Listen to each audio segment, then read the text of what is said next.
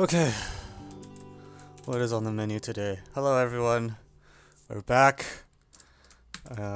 It's another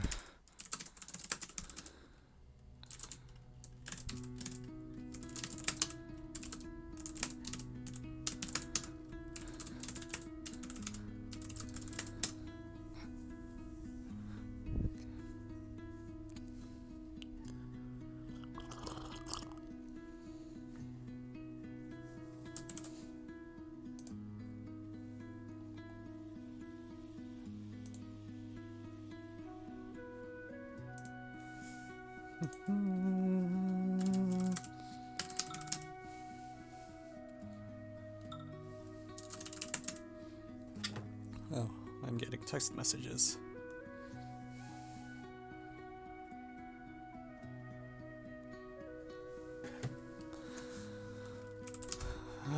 Dun.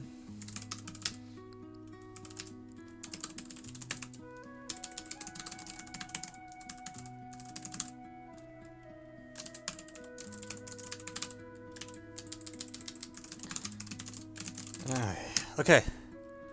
Hello, hello. Welcome to whatever the heck this is.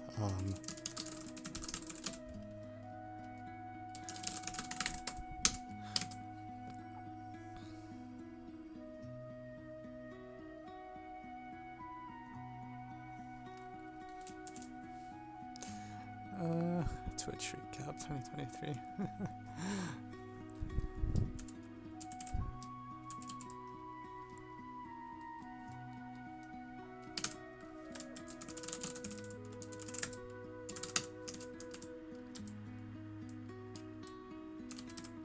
What? How can my PDF viewer not work? How is that even in the what?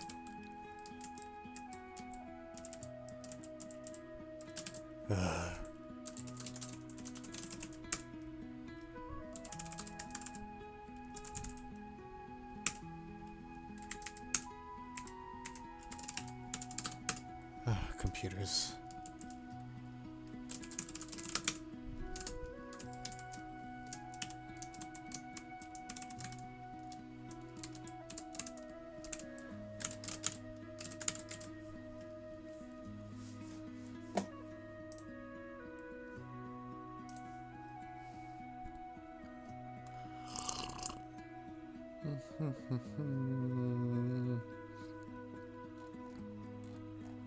Did one of my YouTube videos not make it to Discord again? SMH. I don't know why it's so hard to get that to work reliably.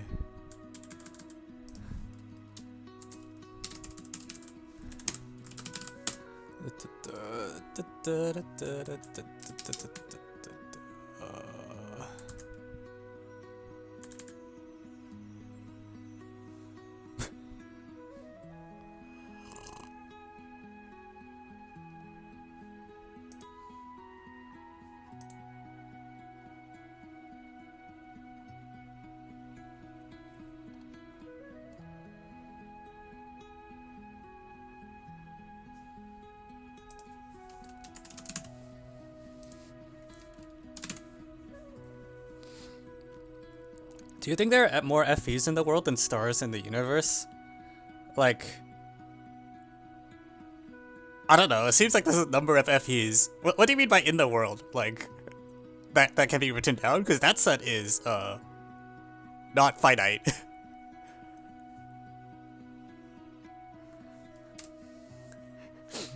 That have actually been written down? Probably less than a number of stars. I don't think we mass-produced that many FEs, right? Right?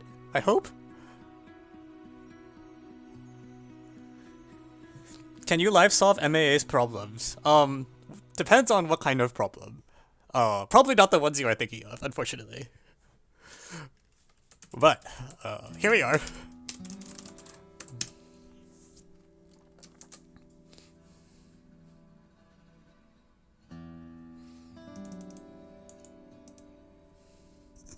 Four C plus 1 is a square. Cute. Okay.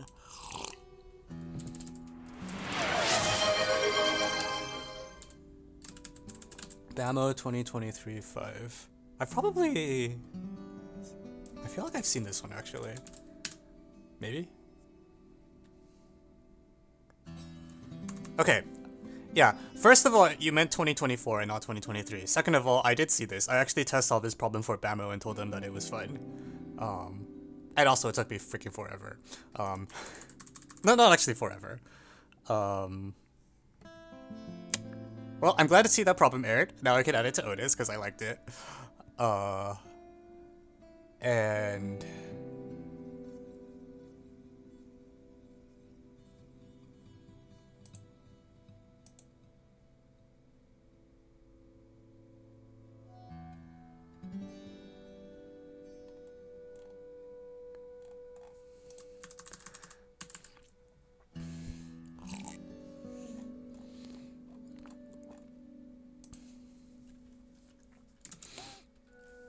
yep, good to see.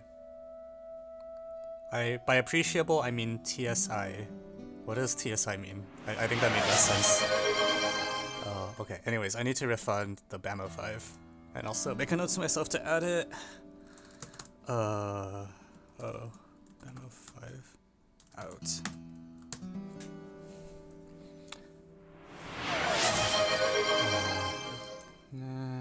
Xok, Brazil.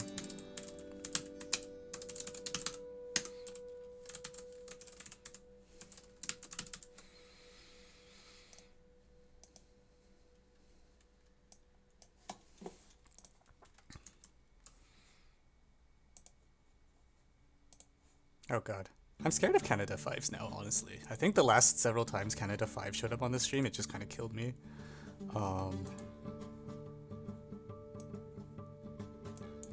What is GPO?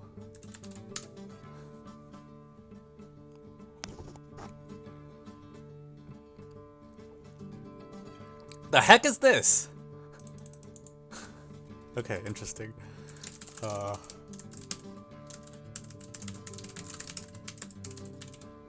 Wait, this statement is true? Oh.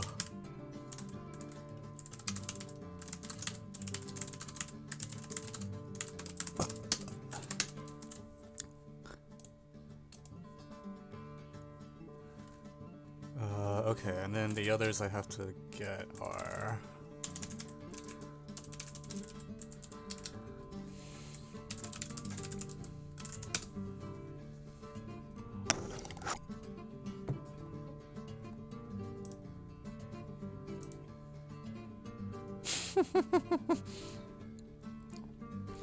It's geoconstruction, alright. That is something you can have.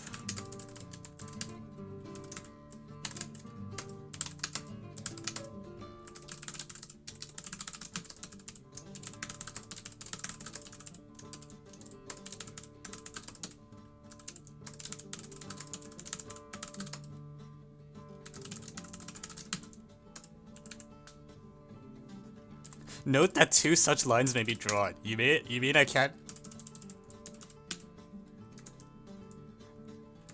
I have a probabilistic ruler? I can't.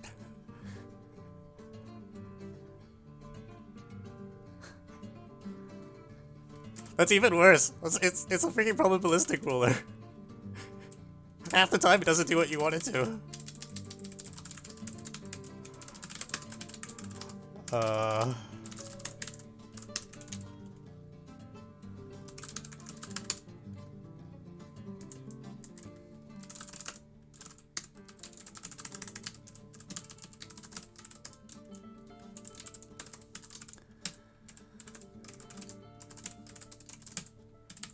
Also, I feel like I've seen that before somehow. Like, I remember there was a problem where you did have a ruler that was like this, but it wasn't probabilistic. So, I can't remember exactly where, but I think I saw something once upon a time. Maybe from Sam Benderveld on, like...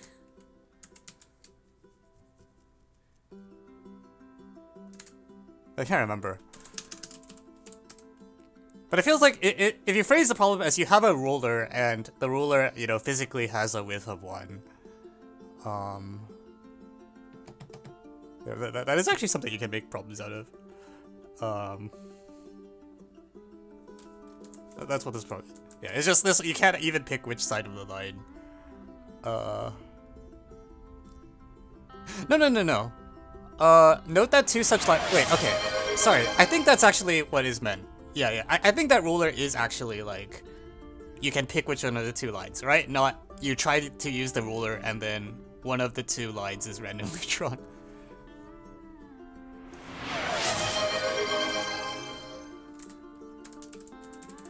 Oh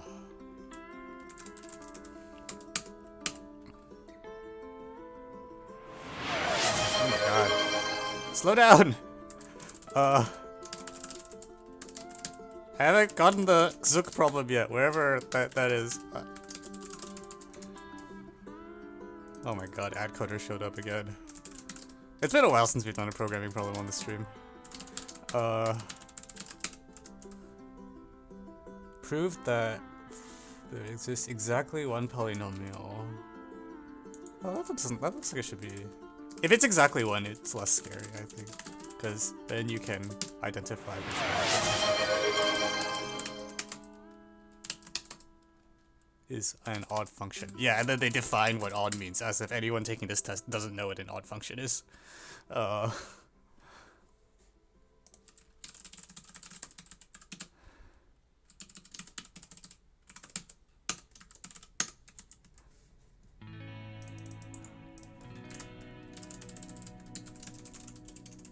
What is a function? That is a good point, actually. A lot of people know what it means for a function to be odd, but a surprising number of students do not know what a function is. Ask anyone who's ever had to grade any functional equation for any contest. They know the adjective, but not the noun.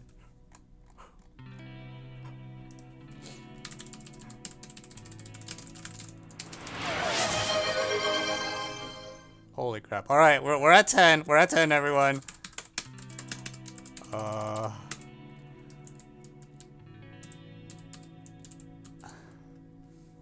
Color the edges.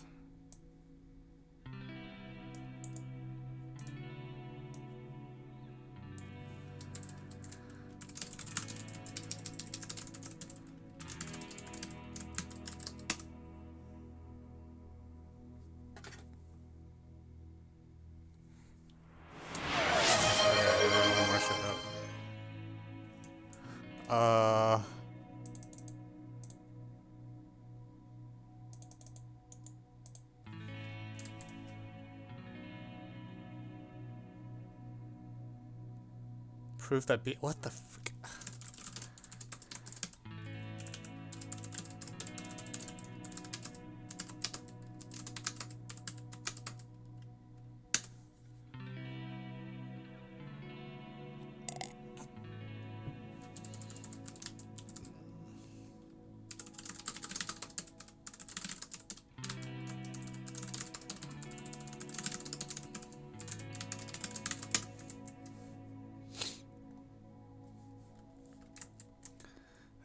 Okay, we're rolling, and then okay, add coder. Is this referencing pointwise trap? No, it's referencing the people who, like, are given a functional equation and are like, let D denote the degree of F. Like, not how it works.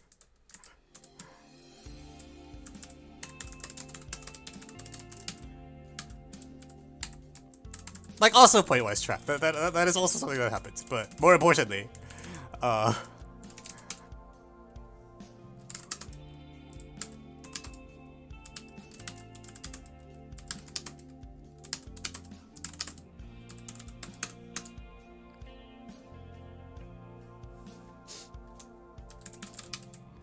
okay, I need to, like, there's actually, my poll thing only goes up to 10 options, so I need to actually drop one of these, but I don't think any of them are, like, I obviously don't want to work on them.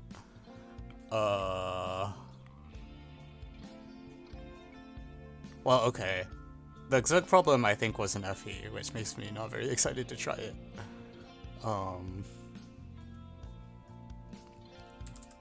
Okay, the Code Forces problem is quick and cute. Alright. So noted.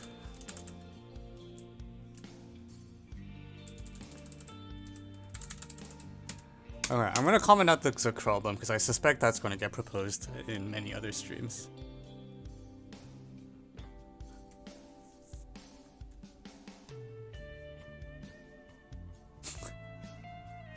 There are more hydrogen atoms in a molecule of water than there are stars in the solar system. True fact, and we're adding that to quote log.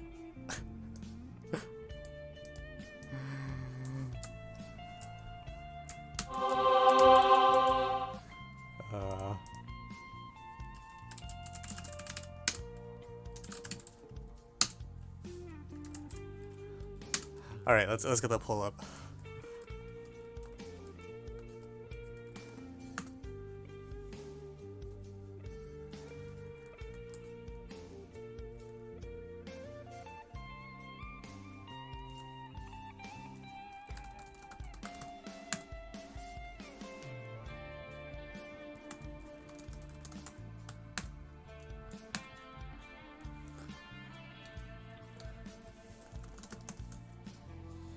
Vote for Xug 6. Yeah, I do feel a little bad dropping Xug 6 because there isn't anything in particular wrong with it. I just don't really want to do an FE today. I don't know, like, I don't think any of the problems here are like, I look at them and I don't want to do them. Okay, okay, actually, the China TSTGO is a little, like... Yeah, I'm sorry, there's only 10 options, so... Square, Canada, ruler, and lies inside. Well, okay, actually, I'll be honest and say, like, I kind of don't want to do that. I think the 9-point problem is, like, one that I would want to see the solution to, and not one that I would actually, like, want to work on or something. Just given my own tastes. But...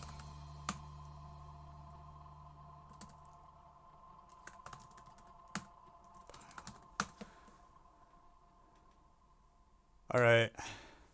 Get your votes in.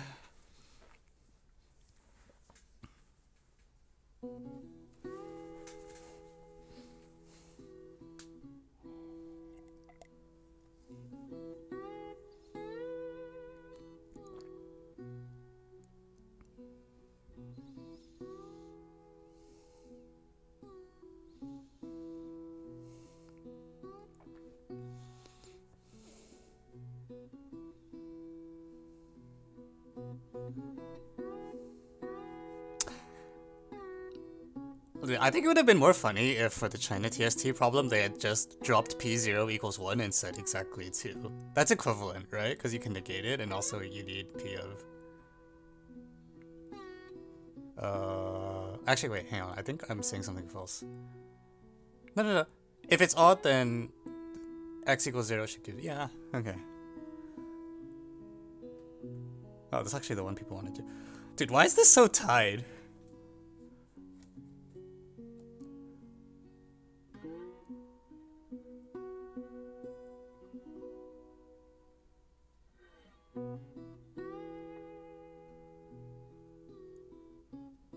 Oh, okay. It's very spread out.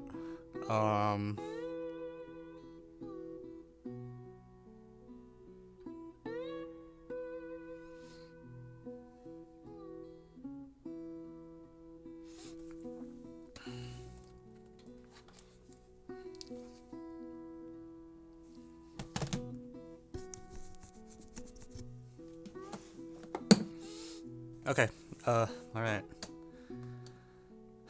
So, okay, it looks like people want to do the China TST poly one, and then afterwards I will just kind of do whatever I feel like, cause, what?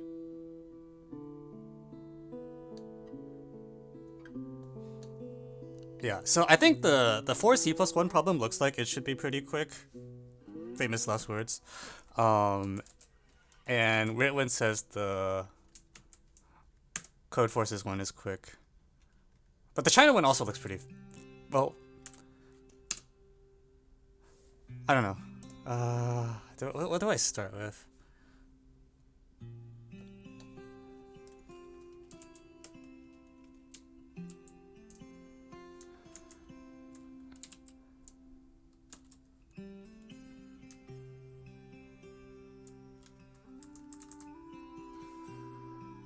I'm going to start with the square problem because I think I have a pretty good idea what's going to happen there, and then we'll go from there.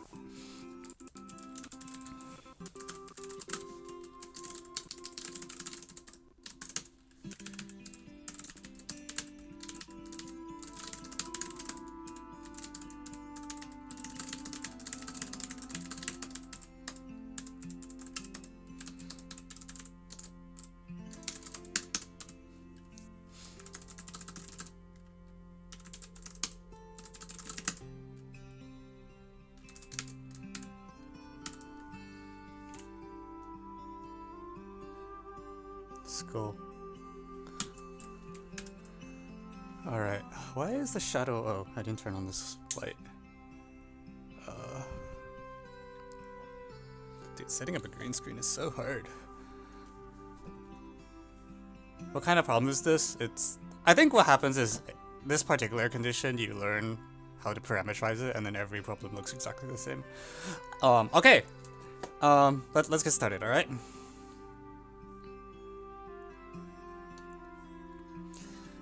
Alright, hi everyone. So, we have, this is some original number theory problem, and it says you have positive integers a, b, c, d, such that their sum is equal to a minus b squared, and they're like a, b equals c, d, and you want 4c plus 1 to be a square. So, this particular condition, a, b equals c, d, turns out to have a really good way of encoding it. It comes up once in a while. I think not everyone knows about it, but if you're watching this now, you're going to know, which is you let a equals wx, b equals yz, c equals w... I have to decide which way I want the variables. Let's do... wz and xy. So this is a nice lemma, like anytime you have positive integers, a, b equals c, d, you can replace them with w, x, y, z like this, and it lets you like kill off the, yeah, like if you have a, b equals c, d in a problem like this, I think you just always do this because it's the same reason that when you have an inequality, you like sometimes just, you often, maybe not often, maybe not always, but you like often just homogenize it, so you just like forget that condition exists. This is exactly what you do, but it's the same thing here, which is like, there's no reason you like prefer to work with a, b equals c, d rather than, you know, that. Okay, actually, Twitch chat says that using UVXY might be a little cleaner, so okay, why not? Let's use those letters. And if you do this, for example, a plus b plus c plus d actually just factors. It's really great. A equals u plus vx plus y. Meanwhile, a minus b squared, I mean, also factors, right? It's u squared b minus y. So we have... So we're promised that this thing equals this thing, and we want to show that 4c plus 1, like 4v... Really? That's true?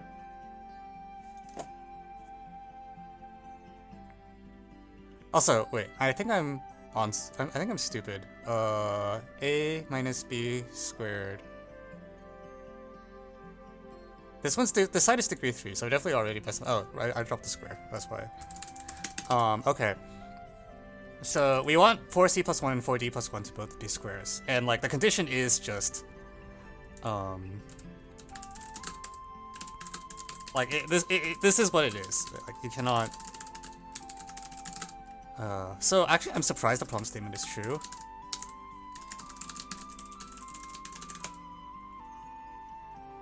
Wait, A goes...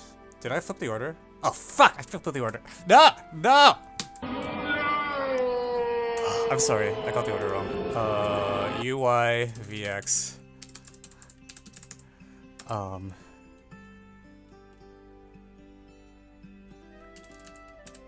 Okay, I'm sorry. 4a minus b squared is u... No, I still messed it up. uv... Wait. This is how you know I didn't get enough sleep yesterday. ux vy... vx uy. Okay, that's better, alright? And the a minus b is... Okay, that's a little more symmetric. Anyway, the factorization I think should still be right, because the factorization doesn't care what the order came in. Okay, so now I have this this thing.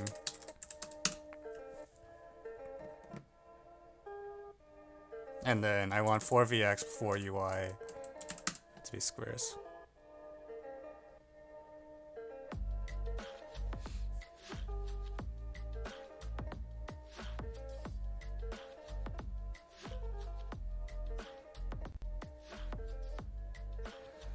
Alright, okay, is that equation finally correct now? Okay, great. Yeah, so something that's like, if this equation is true, it should just be true, right? Like, there shouldn't be like some very deep reason why this,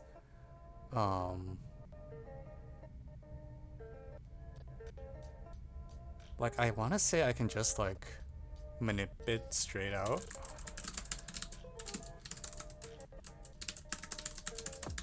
So u squared, I'm gonna just full expand this, plus v squared y squared minus 2 uvxy should equal, so we'll save 1 ux and then we'll just write everything else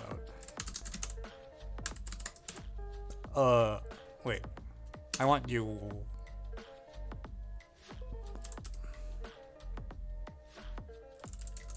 uy vx. Do I want to make vx or u? It just shouldn't matter.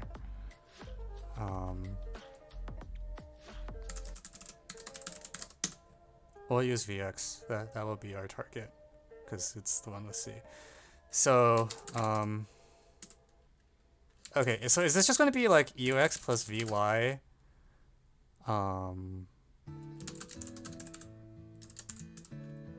Squared. I'm like trying to complete a square or something. Plus 1/2. I think it should be something like this. Is this true? I think this is true.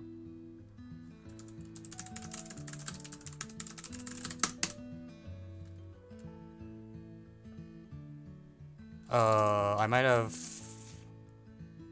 Yeah, okay. 2... Alright, I think that's it. No, what? Don't be on a jump. Are you kidding me? Just solve the problem. Alright, I think that's it. Ux minus vy? Did I flip the... Oh, sh... Alright,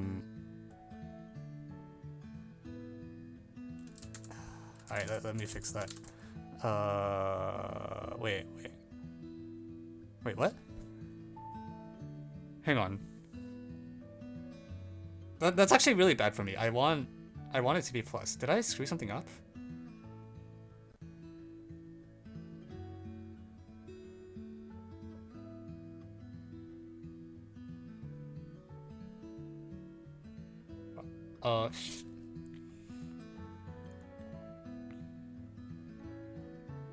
Okay, I definitely messed something up. So something's wrong. It's not doing what I want it to do. Also, I can't. I feel like I can't type anything correctly today. Holy crap. Plus UI. No, I screwed up. I screwed up. This is definitely wrong. I got trigger happy.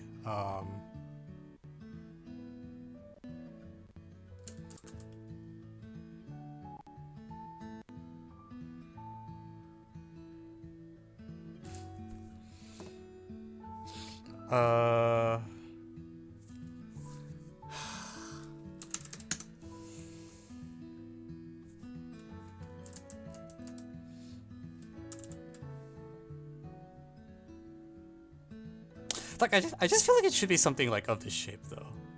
Like it's like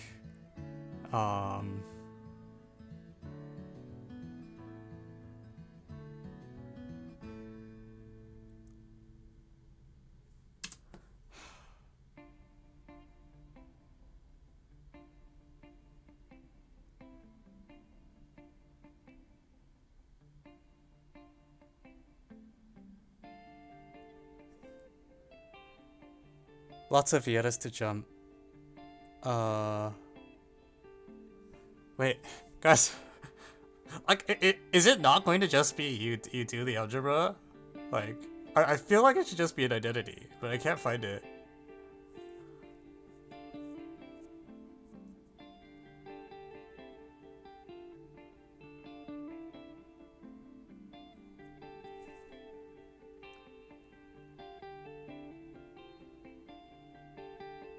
Plus Vx plus Uy.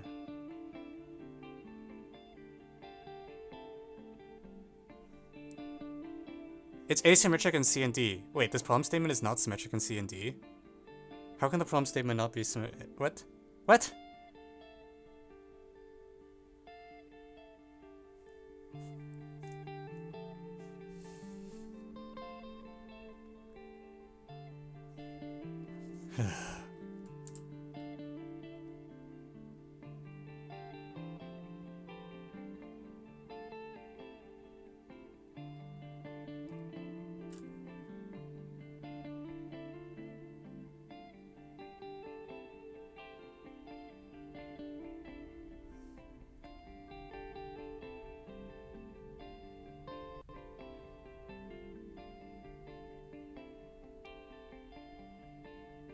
Yeah, I agree 4D plus 1 is also supposed to be a square. Why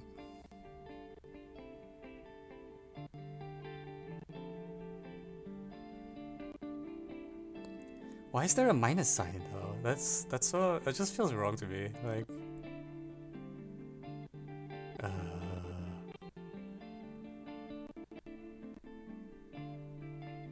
2Vx plus a half.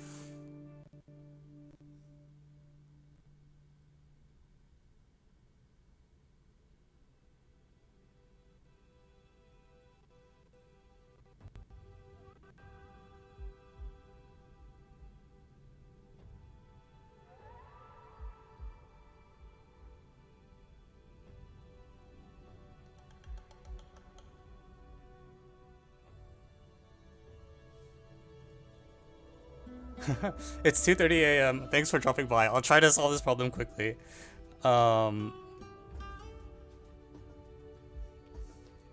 With probably limited success.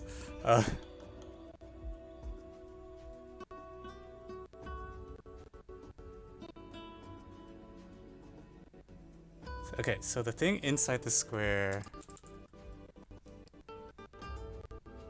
Okay, that sounds reasonable. Okay, let's try that. So you.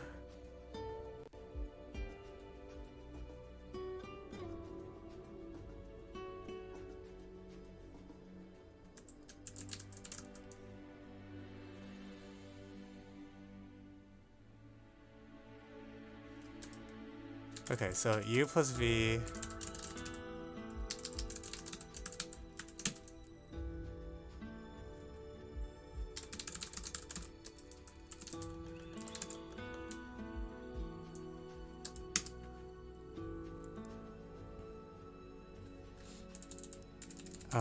Yeah, let's do that. So, we're gonna let s equals u plus v and t denote x plus y. I'm not very good at this algebraic kind of stuff.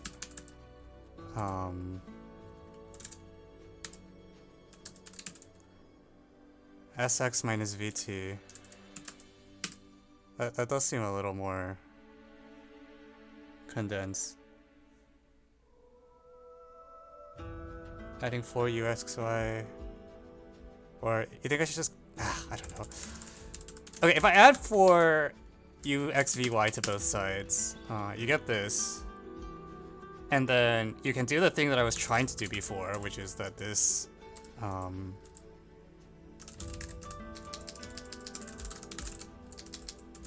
if I add oh god, algebra. So this will blow up a bunch of stuff. And then this becomes uvxy, uvxvy, so you get left with just ui plus vx. I hope. Plus a quarter. Okay, so you're basically what you're telling me is that it's going to factor, right? Like the left hand side will 2 multiply both sides by 4. This thing now factors 1 plus 4 dx. Okay. So the point is that their product is a square, and I was hoping that they would each individually just be squares from the algebra. I guess it's too optimistic. I might have to actually do some number theory. What do you mean? The GC? Yeah, the GCD. Yeah. Okay. But I want to stress these are all if and only if statements, right? Like, you know, we haven't lost anything so far in this analysis. And if the GCD is 1, then you're set. But I don't think it's obviously always well.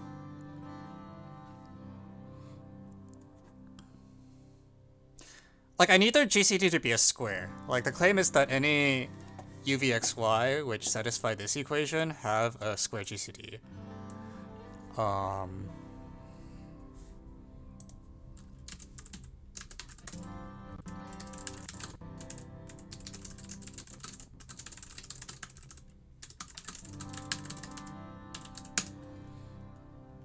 Well, I mean, no, you need to actually do like some number theory at this point, right?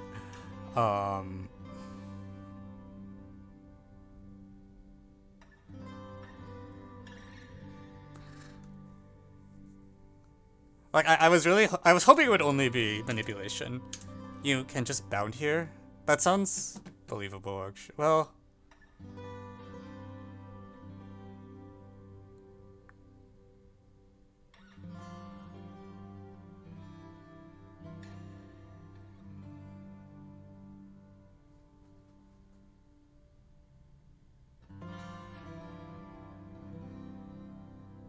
Well, So, if P is a prime that divides both things, then it implies...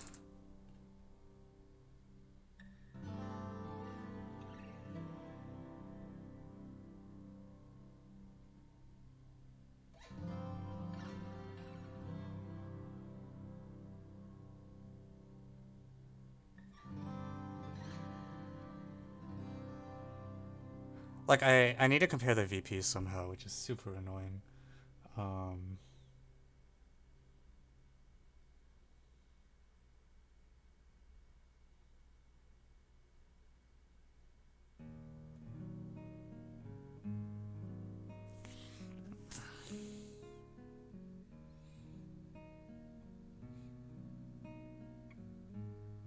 The sum of the left-hand side is...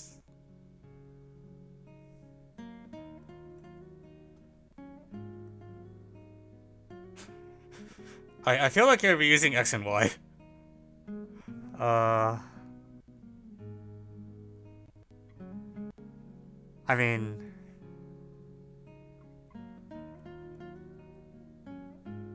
uy vx. Wait, what?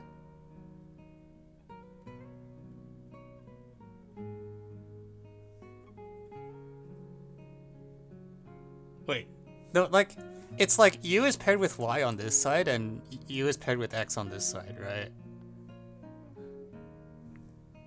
Like, it's not, this thing is not the average of these two things minus 2. That's just not true.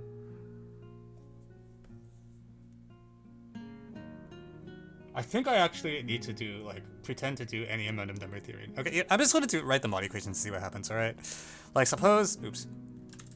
Suppose p is a prime. Not even necessarily prime. Let's take a prime for now, and I might replace it with a composite modulus later. But like, if there's a non-trivial GCD, in particular, p doesn't divide any of the variables, named variables here. So then we can kill off u, like, u is going to be minus like 1 over 4y. And v is going to be minus 1 over 4x mod p. And so when I look at 2ux plus 2vy minus 1, this modulo p or whatever, this is like minus x over 2y minus y over 2x minus 1 mod p.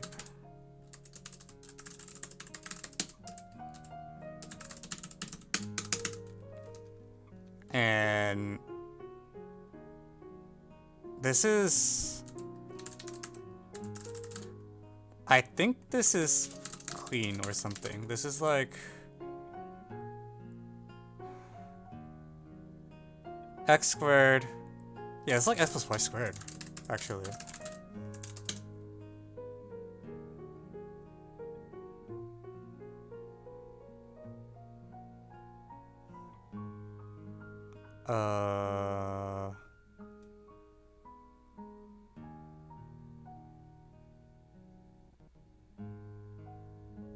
Wait, what? Am I high?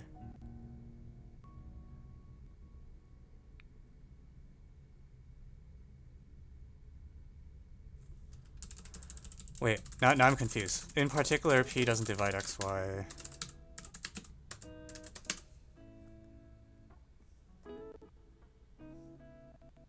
Evan, UV. Wait, am I high? What?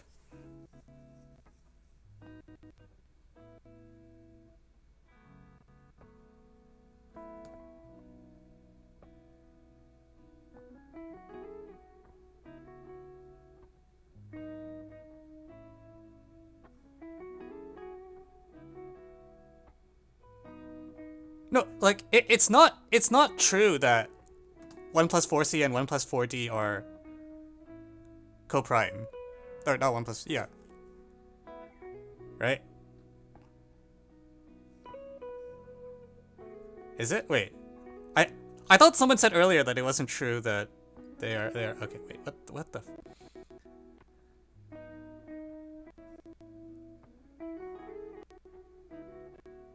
what on earth?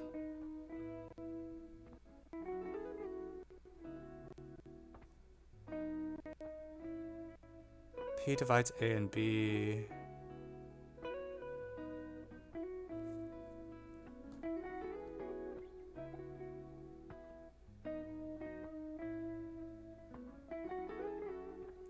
So, okay.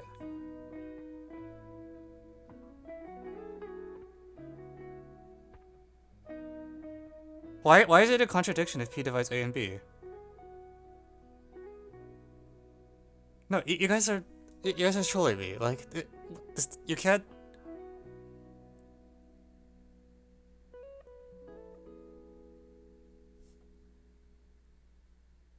What? Like, what? Am I a stupid head?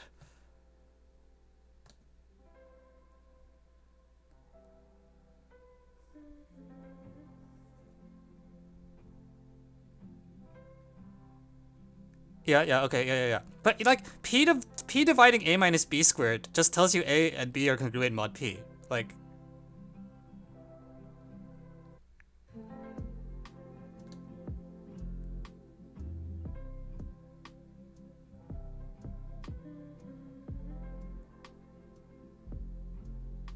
Okay, here. Yeah, 10th gave you this test case already. Test case, a equals 1, b equals 4, c equals d equals 2 is just like a solution, right?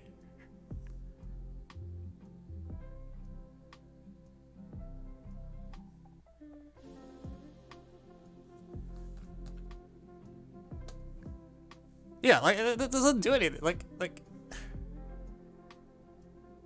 Okay, good. I'm not, yeah, okay, cool. Moving on. Alright, I lost where I was. So, if p divides both this guy and this guy, then unsurprisingly, p divides x plus y. Well, not unsurprisingly. This implies p divides x plus y. And therefore,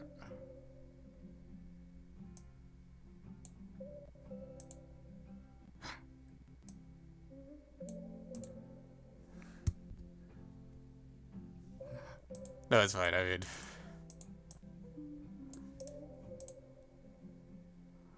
oh yeah, welcome to math.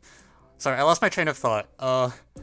I wanted to say that like the VPs are behaving in some way, but I don't actually know how to check it. So if p divides x plus y, it actually implies what? U and v are negatives mod p.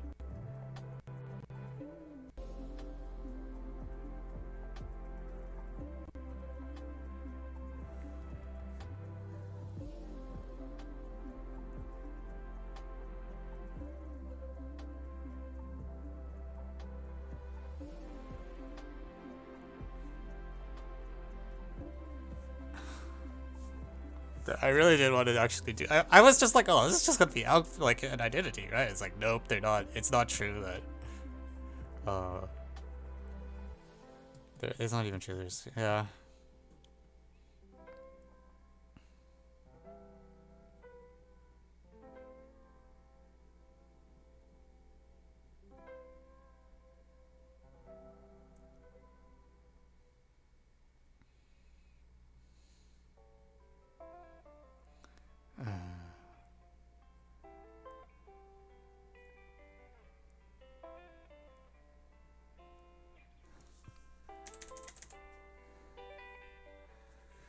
Yeah, I guess that means you can solve it. Yeah.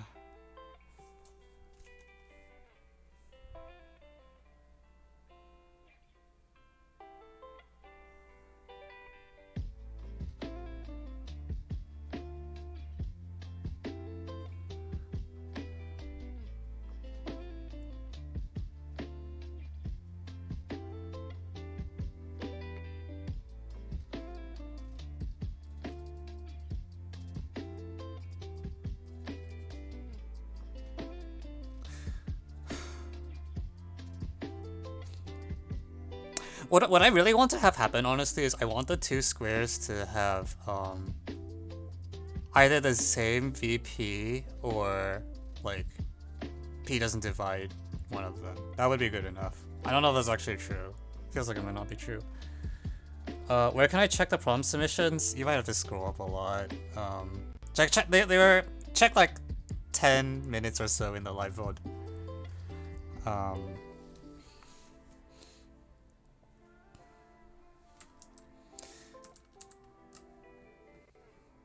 Yeah.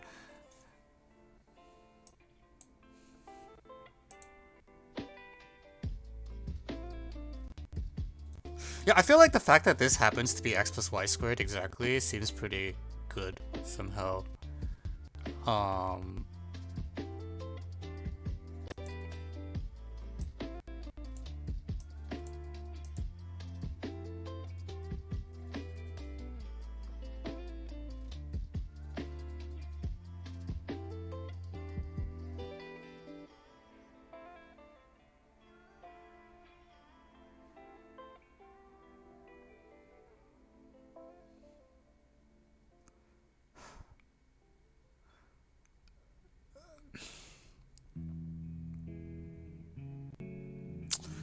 In the last yeah, it doesn't really. Okay, you know what? I'm gonna try to brute force my way through this. So rather than doing this stuff with the bot setup, what I'm gonna do is I'm gonna say suppose like um, we'll actually introduce notation for the VPs. And we'll say suppose that this VP is equal to like something. So S will be some number that's not divisible. T will be some number not divisible by P. So we analyze prime powers. Suppose DE greater than 0 that divide the GCD of the two terms on the left hand side. So, sorry, right hand side. So suppose DE is positive and P doesn't divide ST, then so we take this factorization and I'm going to like basically brute force what the value of 2ux plus 2vy is in terms of these parameters. Because we saw earlier there was this difference. We saw that it was like almost a difference of squares. And I bet I can like kind of just... Well, I don't know if this will actually work, but I want to say I feel like I can almost force my way through. So P to the D... So U, if I solve, is...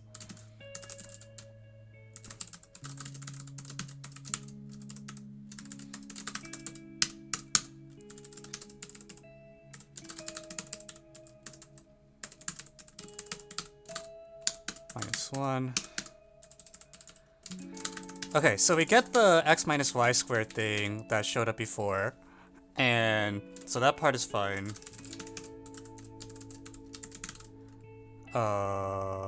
Sorry, minus x plus y squared over 2xy, and then we have some terms that are like some powers of...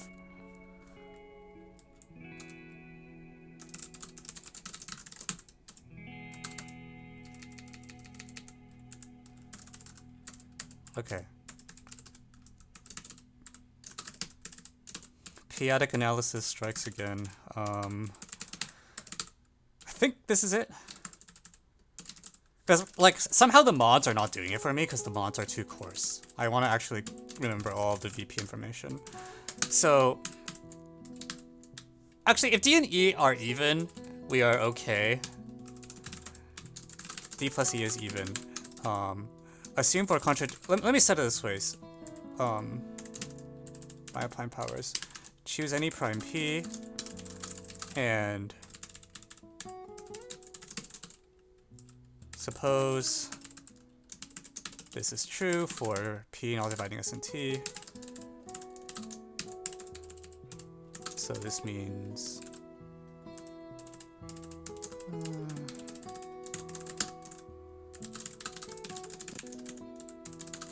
E equals VP 1 plus 4Vx. Then D plus... So assume for contradiction that D and E are odd. That's the thing that we think is probably not going to happen. Shiba...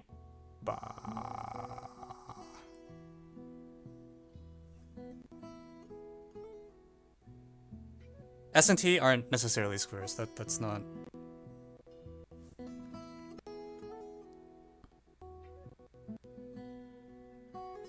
Wait, oh, this is something else now. What just happened? Yeah.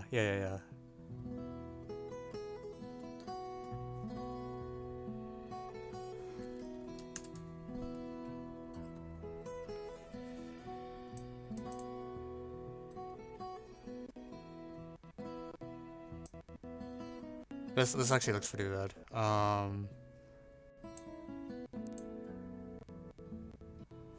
So odd, in particular non-zero.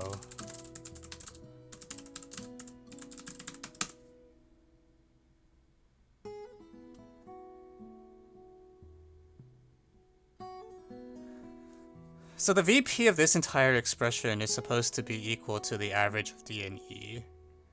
I bet that's...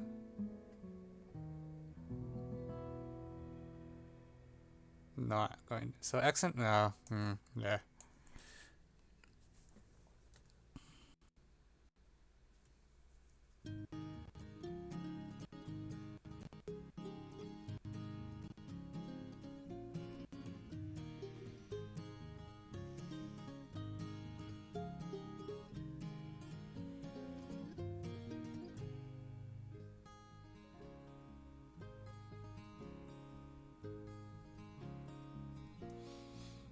We can assume we're log GCD ST equals 1. Seems...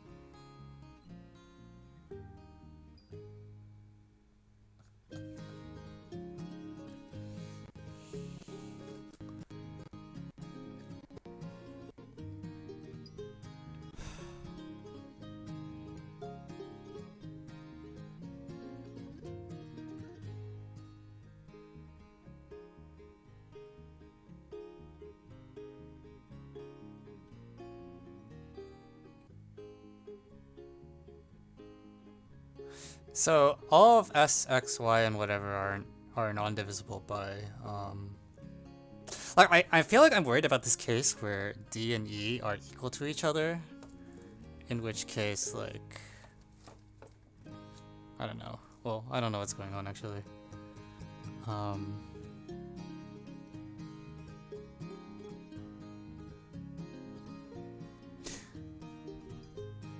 So if D and E are odd and different, then I actually do get a contradiction right away. Because what happens is if D is strictly less than E, for example, then this is even valuation, this is some odd valuation D, this is some odd valuation... Wait.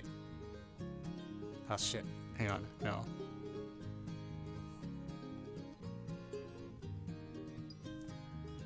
How do valuations work? You always take the smallest one, right? Yeah. Oh, this is such a weird argument. How is it free if D equals E? The thing is, if D equals E, then like this sum could be either thing. So I need some statement that says x plus y squared. Like this is some even number. This is some odd valuation number. But if it's the same odd valuation number, their sum could have any valuation, right? Like, if D equals E, I think what I need is I need a claim that, like,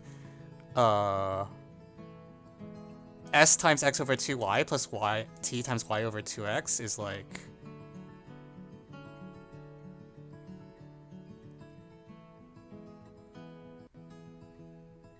divisible by... So you can chase one. It works out? No, how does it work out?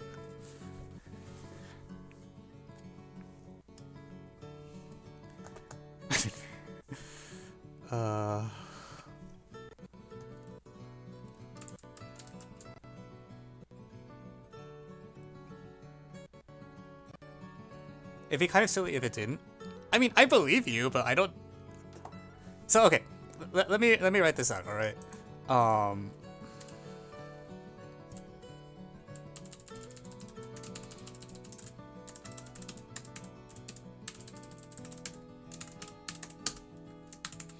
So if D less than E, say, then the valuations of these three terms are the VPs of these three terms are in some even number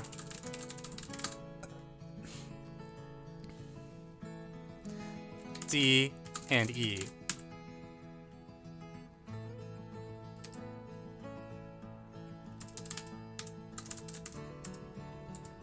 If K less than D less than E, then the total valuation is K. While if D less than K less than E, the total valuation is...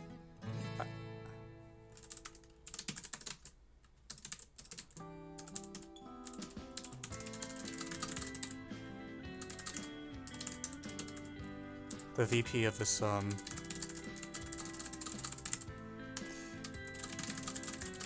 equal D plus E over 2. Yeah, but like I'm having a problem with this D equals E case, alright? Which is actually the case that we do care about, because that case does actually show up. If D equals E, what I want is I need to instead show that I claim that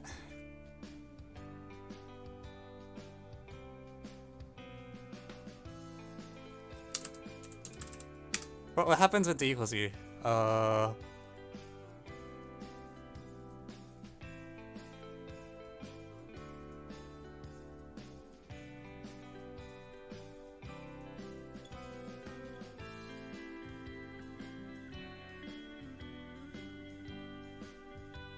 which is odd. Yeah, and what's wrong with that? Why is that a contradiction?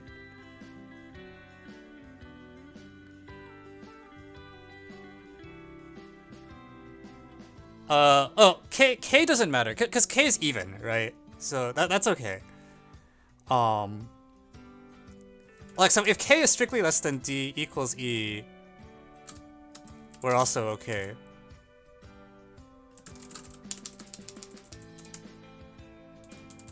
Consider the sum. Well, let me just give this sum a name at this point. Then VPS is K.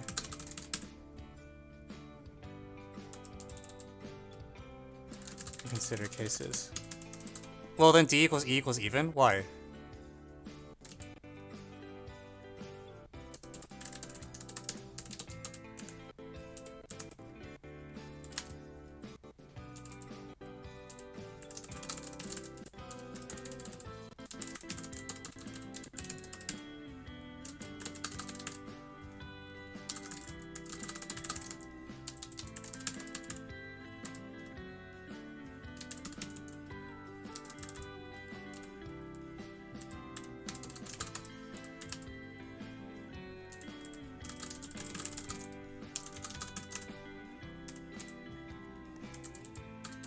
The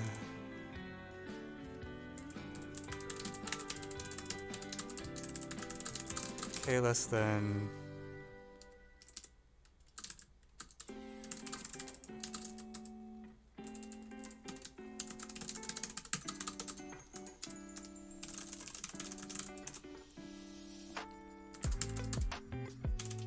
it is impossible for the total sum to be D equals E since K is even. Why? Either size issues or parity issues. What?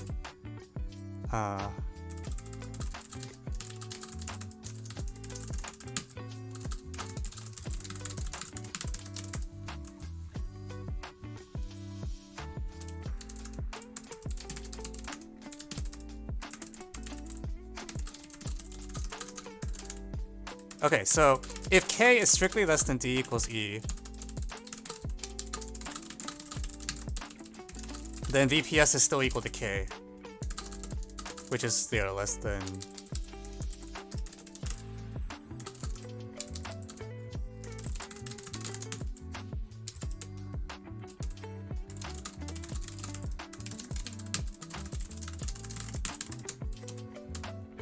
But if like what if K is what if shit I left out a. Like, what if K is just bigger than D and E? Like, what do you do then? What do you mean we get size issues? What's a size issue?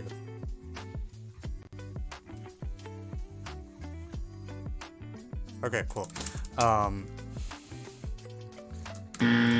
Okay. Like, I really want, S times X over 2Y. Like, I think this thing plus this thing, like S times X over 2Y plus T times Y over 2X, like, should actually be a multiple of P in that case too. But I don't know how to prove it.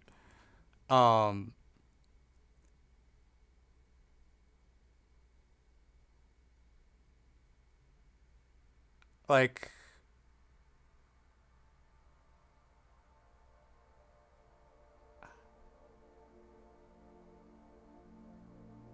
oh, actually, no, I think I know how to prove it.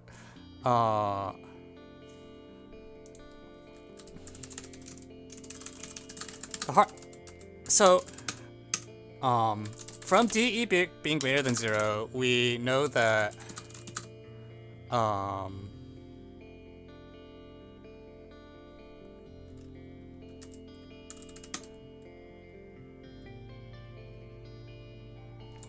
so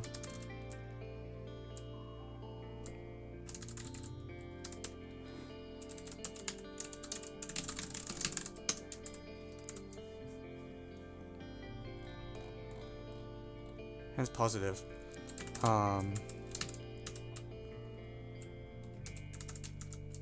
In particular, we know that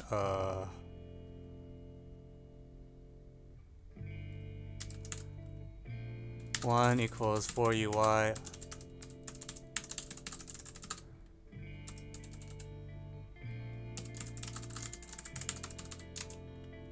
Vx is congruent to -1/4 mod p.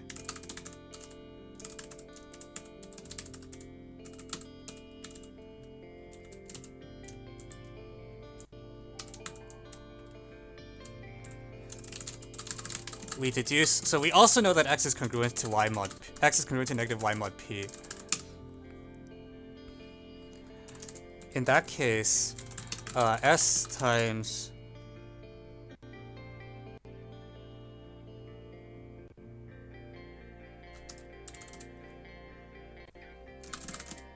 we get, this is so weird. I don't think I've, like, I know that these are techniques that I should know, but it's been a really long time since I've had to do a VP analysis this deep. Like, even like that, this is like the deepest VP analysis I've done on like a competition problem in a really, really long time.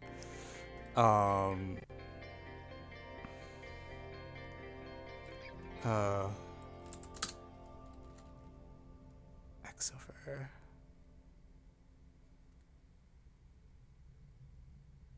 Wait, no. Did I think I've screwed up the factors.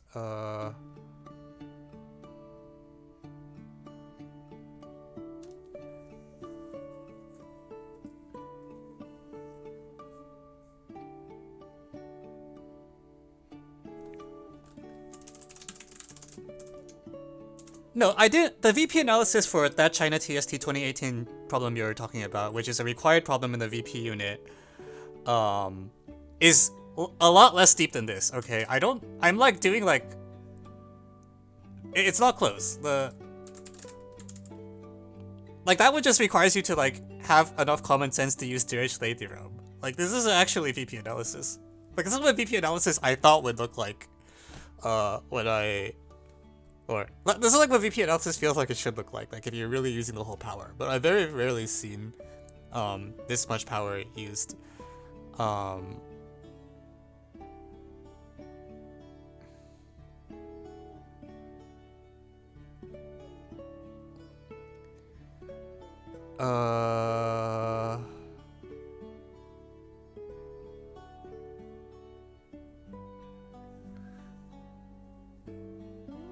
I give up on VP analysis before I get half as far as heaven here. I mean, can't blame you there.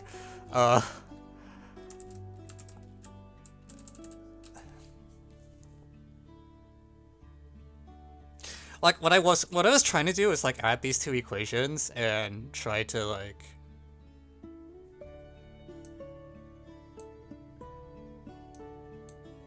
yeah, like I really need this thing to add, like these two rightmost terms to add, because if these don't stack to if this thing plus this thing doesn't stack, I think I'm screwed. I think I'm actually just screwed.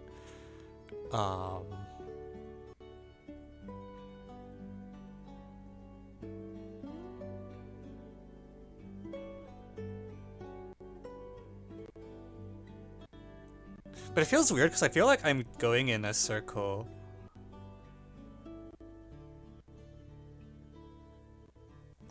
Where I'm trying to use this x plus y thing like a second time.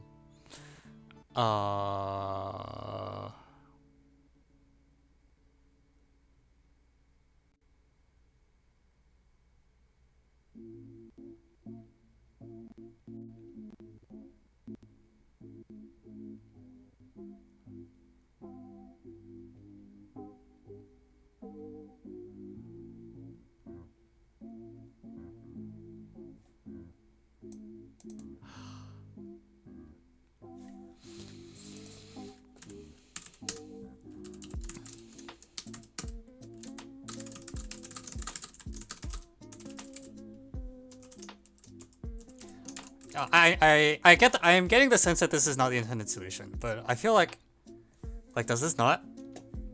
Like this should, like, okay, basically what's happening is that we know that this is like, we know this sum is actually divisible by, oh, that, sorry, oh, I don't, what am I smoking? No, hang on.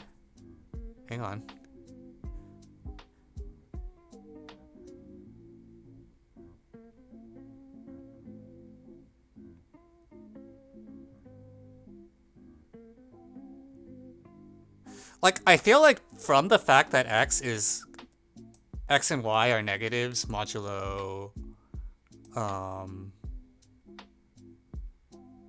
p, like S and T should be negatives mod p. That's really what I want. So we already know that x and y are negatives mod p. That much is true. Just true. Like I want specifically S and T to be negatives as well. I think this should just be true somehow.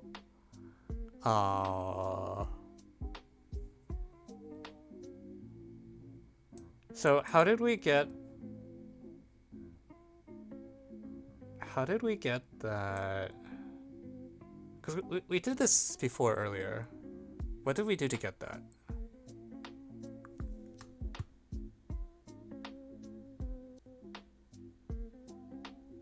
Oh. Shit, are you actually serious? Oh no.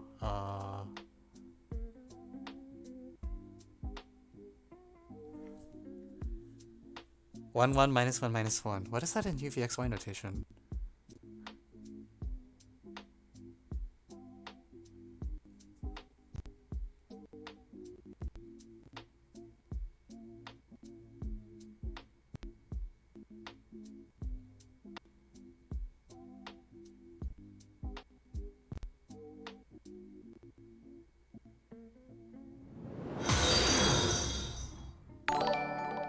Thank you, Balls.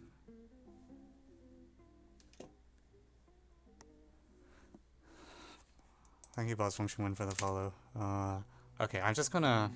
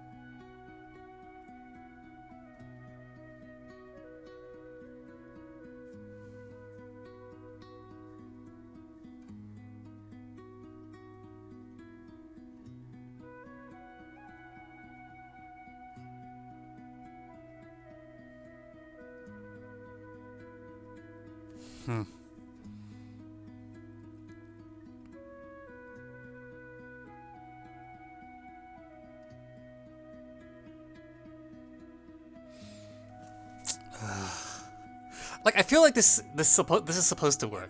I know that you guys have an idea with this, some discriminant of some quadratic, but I feel like this is supposed to work.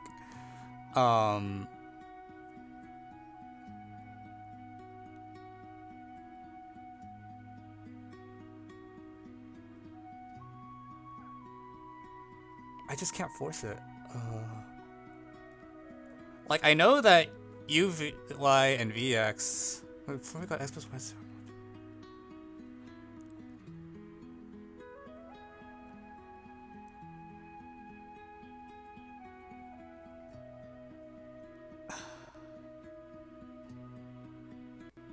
Am I just being stubborn? Is this, like, not gonna work? I feel like it has to work.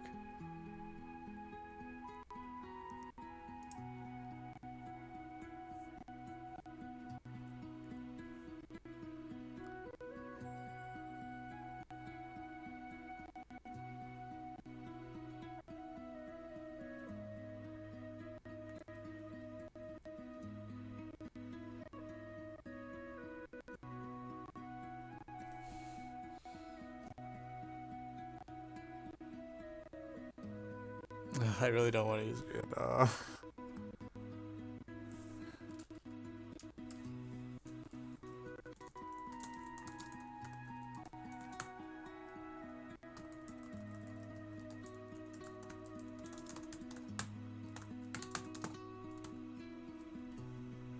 X and Y are the same. I agree. X and Y are the same mod P to the D. That's what I'm... Yeah. Yeah, in fact, I can... Or wait, actually, let me double check that.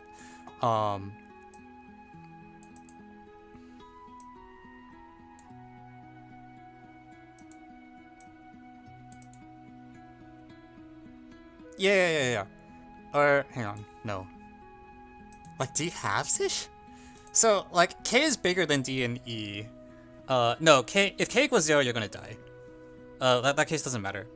Um. Wait, if this is true, then K equals 0. Wait, what?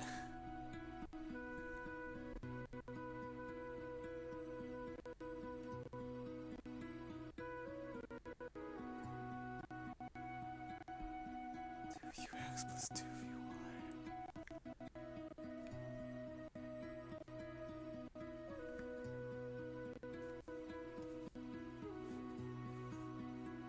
X and Y should be negative smosh. Yeah, I agree. Yeah.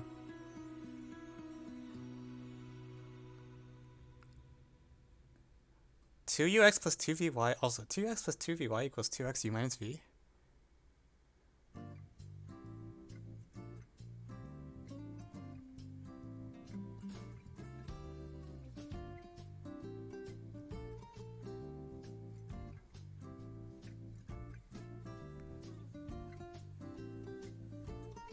How are you getting 2ux plus 2vy equals 2xu minus v?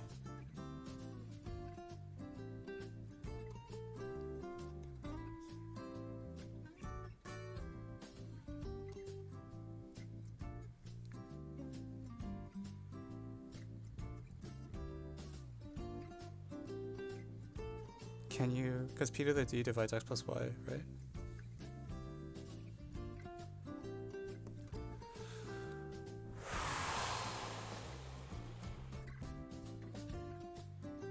What?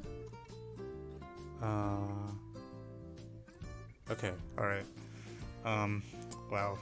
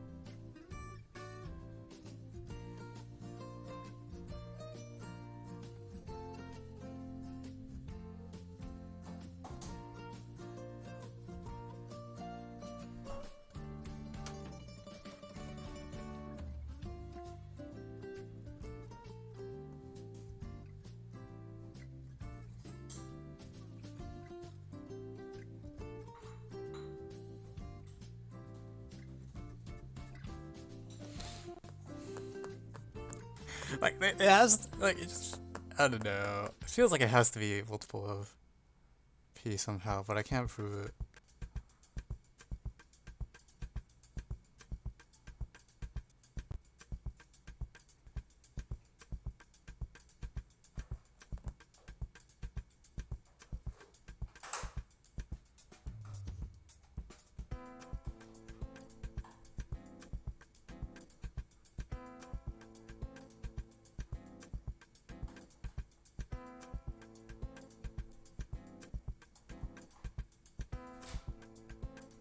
Why do I need a like, do I just add these two things?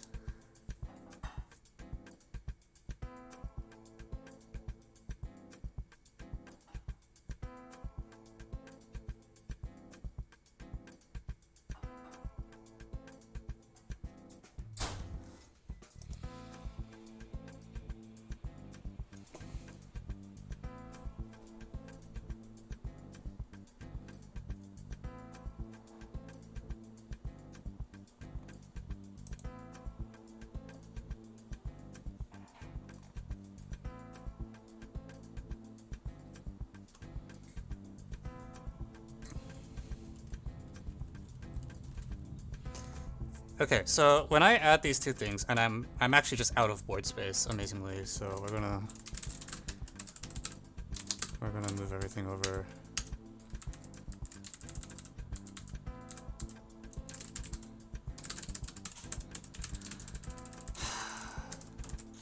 Dun.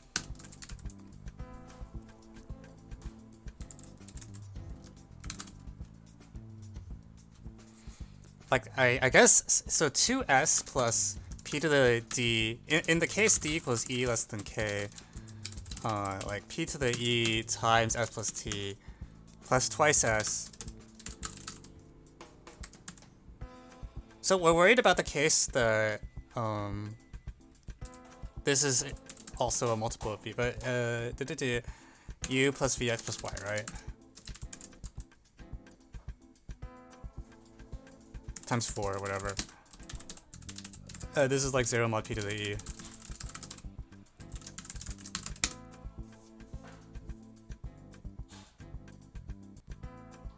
Or something like this.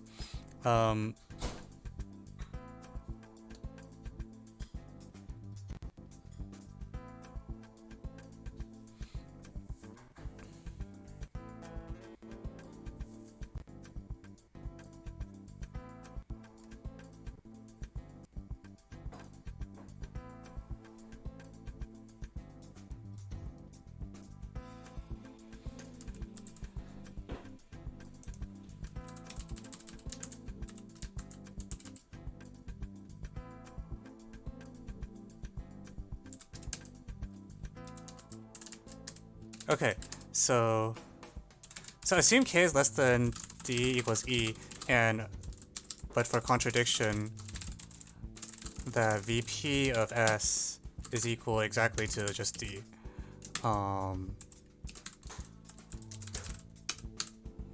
Yeah, so we have this thing. On the other hand, k is, we know that p to the e divides x plus y. X plus y all squared.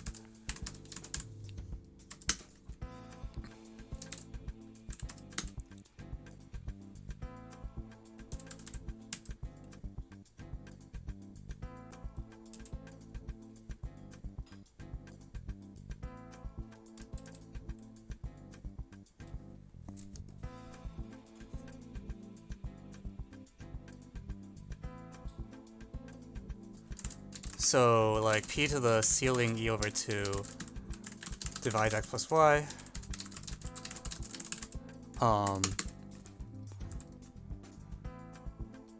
Then p to the ceiling of e over 2 also divides u plus v, since u is congruent to negative 1 over 4 y modulo p to the e, and so consequently,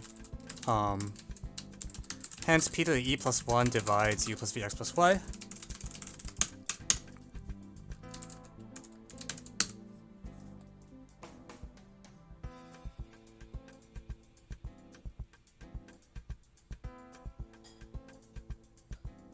Okay, forget that this is 0 mod. So hence p to the e divides u. Okay, so that happened, and then thus 2s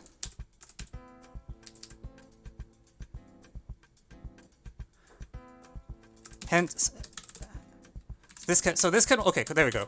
So we assumed for contradiction that s had exactly vp equal to I keep using e, so I'll use e. Then this thing and this thing added to something with strictly greater valuation. Therefore, these two things had the same valuation.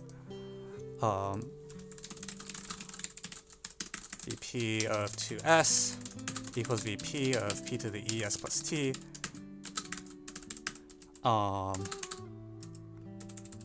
Let me switch the order of these two terms.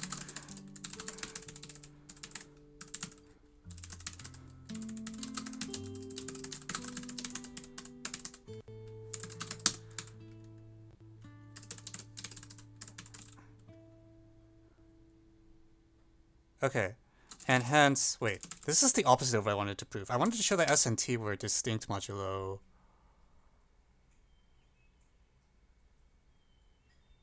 Wait, hang on, what?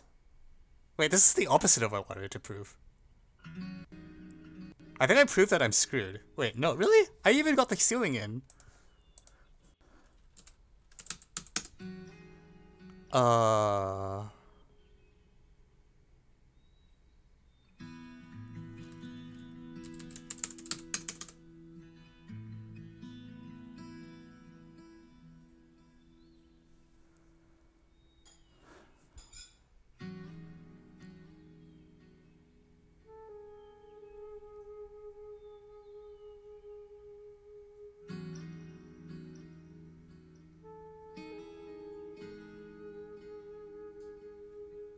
Wait, I did this and I proved that I must be in the bad case? That doesn't sound right. I finally got control of S plus T. And I've showed it's not. But X is congruent to Y modulo P. Wait, what?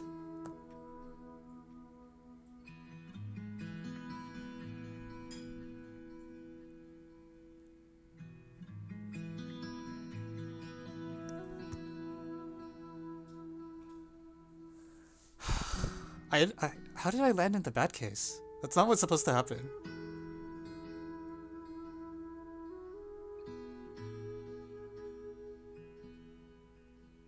Oh, god damn it. No! Are you?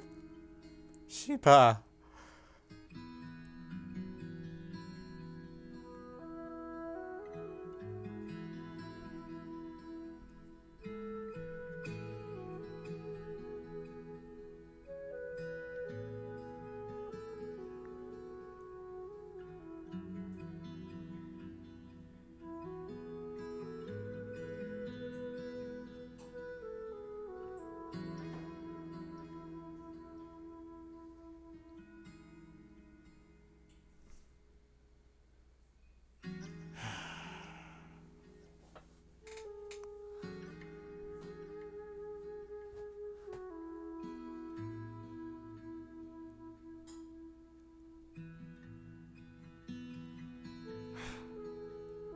That's very sad, actually.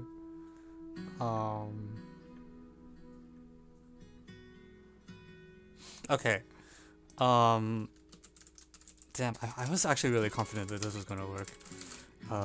But if I landed in this case, that probably means I can construct a counterexample.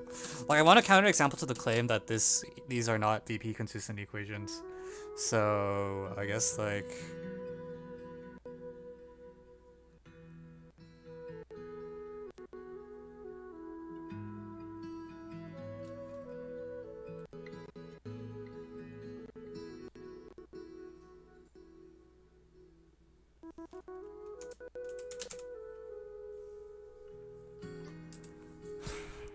Really? I really thought that this like ceiling thing was going to be the final push.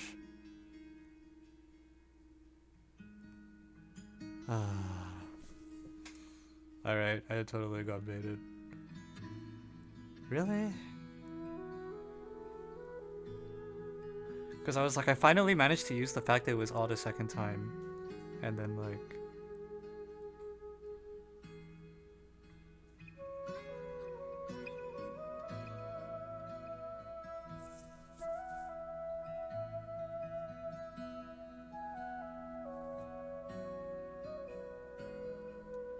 Wait, also, I think I'm stupid. No, never mind.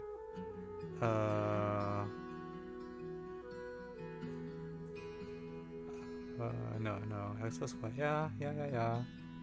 So u plus v, x plus y. So u and v are the same.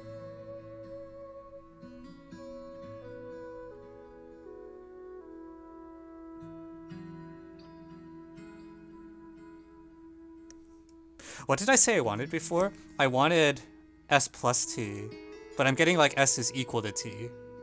Are you guys sure I didn't put the sign somewhere? Like, here, it's s plus t?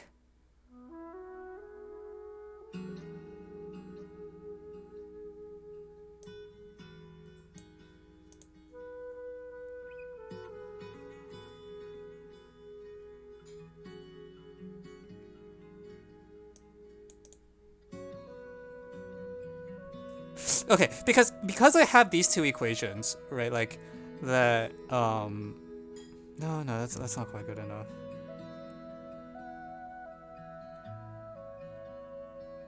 No, it should be actually. So, like this equation, like p to the e halves divides x plus y.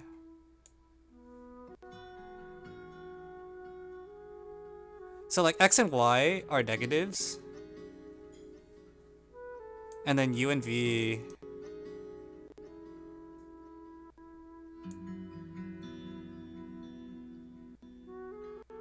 are also negative.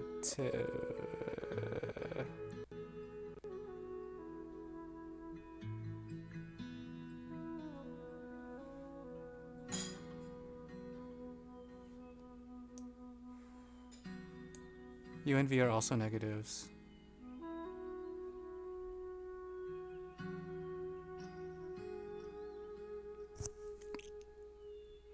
No, I don't think that the a equals b equals -1 counterexample doesn't actually do anything for us, because I think that corresponds to like some of the variables being 0 somewhere.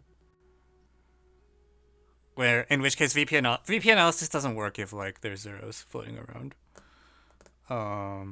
Or actually, okay, what is?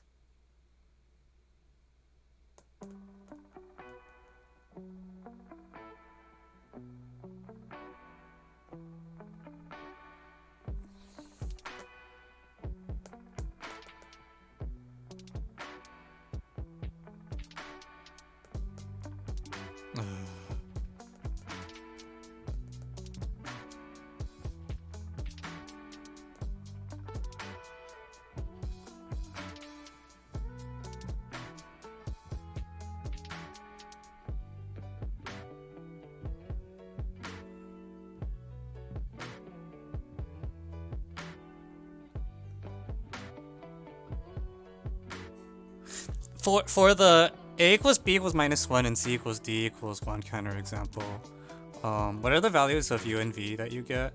Like -1, -1. Like, so u equals v equals -1 and x equals y equals 1. Oh. Yeah, that does seem to be. And then what is s in that case?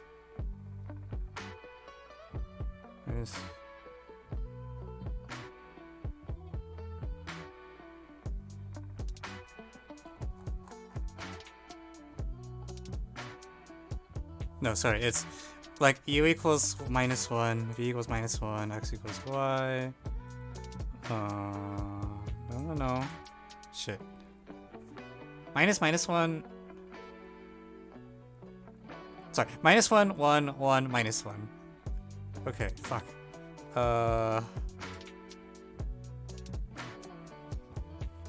And then you get 3, 3. This is -3. Oh shit. Okay, yeah, you guys are right. All right, sorry.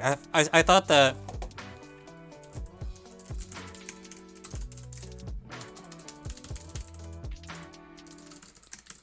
Okay, and that's why the VP analysis doesn't work.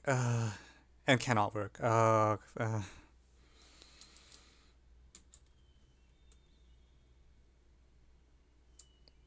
Why is AOPS online showing in this over? What? Hang on. That's not supposed to happen. How? What?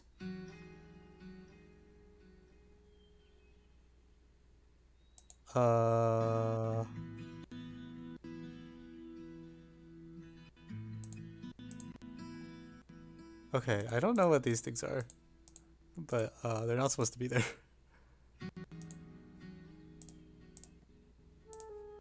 How? Okay, I don't. If you want to see the one-liner.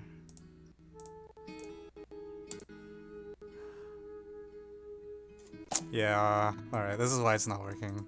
It's not actually true. This is such, like, I feel like you should be able to, okay, whatever.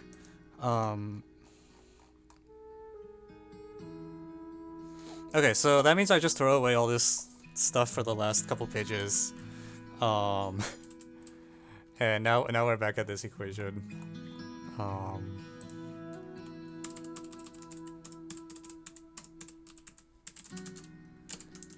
Okay, so someone had a quadratic earlier. What was the idea for the quadratic?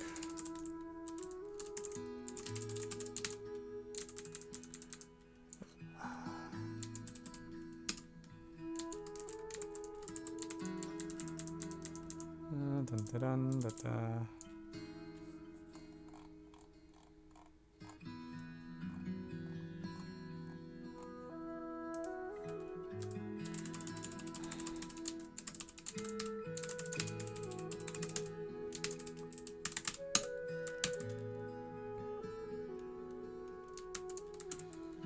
So the idea, I guess, was that I should instead.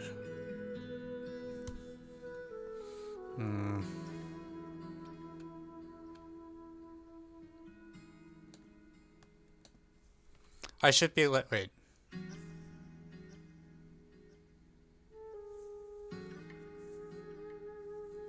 X equals u plus v, x plus y.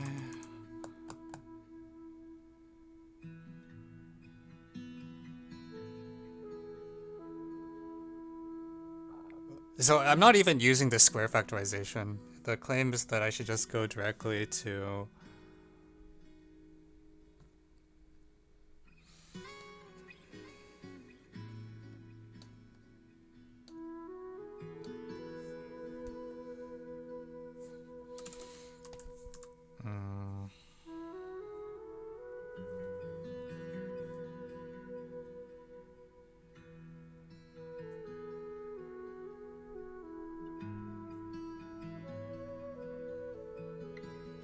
what?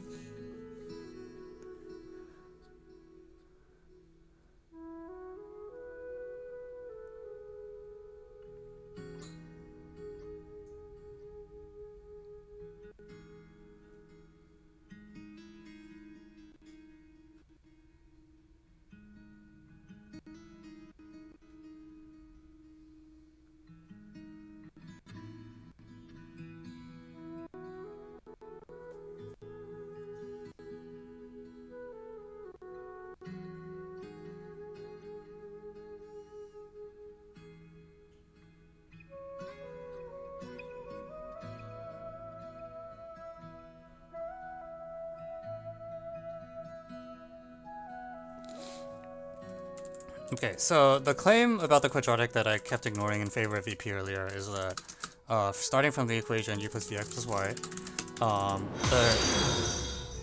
thank you Dr. Dotson for the follow.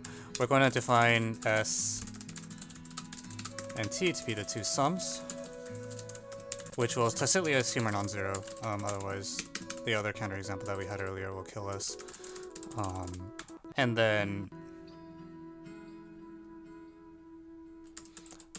then rather than like keep the symmetry, the idea is that we're going to use x and v. And the given equation becomes st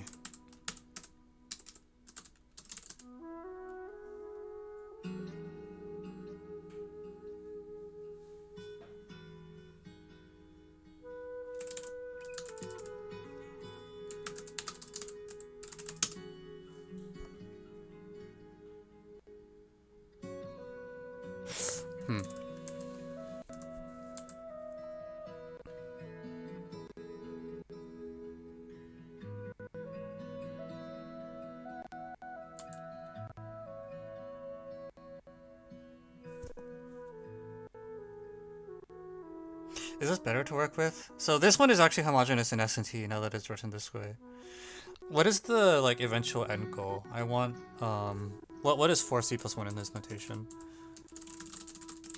C plus 1 is equal to, so 4c was equal to vx. That's actually good for us.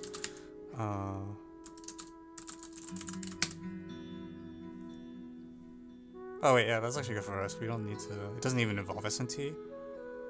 So without loss of generality, GCD ST equals 1, because we can scale out any common factors. Then we can we're gonna run out of letters. I'm trying to avoid P and Q.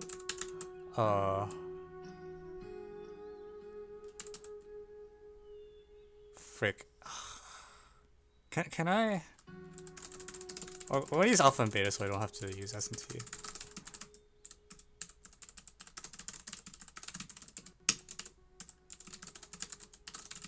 Then we can let m equal alpha equals m squared, beta equals n squared, and write instead xm squared minus y vn squared is equal to mn. Again, target is still to show 4xv plus 1 is a square.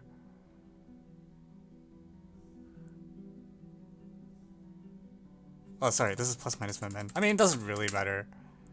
And in fact, like, oh, I'll just keep the plus minus sign in there. I don't think it's supposed to matter. Okay, now do people want to Vienna jump? Because we can try Vienna jumping now. This looks like the kind of thing that Vienna jumping is made for.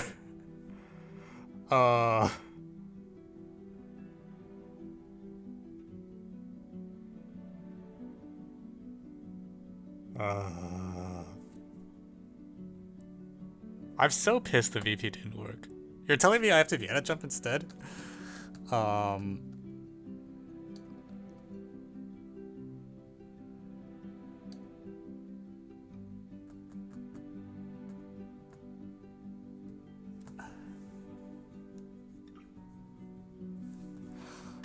Oh frick! It's actually a quadratic. No, it's actually a quadratic.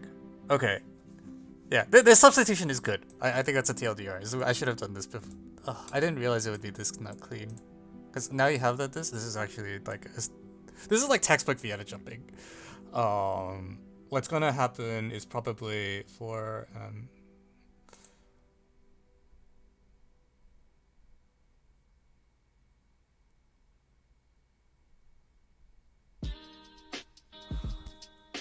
problem is I actually hate doing this Vienna jump thing, so I don't actually know how it goes.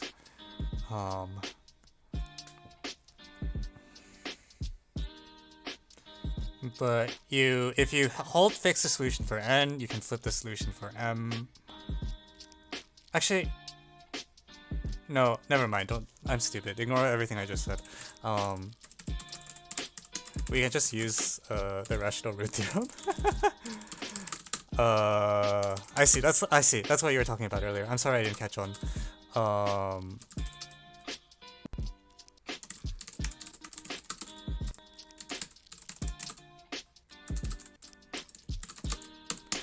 The point is that this thing has a rational solution. So, in particular, the quadratic equation. Now I need like another variable. What is a? What letter do I use?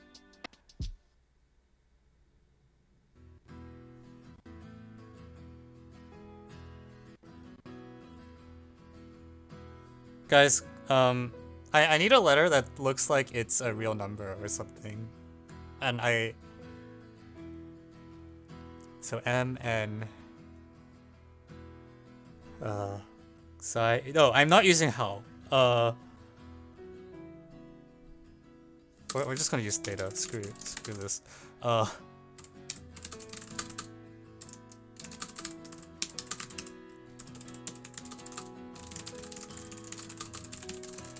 Has a rational solution, therefore the discriminant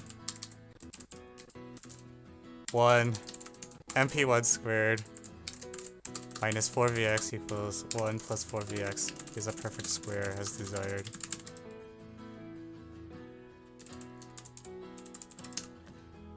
Which, okay, like, oh, sorry. What? No, that's not how the discriminant of a quadratic works. The discriminant is like b squared minus 4ac or whatever, right? Like, it's this thing. There's no m squared n squared. Like,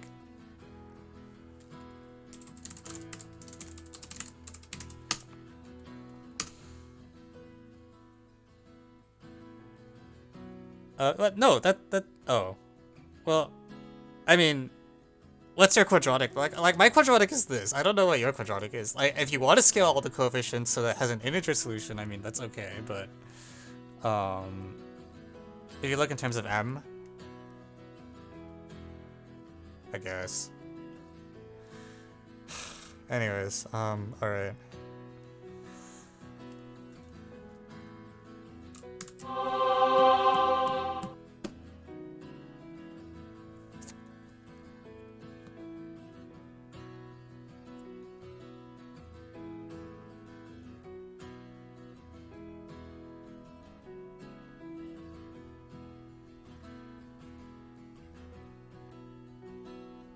Okay, I guess.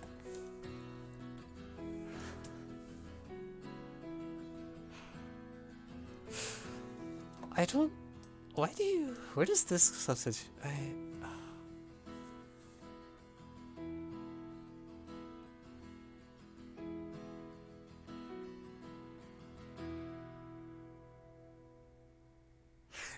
Yeah, somehow that alpha beta substitution is really important. I guess because you need those variables to not be 0, because the problem statement is false when u plus v or x plus y is 0. I don't know if you can see this from the VP side.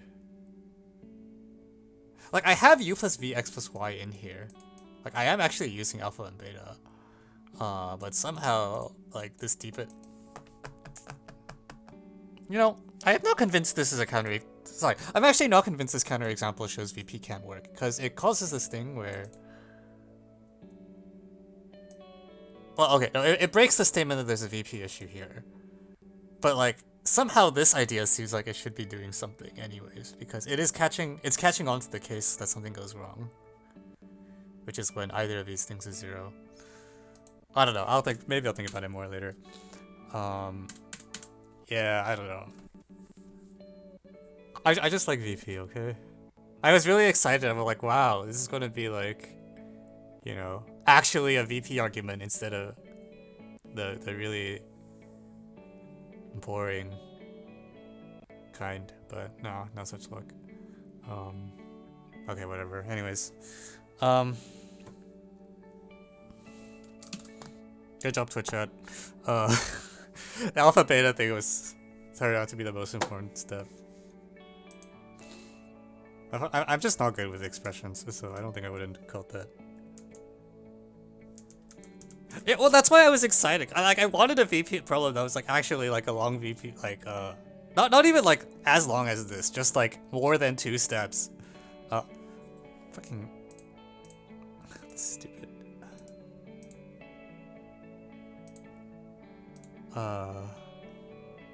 Anyways, alright, let's get this in. Alright.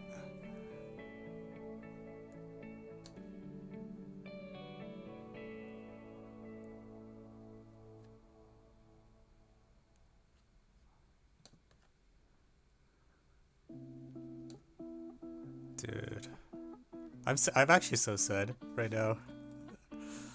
Also, now that I've done this I feel like this problem is like I would have wanted to put this on like an Otis practice exam, but I just streamed this solution, so I think that probably means that it'll be a few years before I could use it.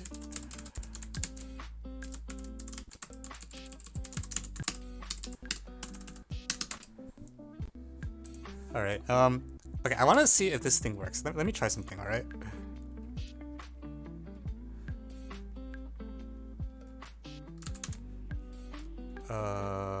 No. The product condition implies that... No, never mind. No.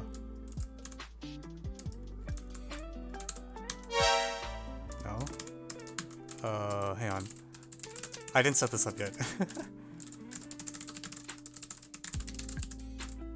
Actually...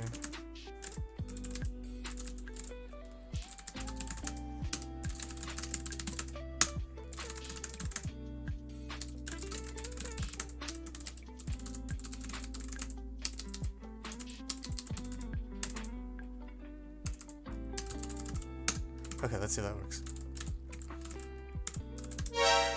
The product condition implies no. Fuck. I should have checked this beforehand.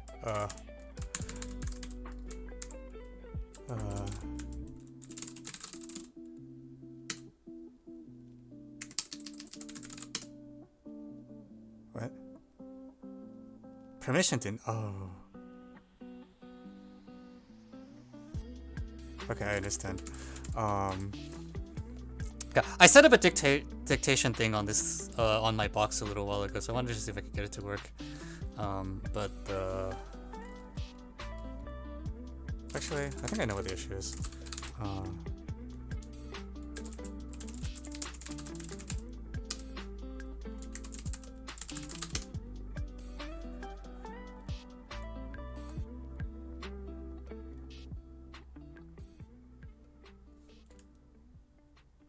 I see. This assumes it's a one-user system. I'm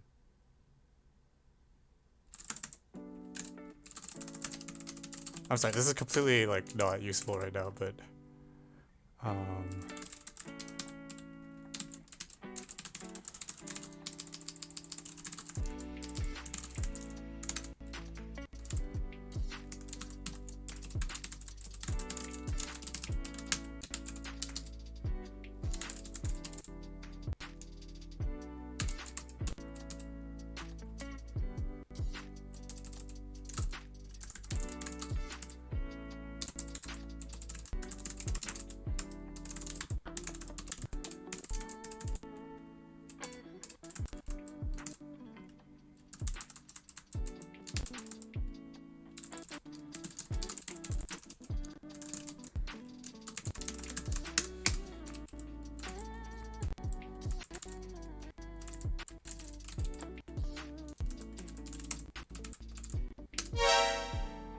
what do you mean failed to set up term?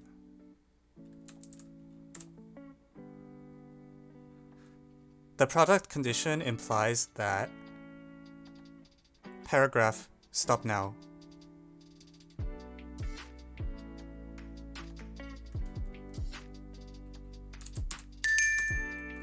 Okay. Yeah, it's kind of working. I think I didn't set up the.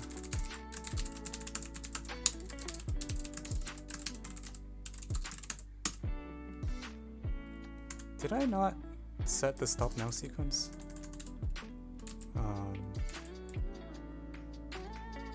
It doesn't matter.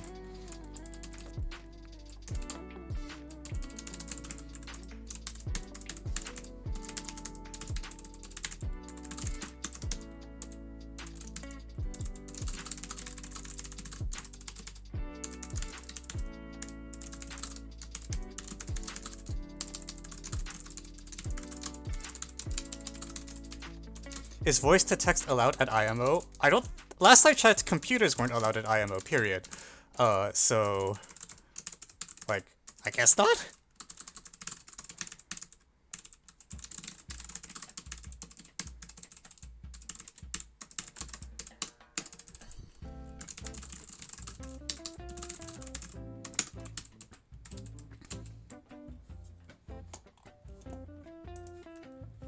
Okay, and then we're gonna copy paste the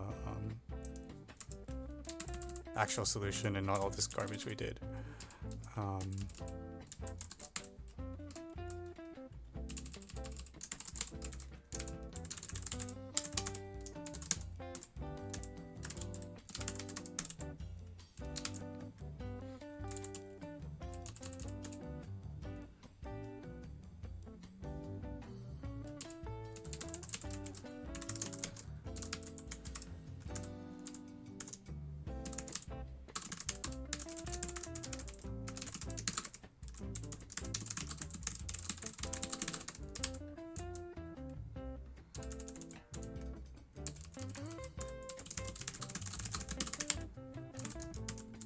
Yeah, I'm gonna avoid the scaling language because it's a little confusing.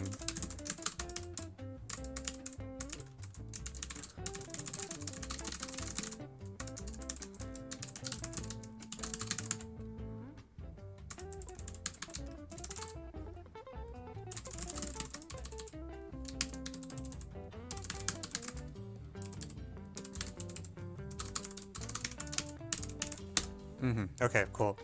Um, will I ever post the IMO 2023 modes? Maybe eventually. It's just not very high on my priority list because, in particular, I haven't kept up with a lot of like the recent IMO stuff. So I don't like I don't know how to rate problem 6, for example, because I was spoiled on the problem and didn't get a chance to try it myself.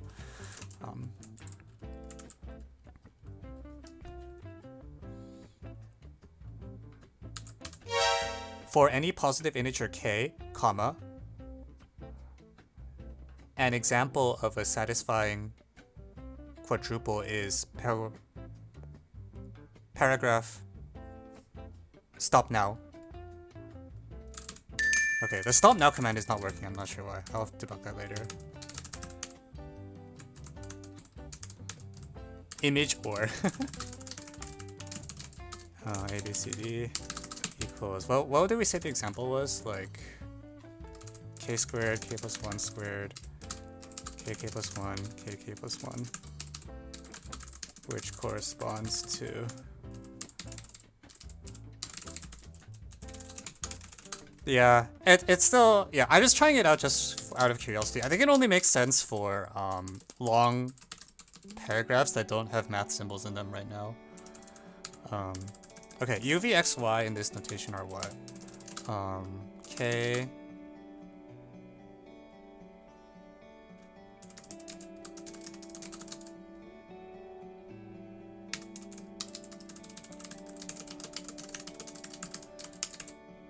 Oops.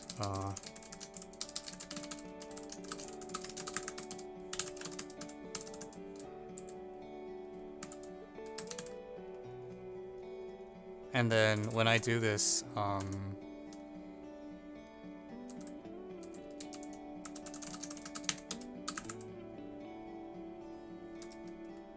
I getting this right? It's like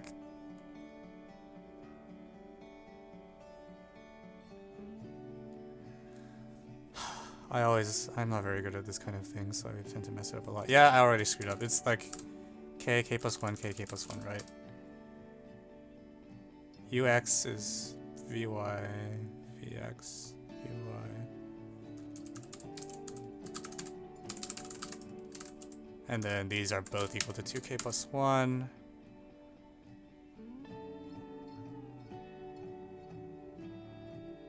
And then m equals n equals 1.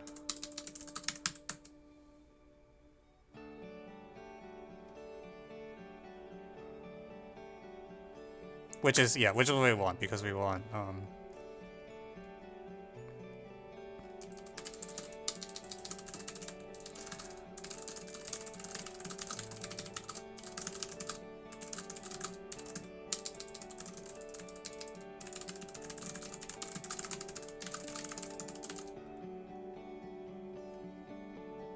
could equal 0.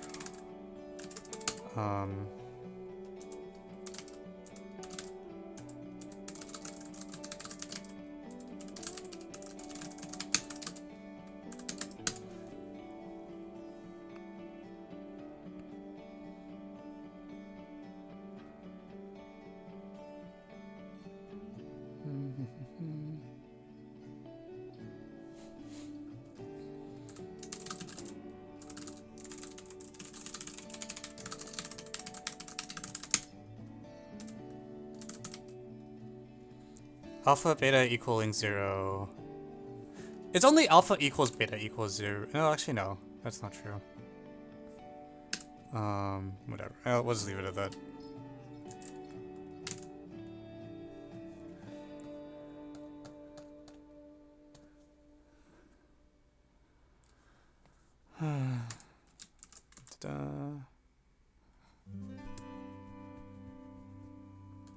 Alright, fine.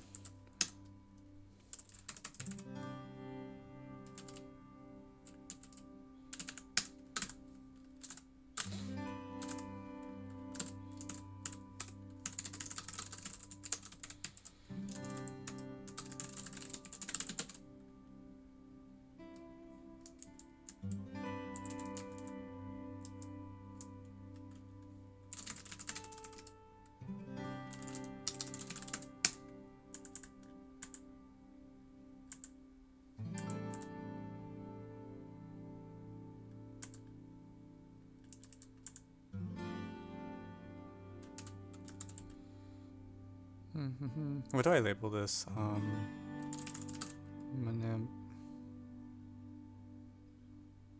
I have no idea how this problem was written, but apparently it happened.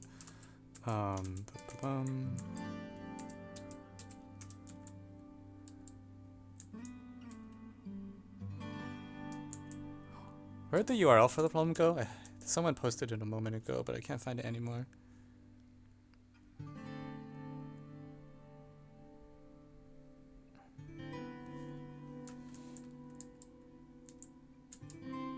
Did I close it? I probably closed it.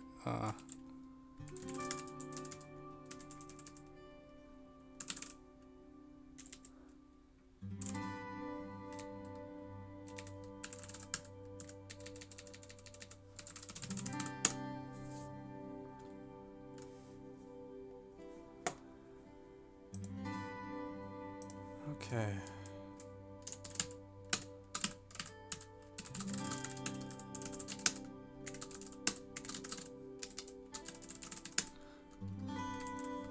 Alright,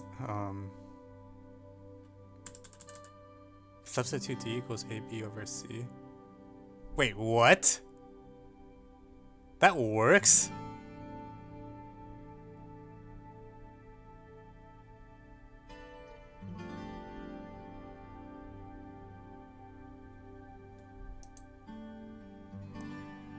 The heck is this? Okay, wow, that is a solution you could have. All right.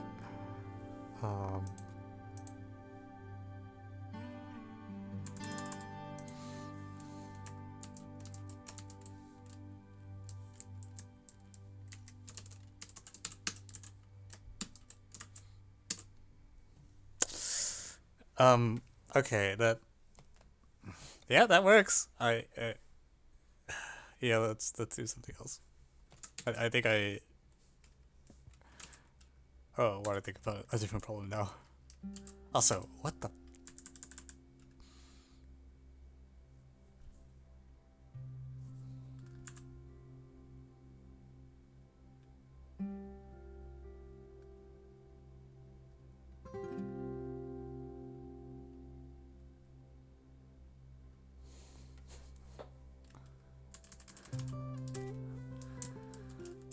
All right.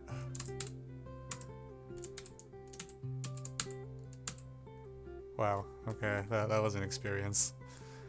Yeah, I totally got baited.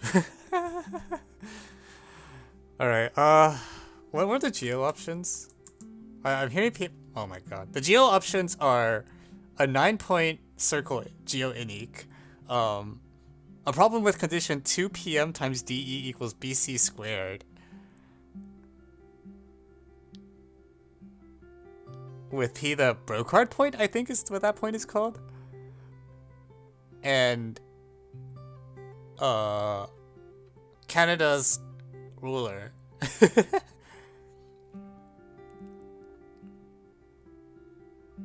Which is certainly a selection of problems you can have.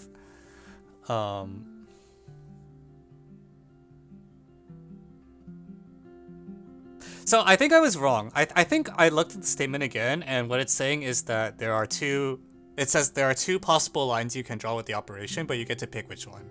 For some reason, the first time I read it, I immediately assumed it meant, yeah. These are the problems. I think the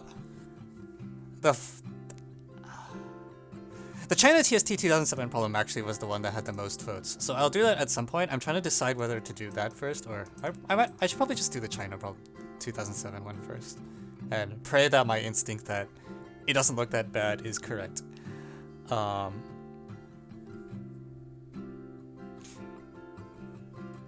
Which has been wrong once already, because I looked at the 4C+1 problem and I'm like, oh, it should just be like a manipulation, which it was, except I couldn't find the manipulation and fell down a VP rabbit hole for a freaking hour before realizing the statement I was trying to prove was false. So F in the chat. Yeah, I was right, it was manipulation, and then I was like, oh, it's not manipulation, it's VP, and then I was wrong about that, and then we ended up like taking a freaking quadratic of a thing. It's like, oh, terrible damage. Okay, well, let's do the polynomial one first.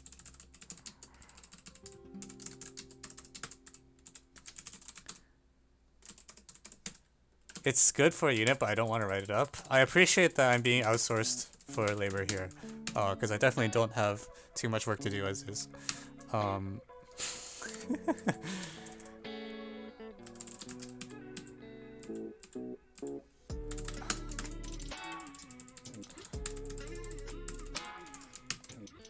Okay, you can go bye-bye, and then you can close that window.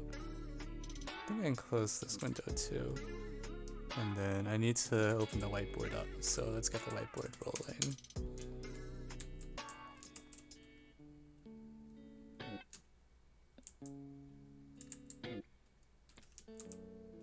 I'm actually amazed that I actually use all 4 monitors when I stream. I was not actually expecting that I need all 4, but apparently that's how these computer things work. Alright.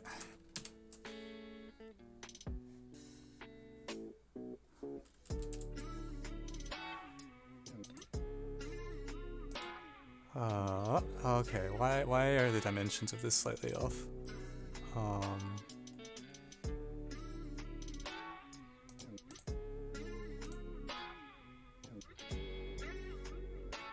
And more importantly,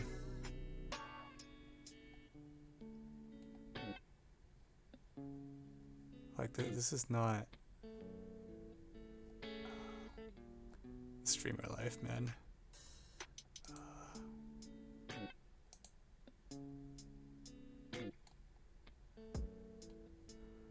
I think I'm supposed to press this button and then press this button.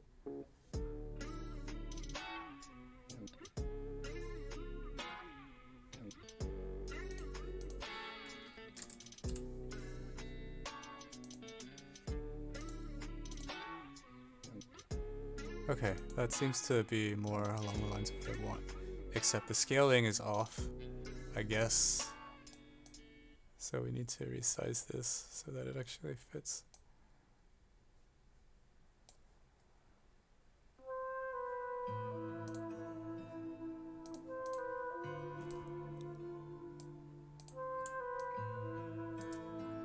Okay, amazing. Okay, let's get the show on the road.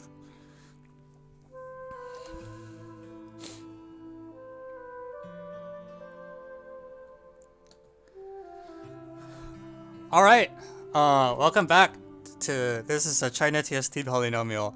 So I want to show that for every okay, you just have a polynomial p, okay, and p0 is given to be 1.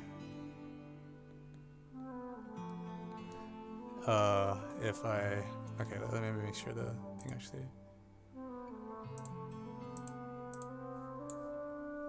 You're given p0 x 1. I don't think this matters because p0 is plus or minus 1 and you can negate.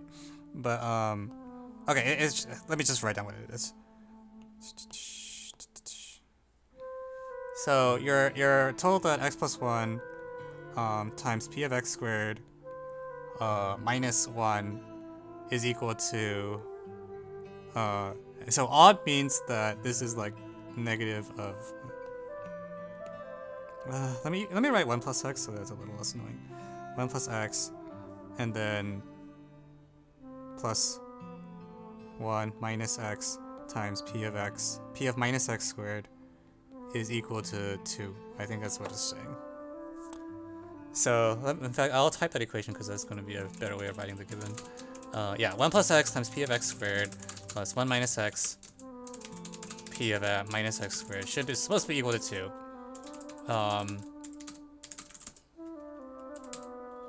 And the problem says to show that there's exactly 1 p for each degree, which probably means that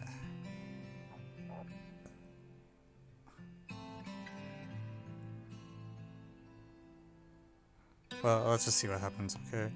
So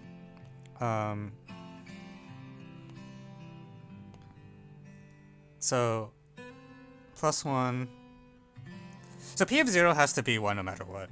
And then if I take like the next coefficient, I want to show there's a unique value of C, such which makes the identity true. So, you know what? I feel like there's fewer minus signs everywhere if I write this in like this format. So I'm gonna actually like make one the quote unquote. I'm gonna write all my polynomials, I think, with degrees going up instead of degrees going down. Yeah, so anyways, like if you just look at the top coefficient, well, okay, what's interesting about this is that this is a degree 3 polynomial, but some of the coefficients just vanish, I think. Namely the, yeah. I think, so on the, as a function of the C, only one of the coefficients is not doing what thing you want it to. So let's see which one. I think it's probably the x squared coefficient because the left-hand side is obviously even the way that it's written. So I only need to check coefficients like of. I'm gonna write triple equals just to emphasize this is true for every x.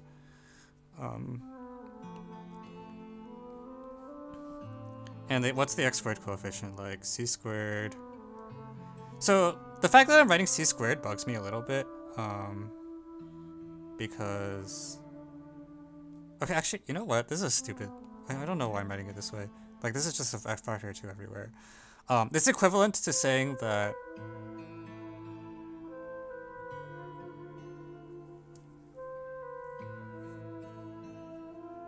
I'm sorry, I'm just being dumb. Like, I just want the... So the x to the 0 coefficient of this is always 1. And the x squared coefficient... You're already promised the x to the first and x cubed. Well, you don't care about them. We only care about this one. This is supposed to equal 0. So if I expand this thing, it's like c squared and then plus... Oh, frick. 2c? Okay, alright, okay, so we always know that c equals 0, I mean, will correspond to a solution. So it's like, what is the other one? In this case, it's c equals minus 2. Can you just keep going? I feel like you might just be able to keep going. Because now let's look at this thingy, right? Well, okay, we know it's minus 2 specifically.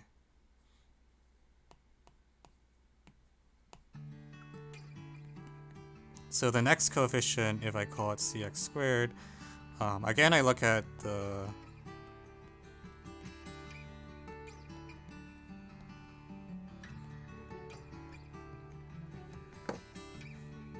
Why does this...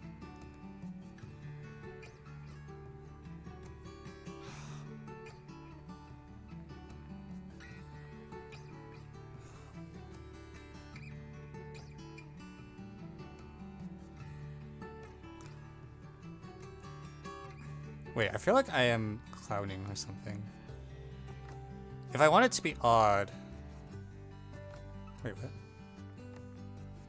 Yeah, the odd, okay, odd means all the even degree. So 0, 0. So, I guess my question is, why are there... How come there's like a lot of solutions? Or, sorry, a lot of equations. Like, it feels a priori like...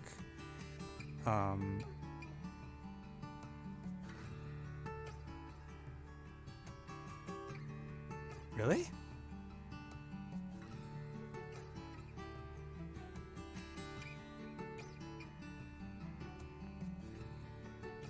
Like, I get 2 equations, right? Because there's 2...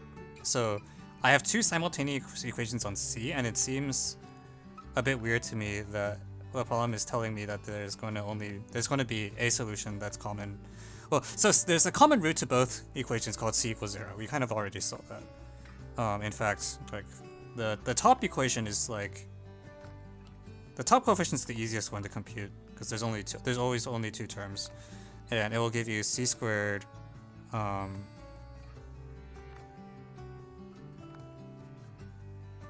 then minus 4c So, I mean, we know what it has to be, right? Like, you just keep doing this? And every time it's like -2 times the previous one. Right? Cause okay, when I do the next layer,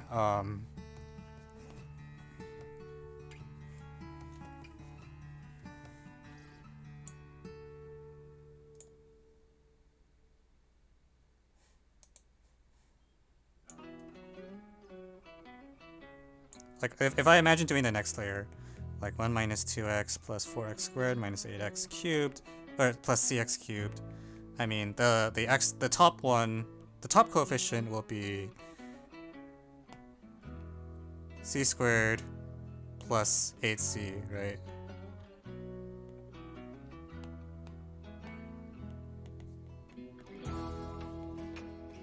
So I feel like it's just like hello, like this is just the answer, right? Like in fact you can describe it very concretely. P of x is equal to, wait, I think I'm being a stupid head. I'm sorry, I'm being a stupid head. It's not true that the coefficients have to stay the same between levels, right? Sorry, never mind. Ignore everything I said.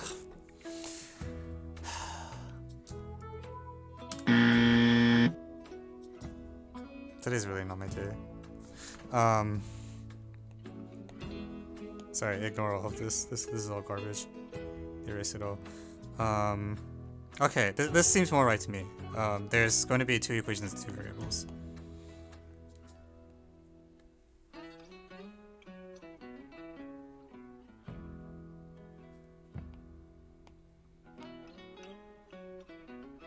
So this one, the top equation is always b squared minus 2a, that part.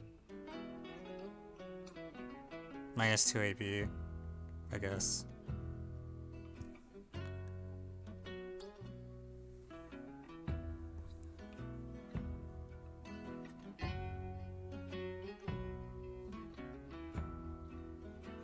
But the x squared coefficient seems super annoying.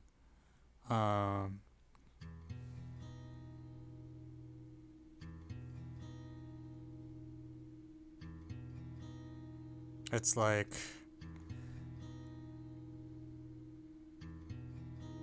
oh, okay, so the 1 plus x is actually just like baiting me, right? Like it's like it's really saying like I should really just focus on this chunk here, like the squared part. Also, I don't know why I wrote a minus sign.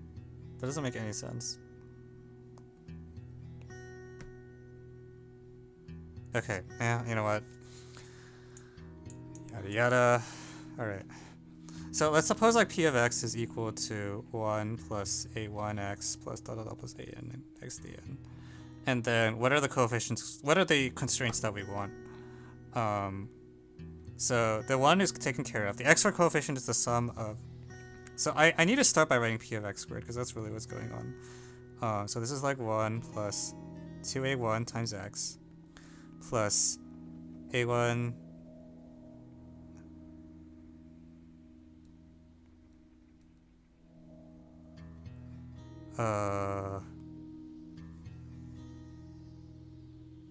let me get this right.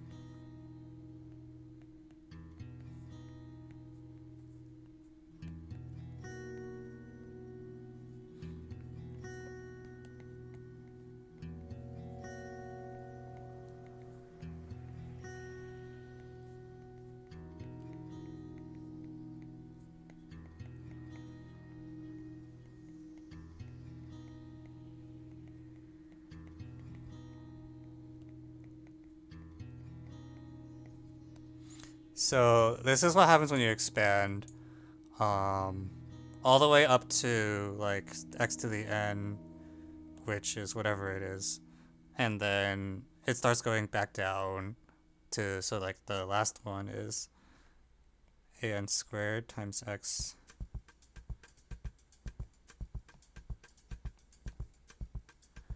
I wonder if I should just write a0 equals 1. Maybe that will make the equations a little, we're just gonna set a0 equals 1, alright. Feels a little better. It's like a0 squared. You get the pattern, right? It's this thing. A and A0, x to the n, and x to the n plus 1.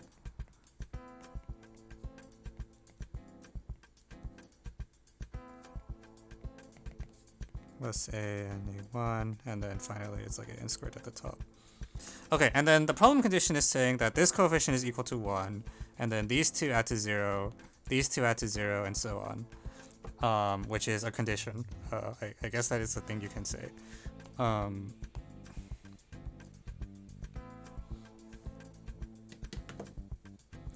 You can rephrase this as a convolution, I think. Yeah, something like that.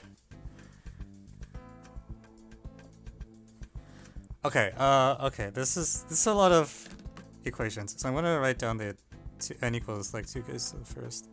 So the n equals 2 case, what's happening is a0 squared equals 1. In fact, we're promised a0 equals 1, doesn't really matter. A0, a2.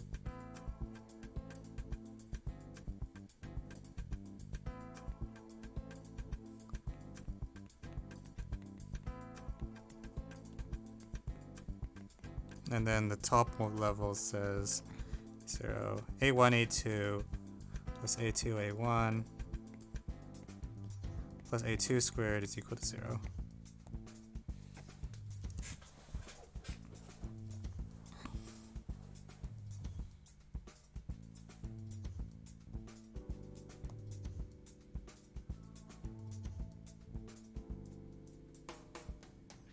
Okay, so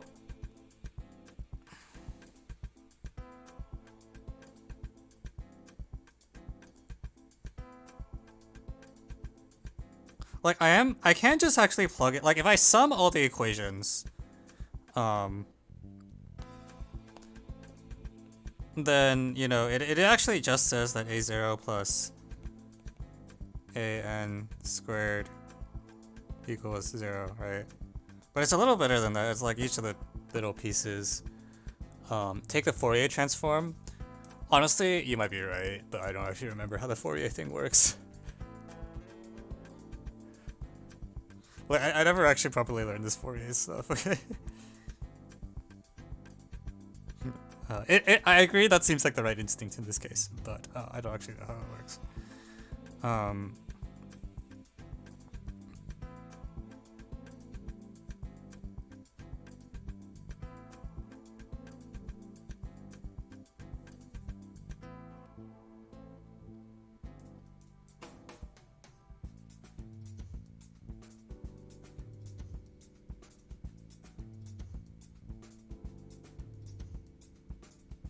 Anyways, what is the answer for 2? I do care what the answers are.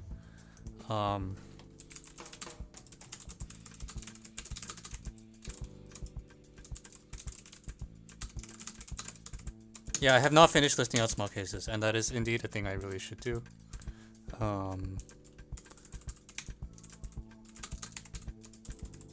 So I want so x squared plus x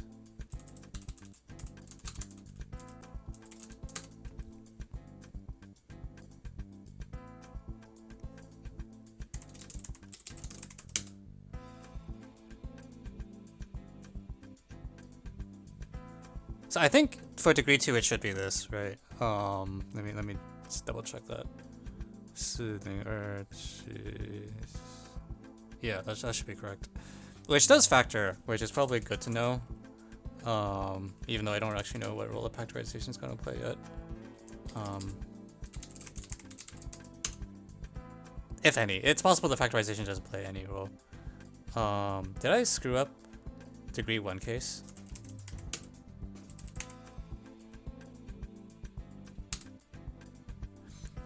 I think I screwed up the degree 1 case. Yeah, the sum of the coefficients is supposed to... Hang on, what? How did I screw up degree 1? Didn't I just do this, like...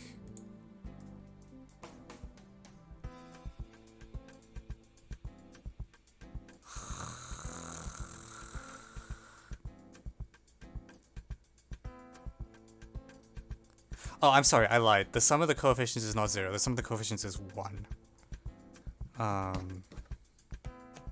So, okay, my degree 2 answer is wrong then.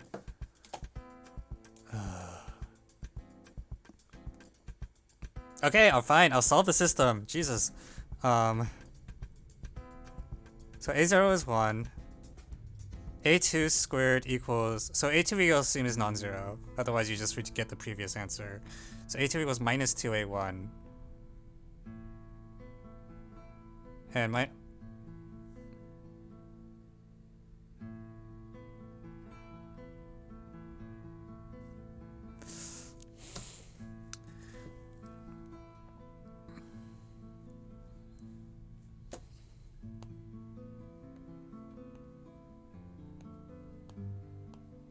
Like, I agree that getting the first few answers is nice, but that requires me to actually be competent at doing calculations, which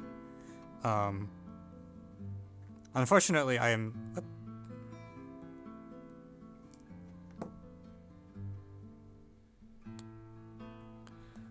I'm not particularly good at. A2 equals minus 2a1. Wait, are there not two solutions? So a2 is going to be minus 2a1. Then a1, 1, and then I'm told that... How could there only be 1 plus a1 minus 2a1 squared? Oh, I see, because all bit 0 is also a solution.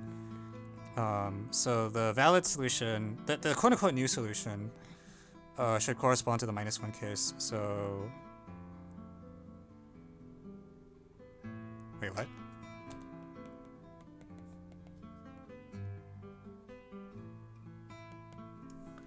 I thought I just agreed that was like not the answer or something. Okay.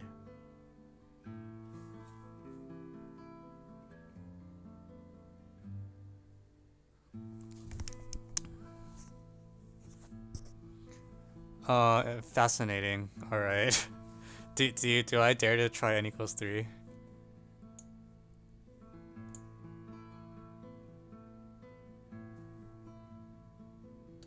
This is a geometric series. 1 plus 2x minus 4x squared is not a geometric series. Unfortunately.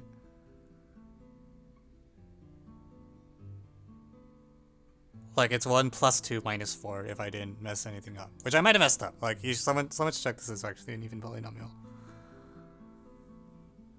In fact, let me just...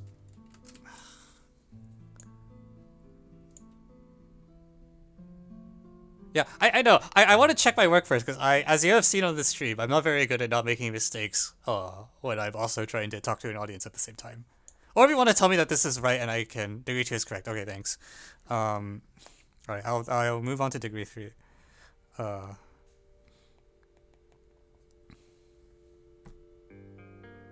really don't want to do this, honestly. Okay, so... I mean, it's the same thing to start, where... So, 1 and 2...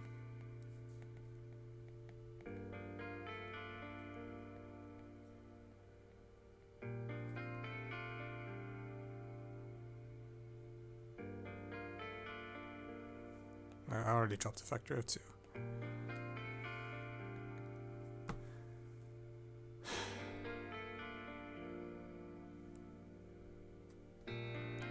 And also, we're just gonna write a was 0.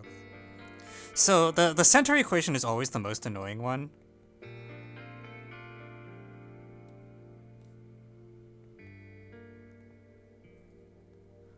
But because I have this red thing where the sum of the equations is clean, I can always ignore the middle equation and use that instead for the... Okay, so this is 0, 1, 2, 3, 4, so I need 5 and 6.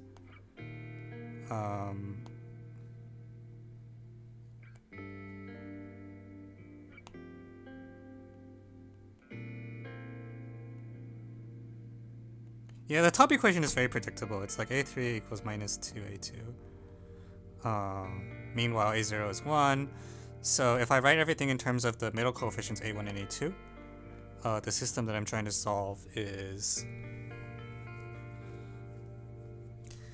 Okay, 2a1 plus a1 squared plus 2a2 is equal to 0. and a1 minus a2 equals plus minus 1. Right. Now, what is the solution to this?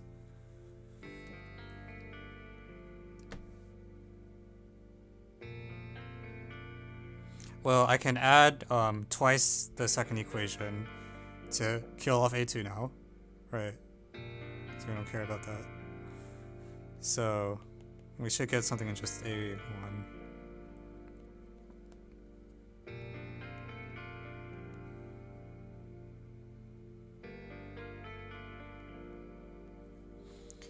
Okay, so something's screwed because they all, okay, sorry, I lied. This is plus or minus 1 minus 1. Shiba. They should say like in 0 minus 2 or something.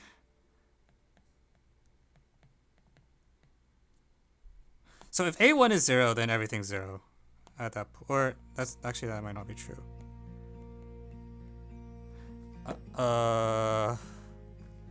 But I mean, we should recover every previous solution.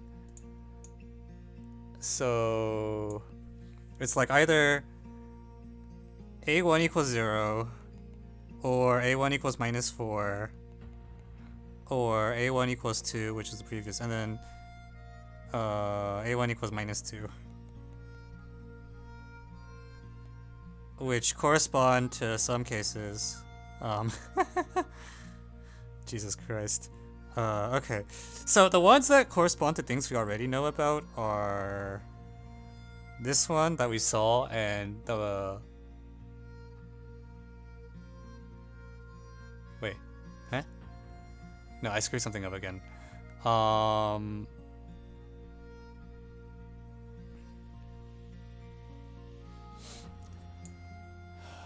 The sum of all the like 1 comma, is 1 minus x correct? That does not satisfy this. Degree 1 is not. Degree should be 1 minus 2x. Okay, very good. We'll fix that. Okay, so that's this one here, right? This will lead to that, because this, you'll give 1 minus 2, 0, 0. So if a1 equals 2, and we're in the minus 2 case, this gives a2 equals 4, and hence a3 equals minus 8, which doesn't kill anything. This one gives a2 equals minus 4, and a3 equals plus 8. So something is wrong, because one of these is supposed to not work.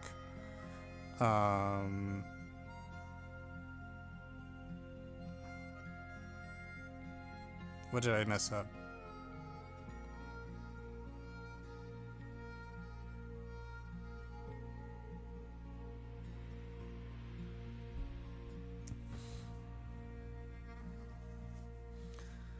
One of these two should be an air set solution, but I don't know which one. Wait, a1 equals 2 does not lie in minus 4. What am I smoking?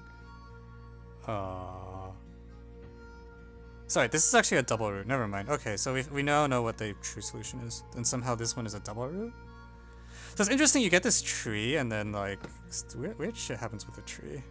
Anyways, the next solution is apparently 1 minus 4x squared plus 8x cubed, which is an answer that can happen. I will quickly verify that I am not stupid, which has not been true today, but 64, 32, 32, yes.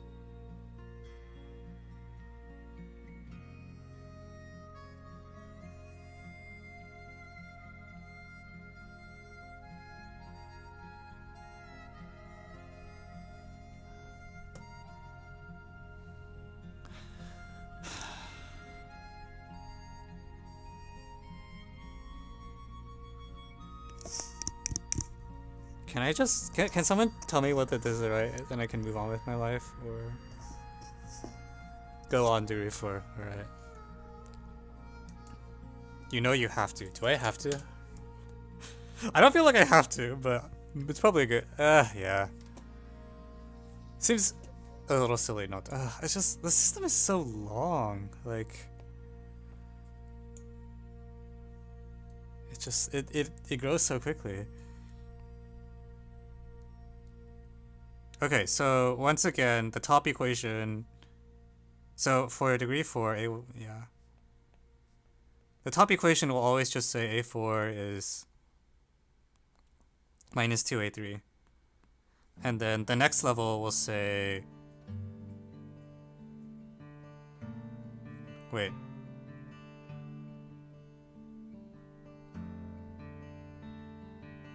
Yeah. The next level says, so this is the 8th and 7th. And the 5th and 6th are A2, A2, A4 plus A3 squared plus A1, A4 plus 2, A2, A3 equals 0. Meanwhile, on the bottom, the x1 plus x2. So the nice thing is that the bottom equations, like, eventually are static. They don't keep changing on you. 2a1 plus 2a2 plus a1 squared equals 0. Wait, sorry, I'm gonna say that... Yeah, so... Yeah, the bottom equations eventually stop changing, which is good. I see. And then the center equation is the annoying one, but once again, I can do the same thing where it's really... If I take the sum of all of them, I can save myself the computational effort of one thing, and this is the system I'm trying to solve.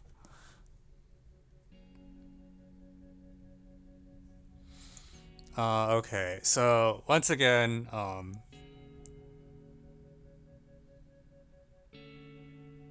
wait, really? How come I had a quadratic in... No, I didn't. So A2 is actually pretty...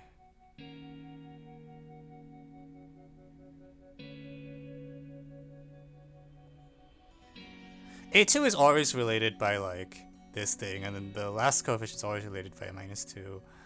Oh, God.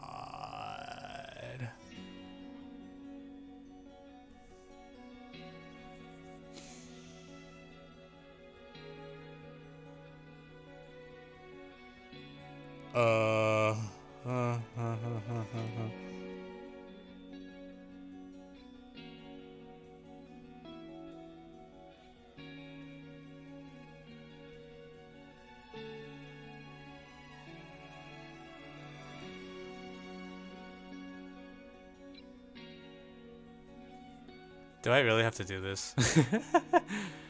So okay, so far the sum of the coefficients is... Oh wait, what the hell? Is this like 2A Morse type stuff? Because the sum of the... Like, the sum of the coefficients so far, like, i.e. the values of p of 0 have been, 0, like, it's been plus, minus, minus, plus. There's gonna be some 2A Morse stuff? Oh no. Oh.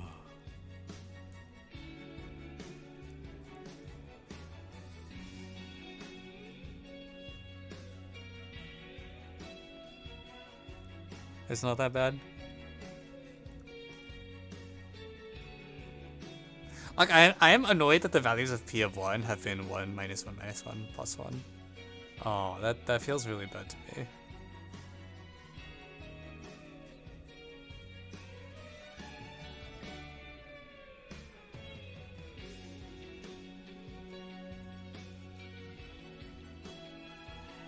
Like, I was expecting it to alternate signs or something.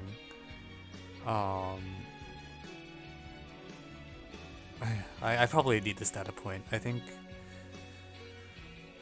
it's easier to just grind through this than to try to guess what it's gonna come out to in advance. So, alright.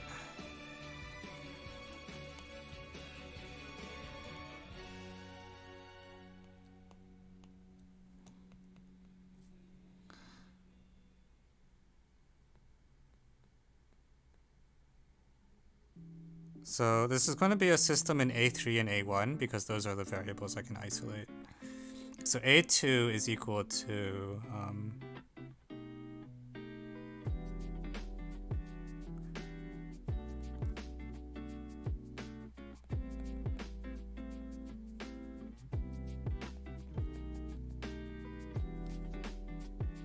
okay, so that's A1 minus 4A1 A3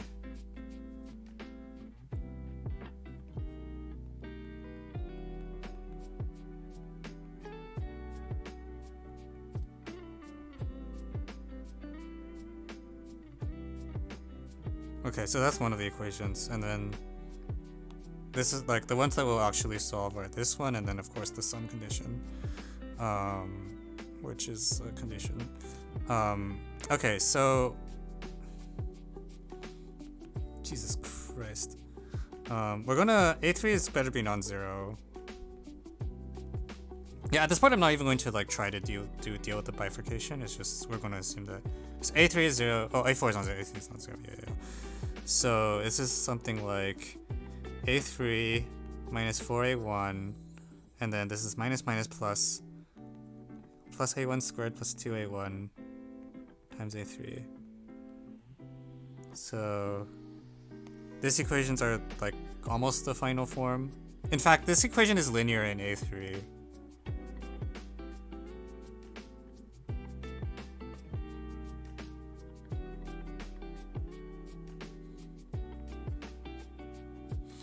Meanwhile, this second thing is like something yucky.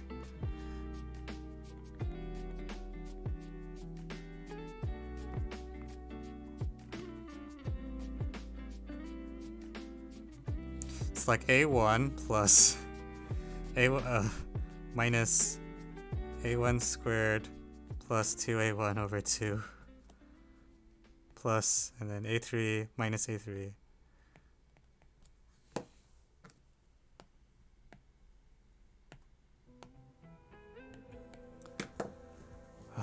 Alright, let me move this over a little because I'm going off the screen. Yeah, the 4C+1 totally killed us. Anyways, I need to solve the system. Does anyone happen to know the solution? Because I don't. Can anyone try to guess the solution? It might be faster than actually solving the system.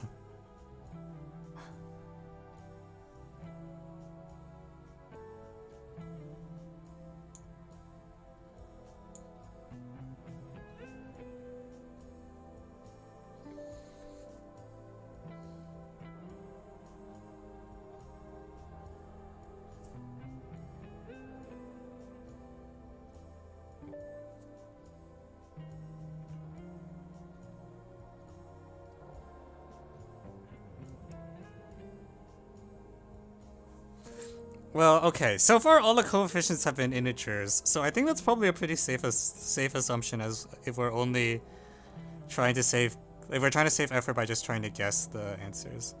In which case, A3 is equal to 4A1 times A1 plus 1 all over 2 squared. So there's like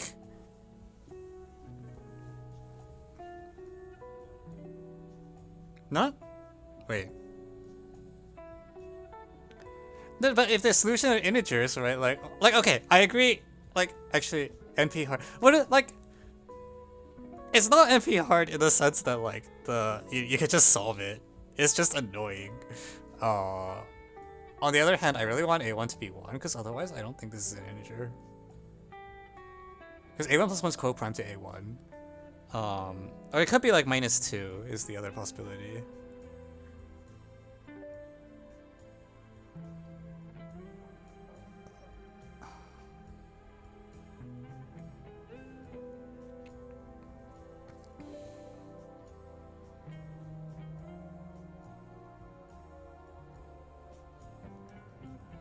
I mean, wait, let's replace this with this, alright. Okay, great. I have it down to quartic polynomial in A1 with 2 possible values on the left-hand side. I'm just gonna plug in a1 equals -2 because I feel like that has a pretty good chance of working. 4 a1 squared plus 2a1 over 2. Shit. No, that gives a2 equals 0. Actually, that's okay, right?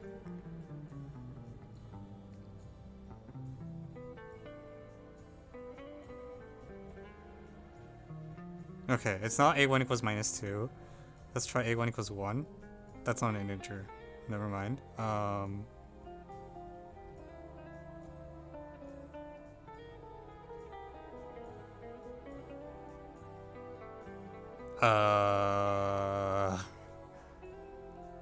Oh my god. Did I screw something up?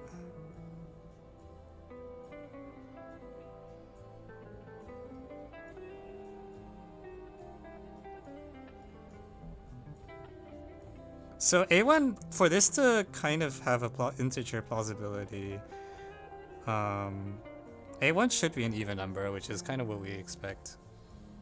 Okay, they've all been even so far. But then a1 plus 1 has to divide 4.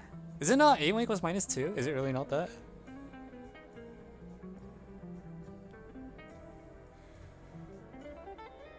Did I make a mistake? I don't know anymore.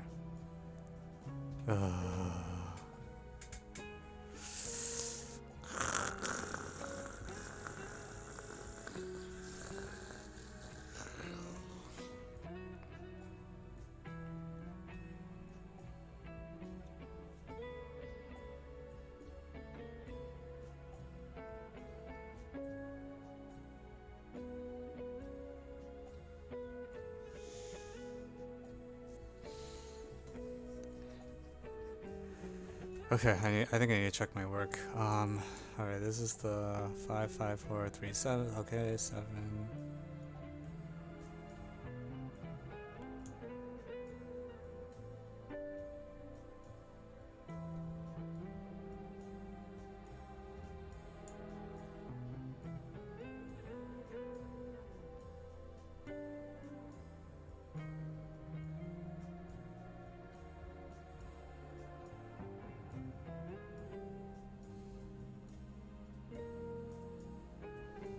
Yeah, the blue should be fine, I think.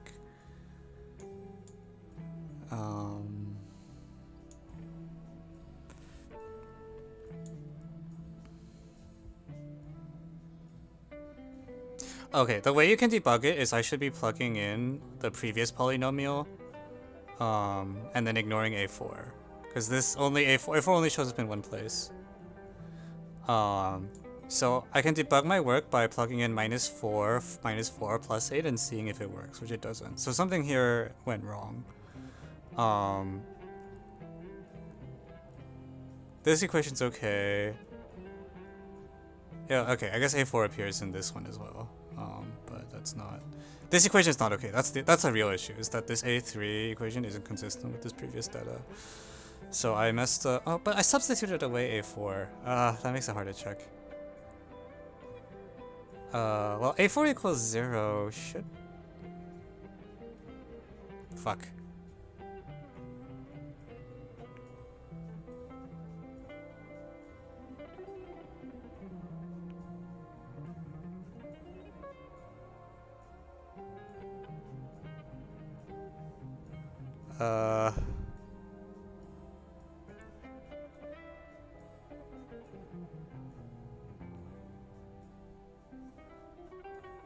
Yeah, I definitely make a calculation mistake somewhere. This doesn't look right. What did I mess up? Oh, well, okay, thank you for just giving me the polynomial. Which equation is screwed?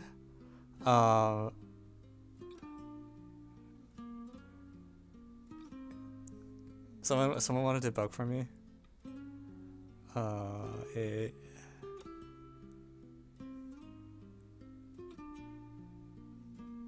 A2, A4, A2 is...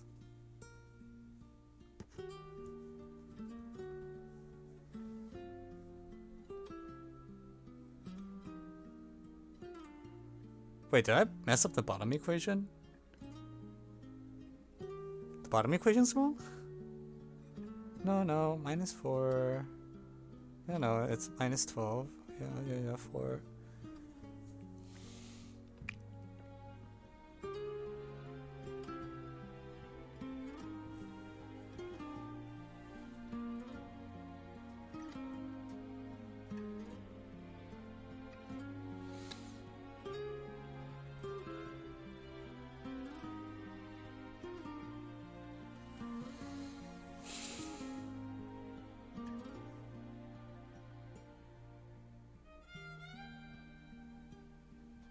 I don't even know how to show unique. I can tell that the number of solutions is finite, and it has this like tree structure, but like sort of has a binary tree structure in all the examples that we've seen. Because each you get a bunch of quadratic like things, but the problem is I don't. Also, I'm still annoyed. Which equation did I screw up?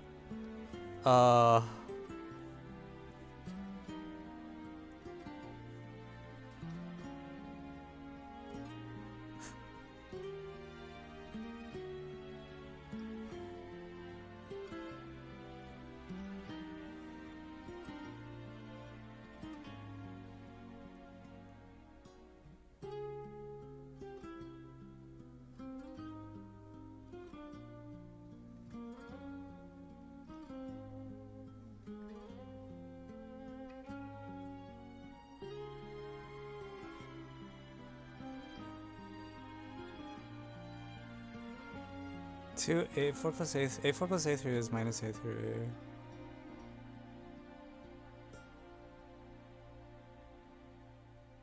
Yeah, I don't see the mistake. A3. Oh, I failed at canceling out A3. Okay, I see the mistake. This A3 shouldn't be here. That's why I got so confused. In which case A3, never mind. A3 is this linear. Oh god.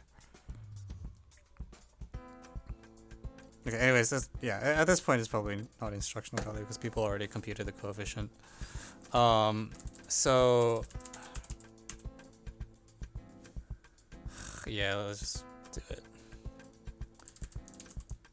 1, 4 minus 12 minus 8x cubed plus 16x to the 4. Okay, so there's a bunch of parts of 2 appearing everywhere, right? So I want to drop those somehow. In fact, I want to almost drop out. It doesn't matter. We'll think about it later. So we're going to apply the really legit strategy of engineer's induction and see if we can guess a pattern from numbers, which I don't like doing this very much because I feel like it's really shallow. Like it works sometimes, but it's really brittle. And like, I don't know, but I don't have a better idea right now, so I might as well see what happens when I do it.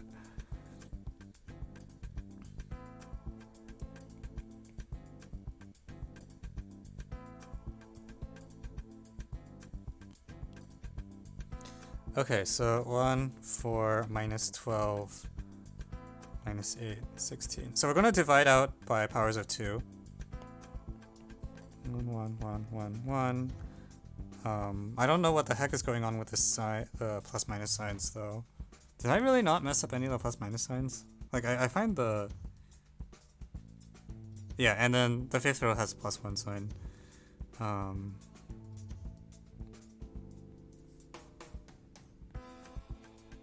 Minus 1, minus 1, minus 6. 1, minus 1, 1. This is not looking very good.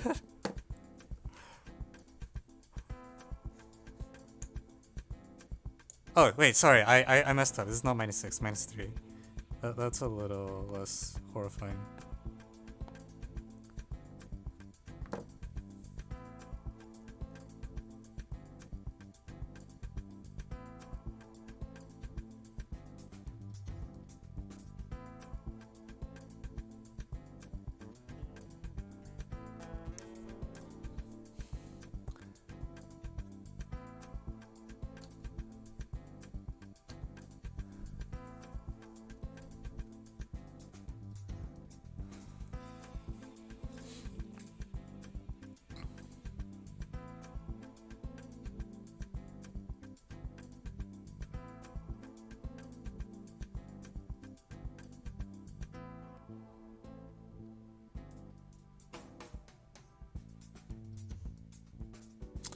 So, unfortunately, I think having one extra row would actually help a lot. I just really don't want to compute the next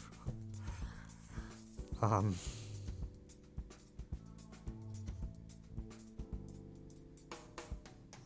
Like, given how much of a struggle bus it was to compute just the 1, 4, minus 12, minus 8, 16, I am not as optimistic about my ability to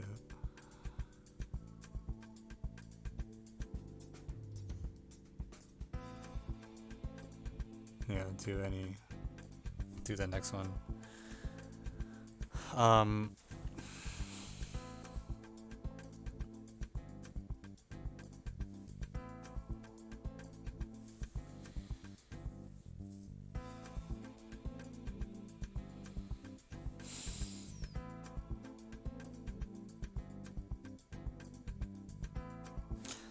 But the other thing that is like some of the thing I was saying earlier, some of these equations don't change after a while.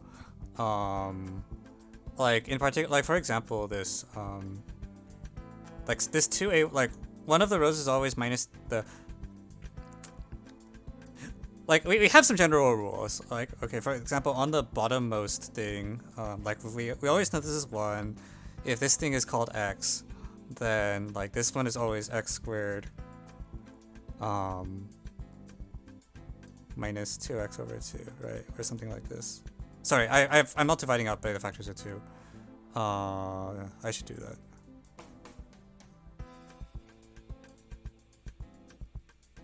Or something. And then like if, but anyways, like on the far right, if this is like t, this is always minus t. And then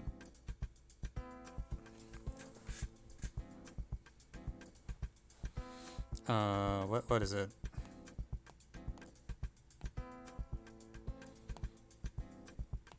It's like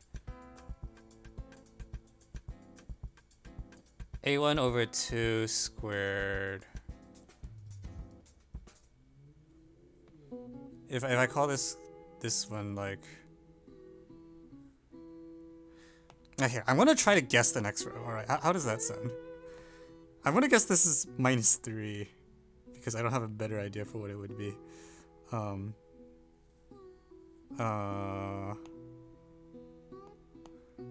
This is the dumbest thing ever. So if this one is minus 3, what is the coefficient that comes after it?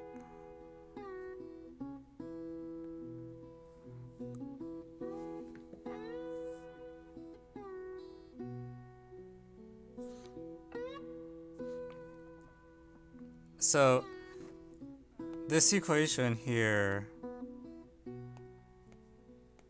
says that a1 over 2, it's like minus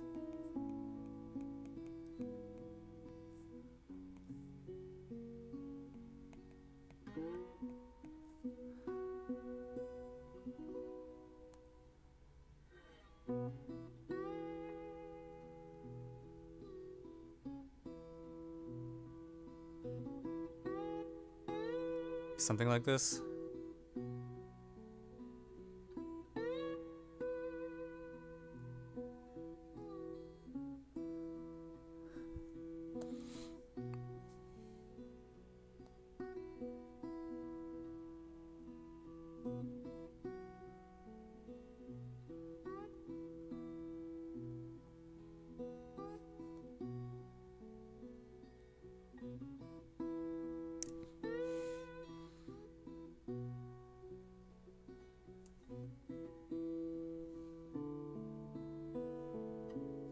Okay, let me index these 0th column, 1st column, 2nd column.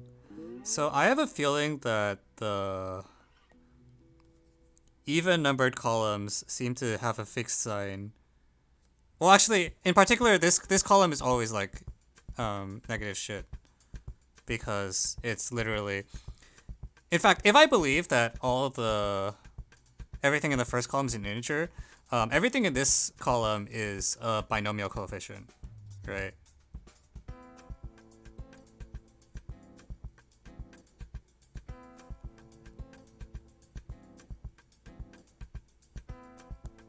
I think in this case it has to be 3.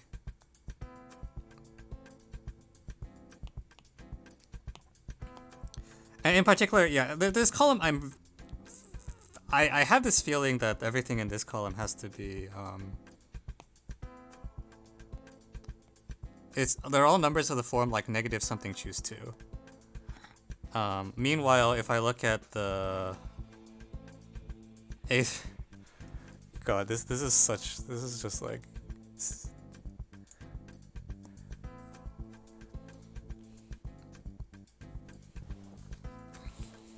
this is so cursed.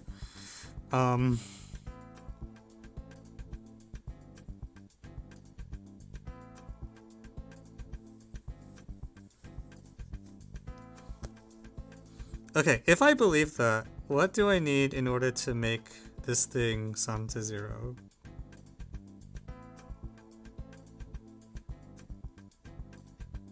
Or not sum to... Wait. Hang on.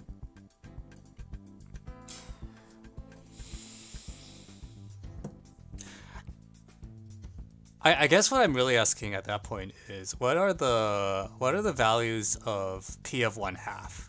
Like when I evaluate p of 1/2 at each of these blob thing is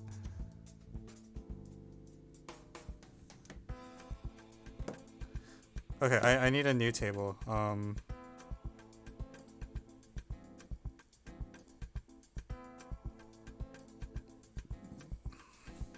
Or do I want p of 1/2 or p of minus 1/2? I can't tell.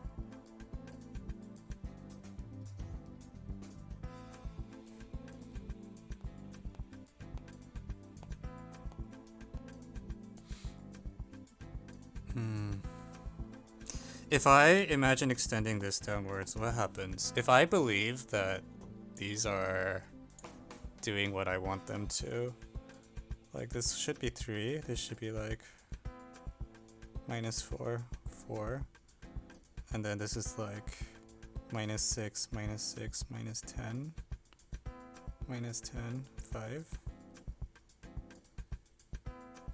These are all 1. Oh, I'll put the ones in green because I actually know those are ones.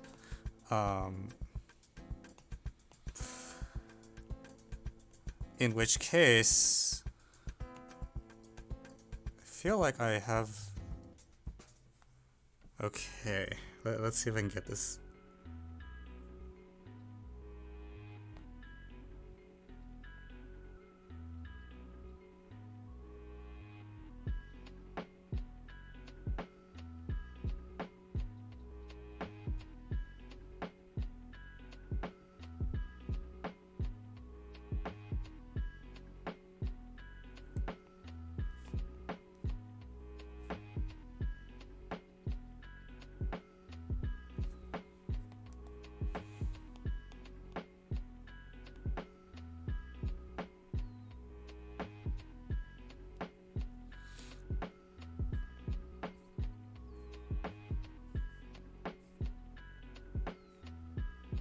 Shit.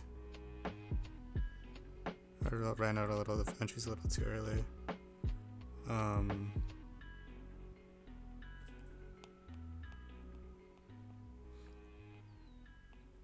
But the fact that the second column is all binomial coefficients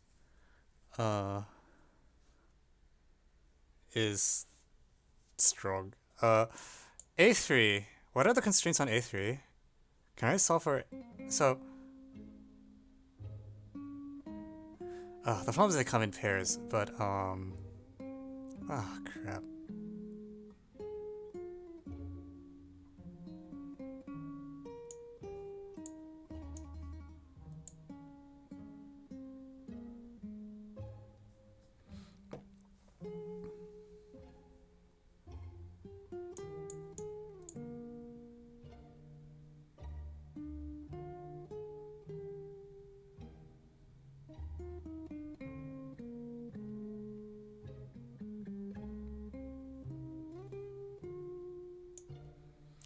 Okay, I actually just want to compute this number then. So if I believe these guesses, which I'm not very confident in these guesses, but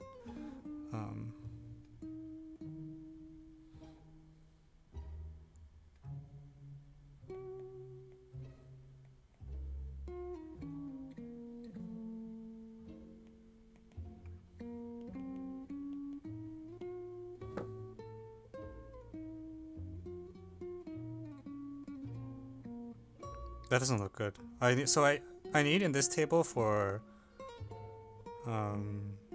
the sum to be 16 minus 3 minus 3. 8x minus 3 doesn't work. What happens if I...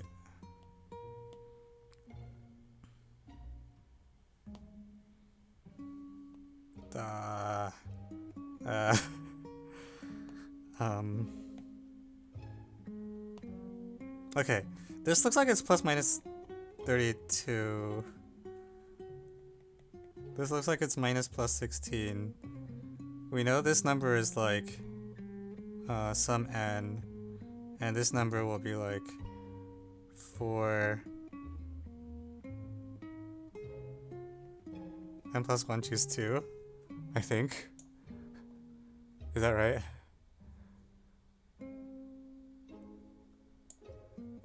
And I want a value of n that looks reasonable, that makes this thing sum to plus minus 1. So... alright, so I'm looking for a value of n such that plus minus 1, plus 16, 1, 16, 8x, and then like...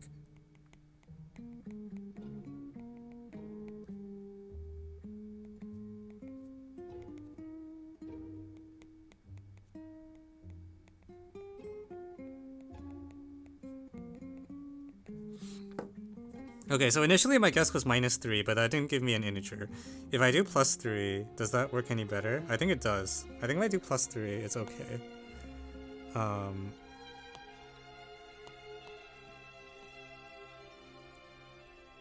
Wait, no, is plus 3 what I wrote?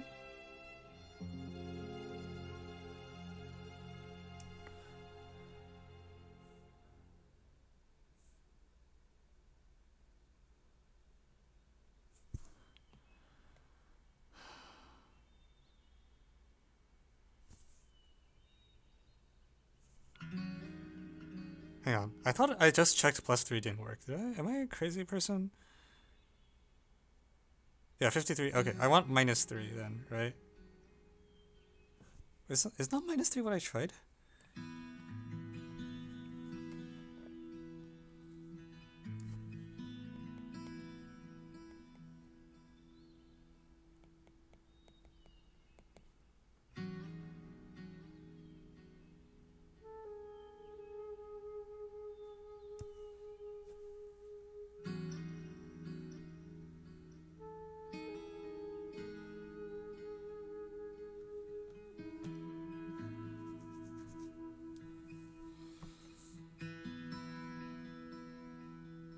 Oh, I dropped a minus sign. That's why I'm confused. This should be minus.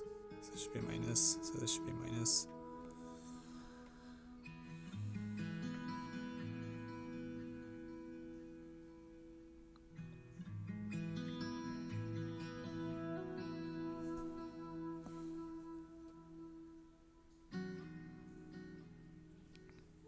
So I think this checks out.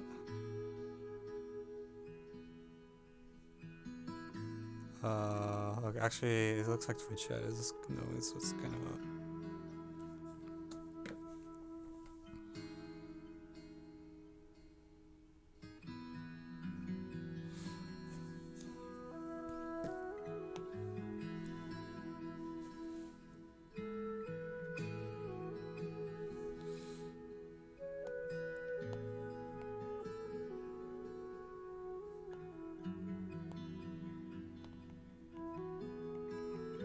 Yeah, that feels good because the -3 is doubles up and then.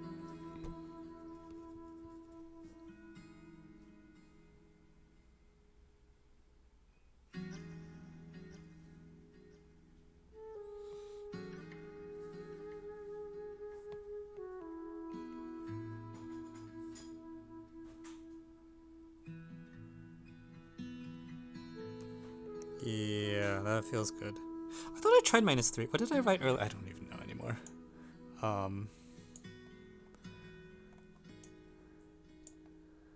Okay, so it's something like this. Like, okay, like, I don't. Okay, so I still don't really know what's going on, but I know that the second column consists of binomial coefficients. Like those are things choose to.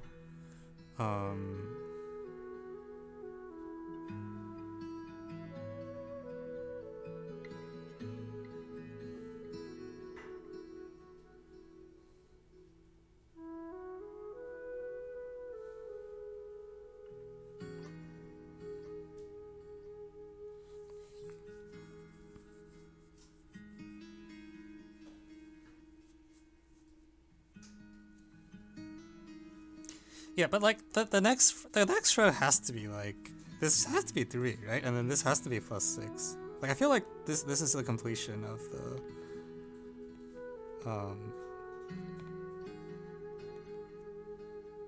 yeah, this feels very right. Like I think these are the first 2 columns.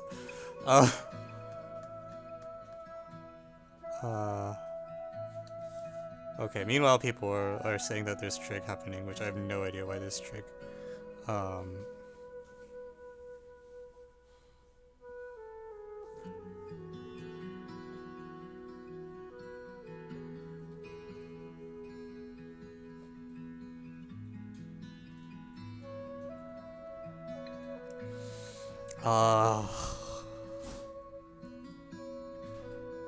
Are you saying that like these are like Chebyshev things?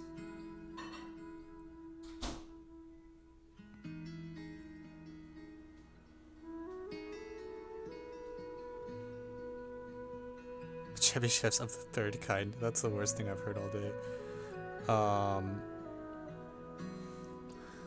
Okay, alright, let me catch up.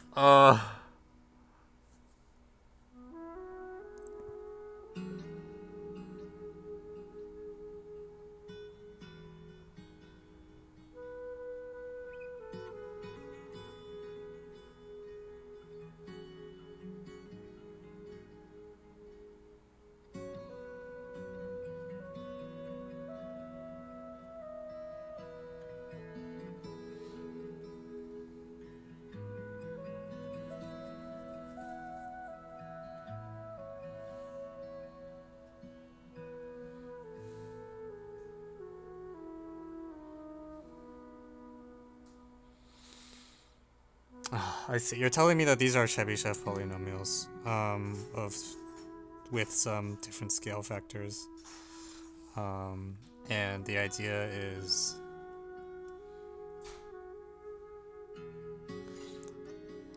So this first of all requires me to actually remember what they are, but like, let's see.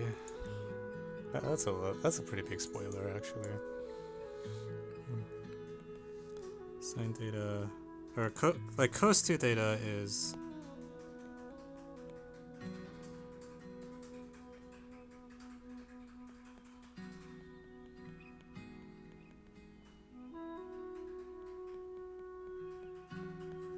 These are the ones that I happen to still remember off the top of my head.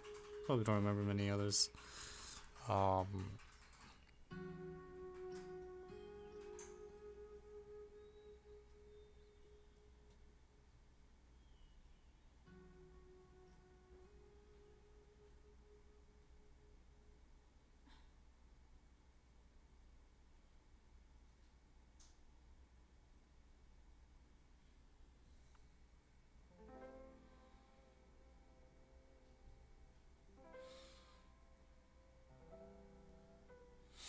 So I bet once I see what cosine 4 theta is, I'm gonna have I'm going to be enlightened, right?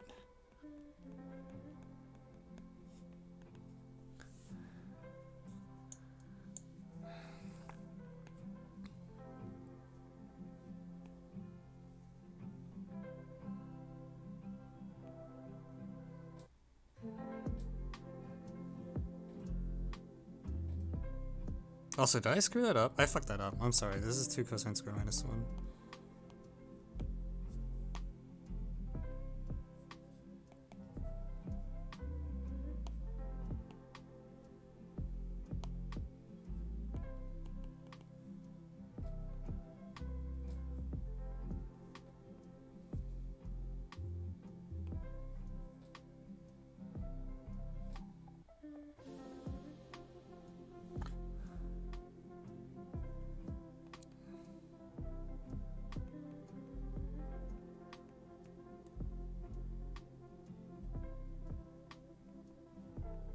One minus 1.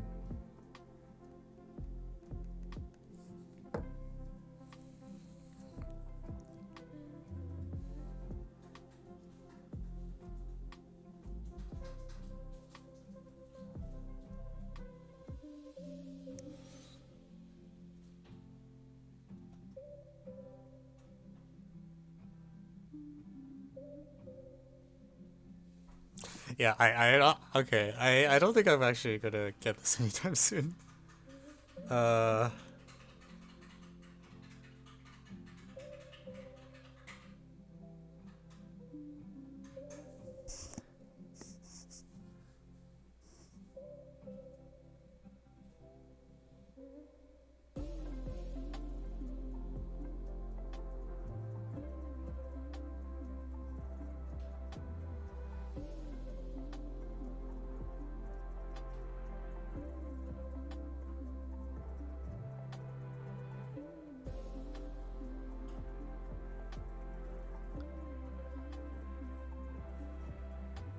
Substitute out as.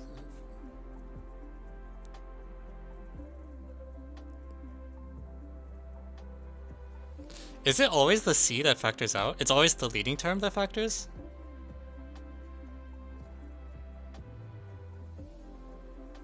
Because if so, that's really good. Like,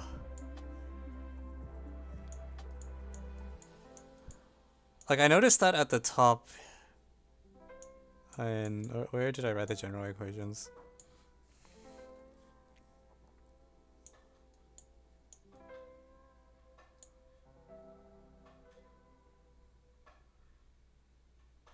I see. Okay, the leading term will always factor. Oh, really? That's so.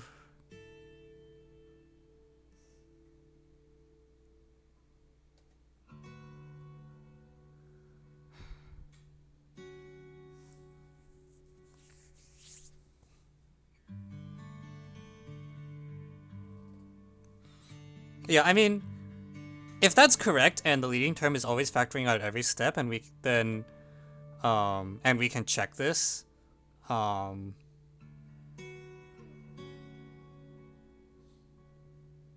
then we actually, I think that lets us bypass all the trig, right? Because it actually does imply like unique something something. Or maybe it implies that most one solution. It's possible the uniqueness seems kind of trivial.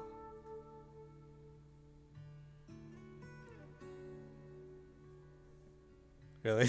I don't see it. All right, let me do the thing that was suggested though. That's about recurring down the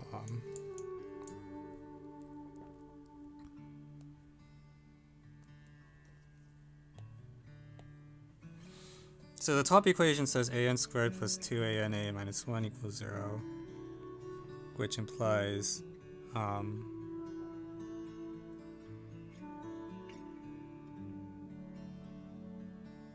how does knowing p0 equals 1 let you solve for the x to the 1 coefficient?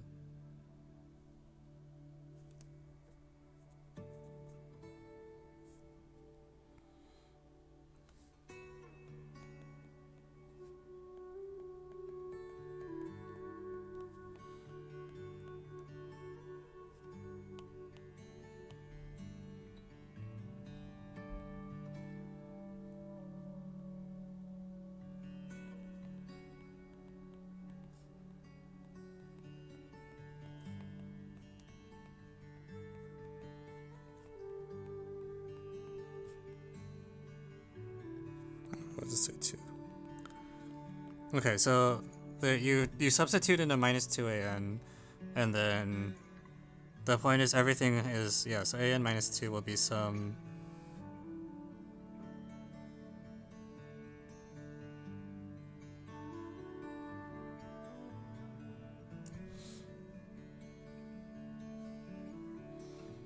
oh my lord.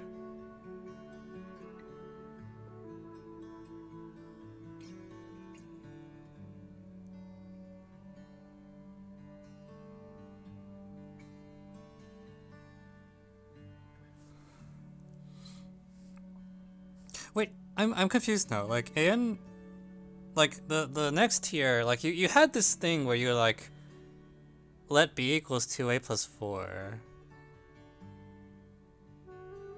But that's like relating a and b, right? And I don't know. Like I feel like for large n, it's not.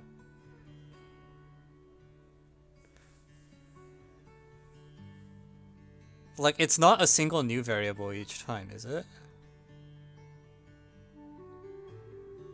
Or something? Wait, I'm a little confused.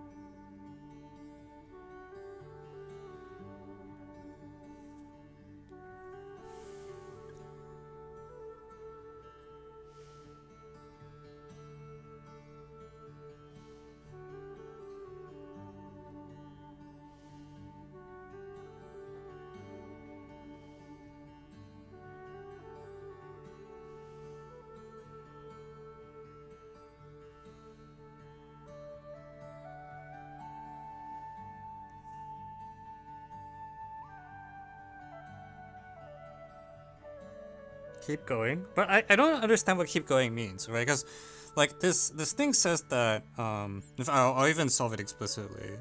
So you substitute in the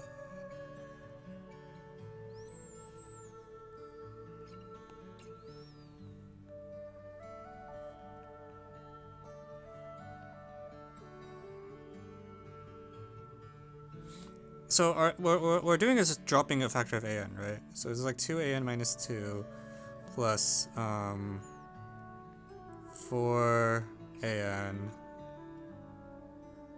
plus, and then an, this is a minus 1, an plus an minus 1, it's like minus an, drop it. Like you get an minus 2 plus an minus 3 here. Which is, oh, yeah, I mean, this is the thing that you got. So this is telling you that like an... Why the hell?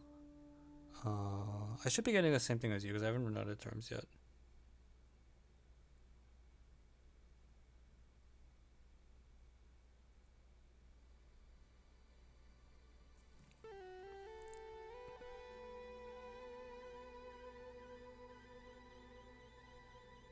Or maybe I did. Hang on.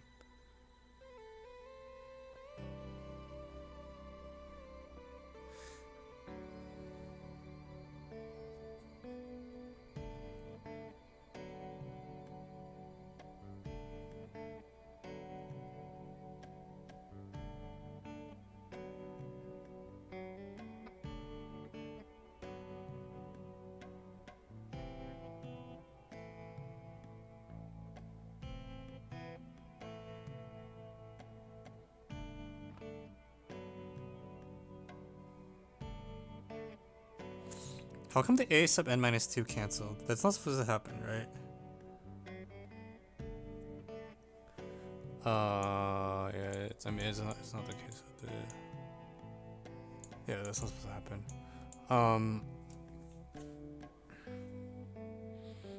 Yeah.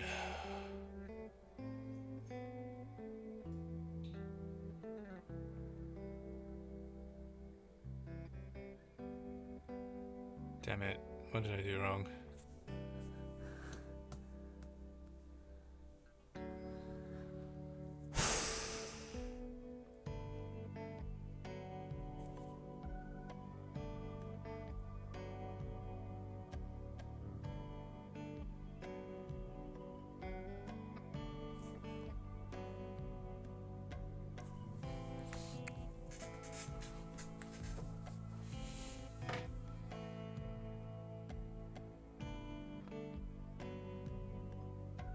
Oh wait, I'm just stupid. Okay. Yeah, there's a 2 in front of the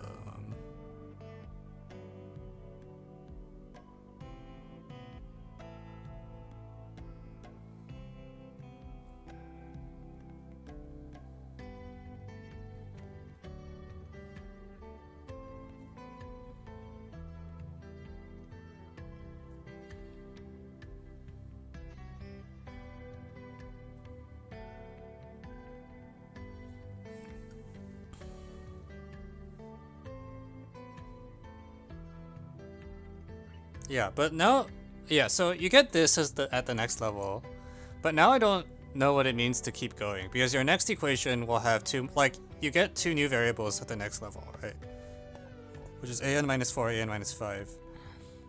But you already have like in addition you had this an that you keep factoring out, which is fine, but you also have this an minus 3. So like it seems like the number of variables grows. Like the example we did that you showed with ABC has, because n was small, like n was equal to 3, like a0 didn't cost you anything. But I don't think that will work for larger n if you try to go top down like this. Once n is strictly greater than 3 is kind of...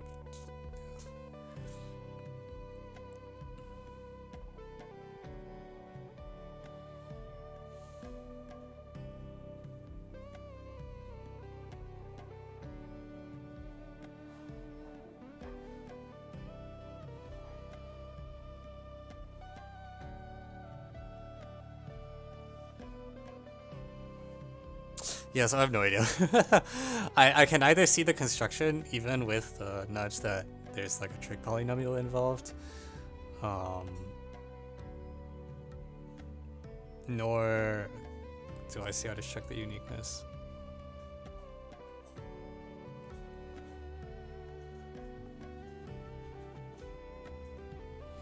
Okay, Twitch chat says let x equals y plus y 1 over y.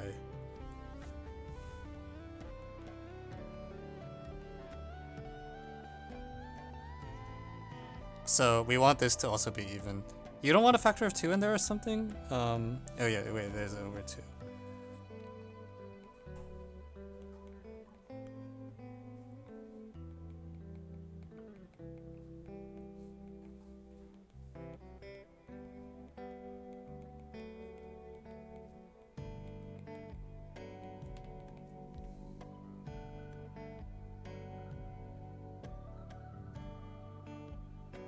Laurent polynomial ring, 4y is a unit, and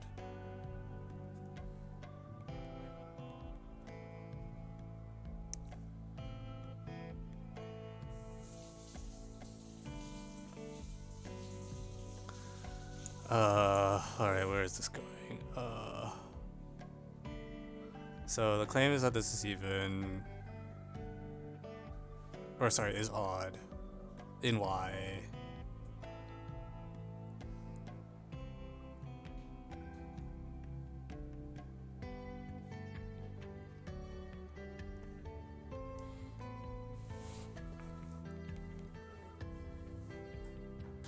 Oh, what? It just it forces. Are you? The heck is this?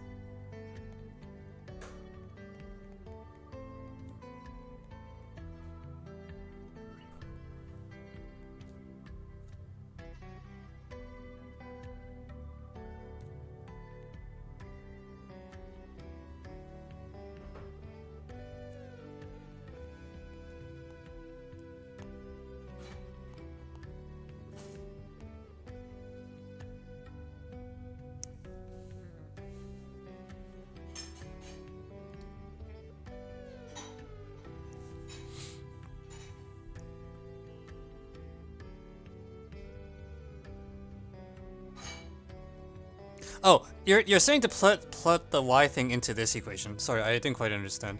Let me try that again. So, you want the unique what the?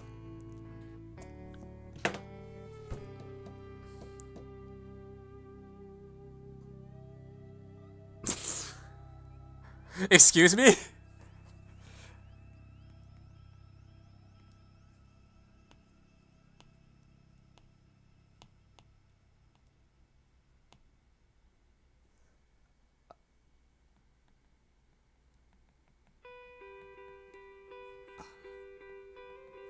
Wait, I'm a little distressed. So the claim is that this identity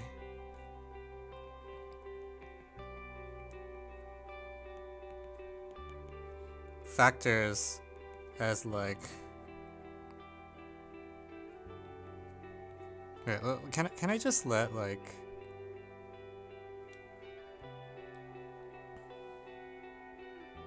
Y squared 2y 1 y, okay, so it's like y plus 1 times p of y plus 1 over y squared minus y minus 1 square p y minus 1 over y. What the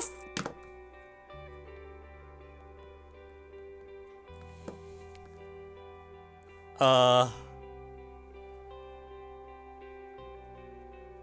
This substitution happens to come from airfoil theory. All right, great to know. Yeah. That's definitely the inspiration that we need right now. Yeah. So what happens after this is that so the right hand side factors, and then this guy has to be like.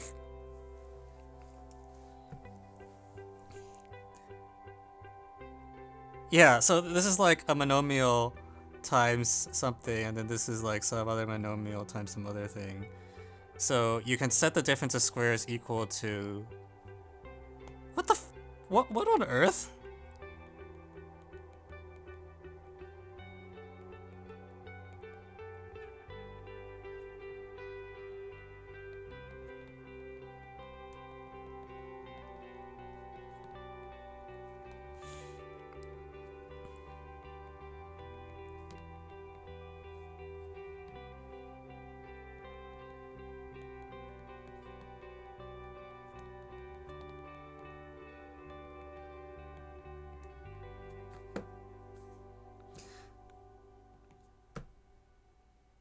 Okay. That that is a thing you can do. Sure. So, what? Excuse me.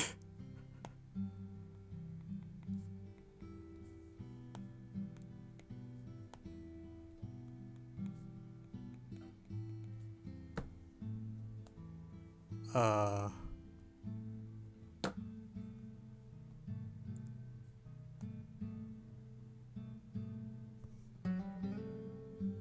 doesn't uniqueness follow by expanding? I don't follow that. I can't tell how that's happening.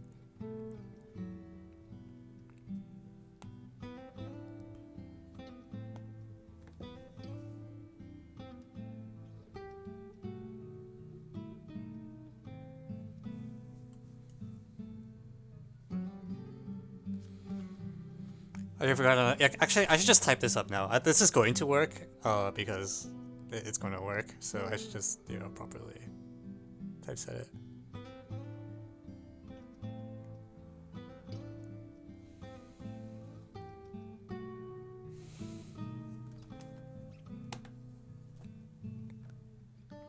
You forgot a negative sign. Which minus sign did I forget?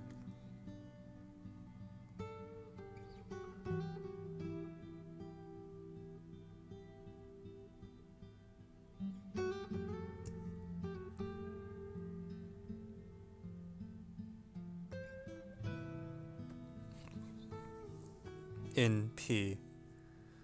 In P?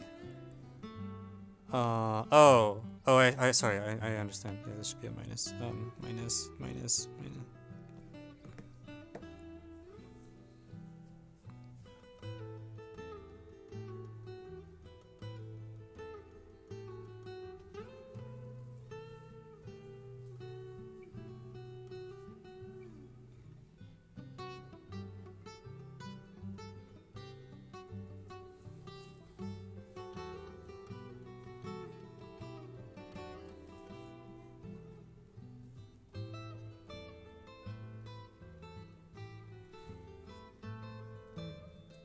It does break the approach? Oh, does this kill it?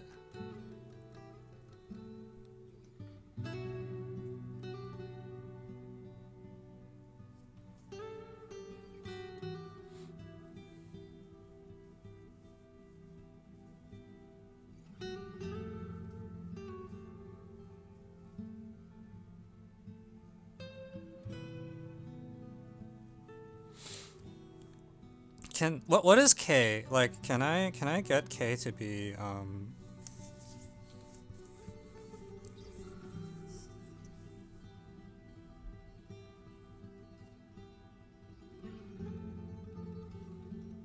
I plug in y equals I into this?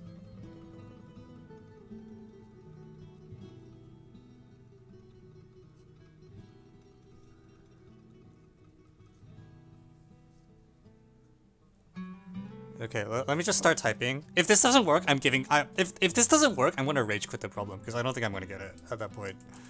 But I generally feel optimistic about this approach.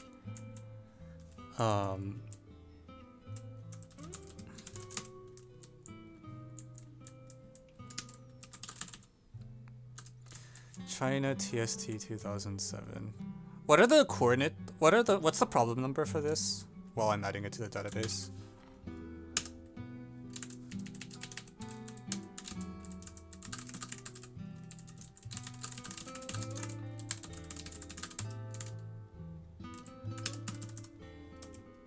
No idea. Got it from. All right, that's fine. We'll deal with it later.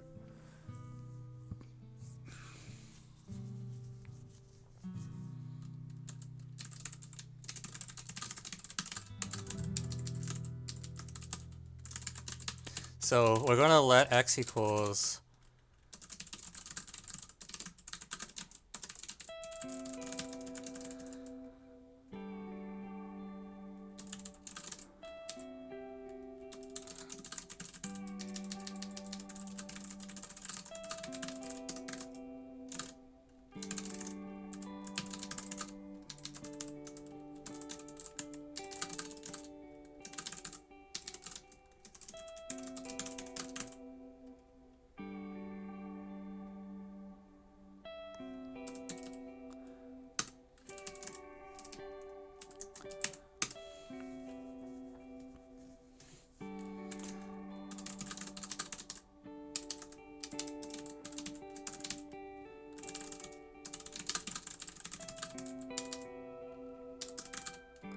x equals half y plus 1 over y.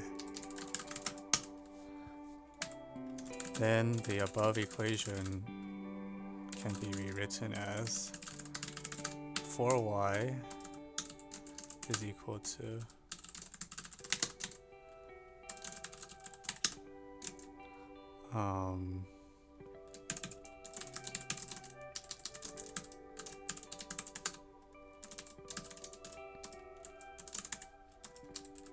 let me do this step a little more explicitly.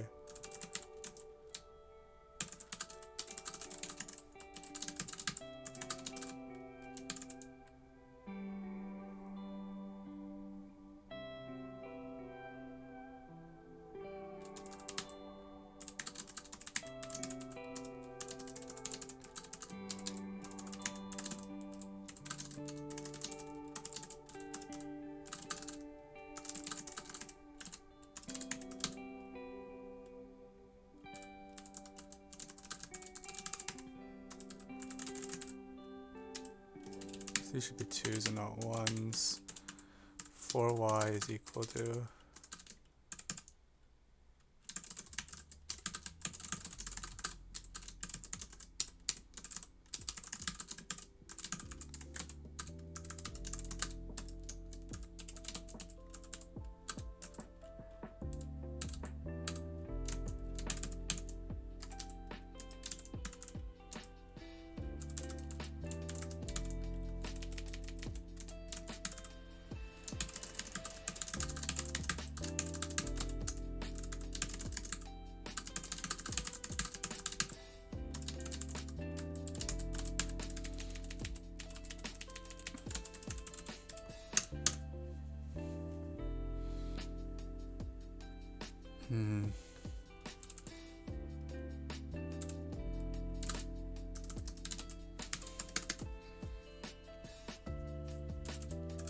I'm gonna just use big here.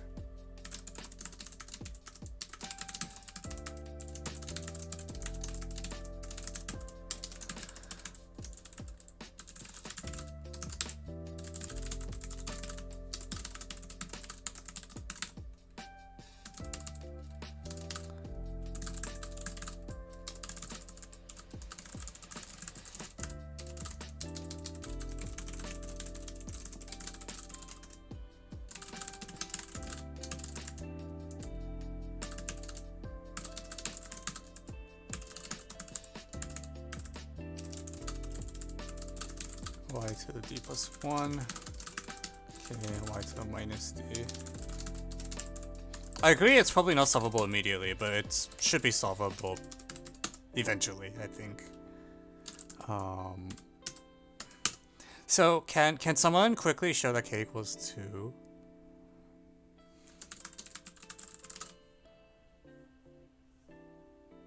Because automorphism thing, what does that mean?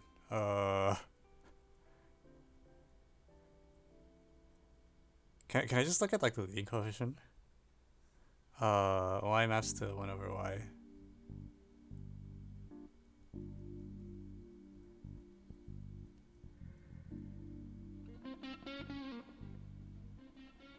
Oh.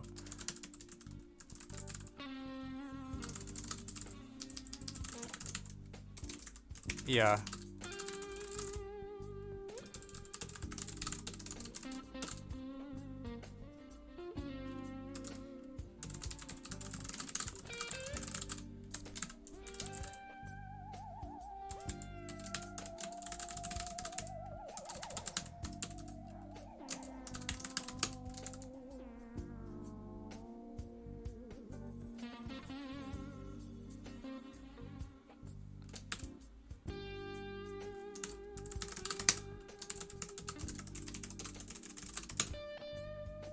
Has positive degree. Okay, I'll just drop the word positive. I mean, it doesn't matter, right? Like,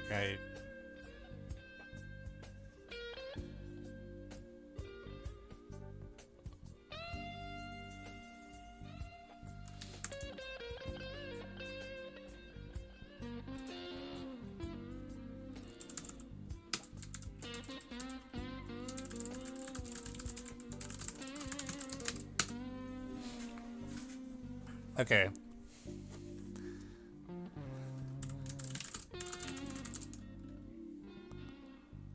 Hence it follows that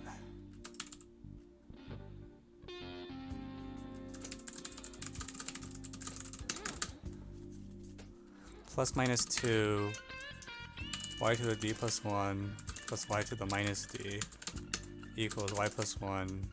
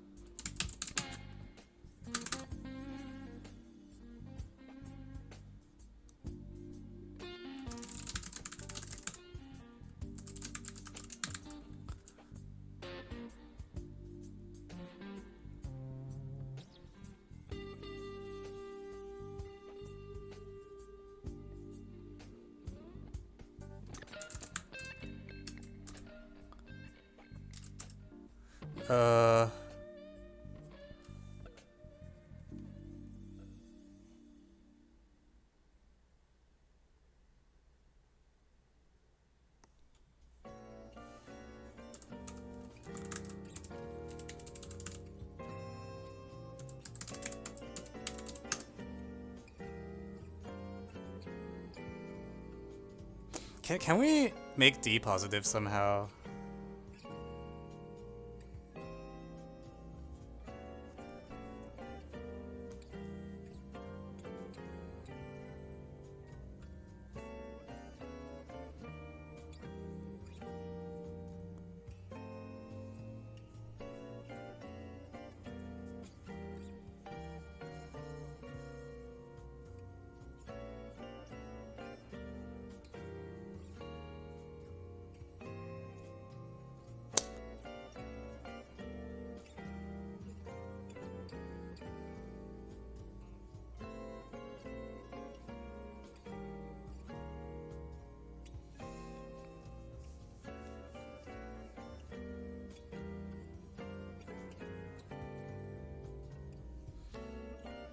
Just replace D with 1 minus D or something.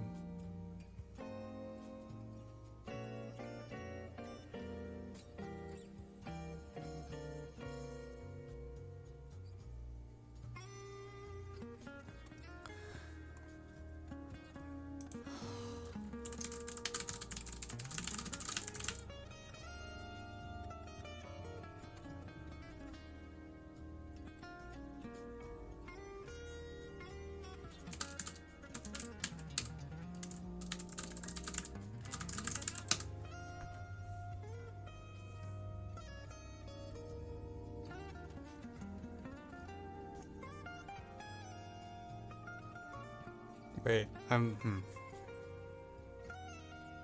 that's a little confusing to me actually. That seems like it doesn't, like,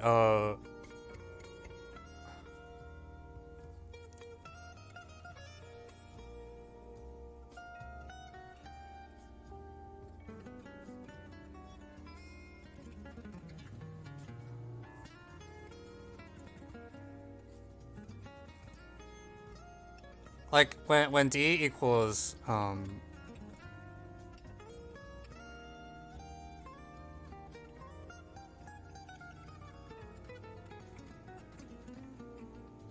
you know what, I would rather just have plus minuses. It's a little less annoying that way. Or, no, it's...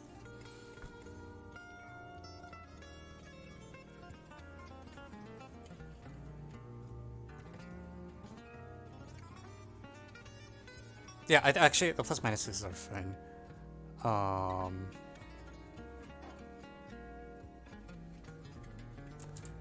And...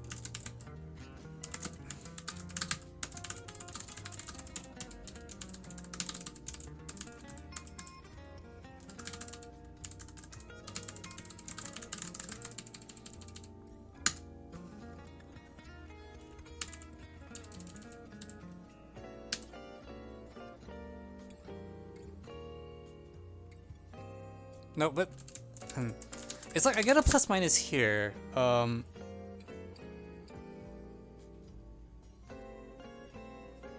P of X.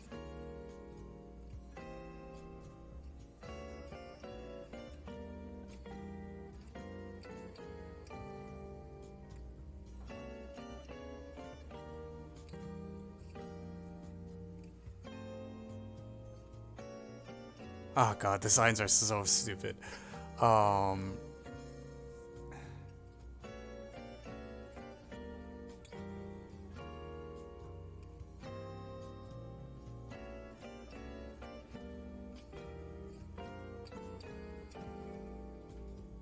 Minus x.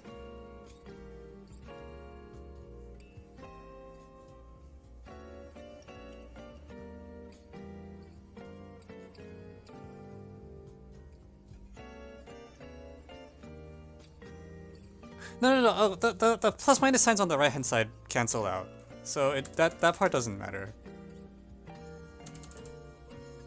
Yeah, the point is that you add them, and it doesn't matter which ones. Okay.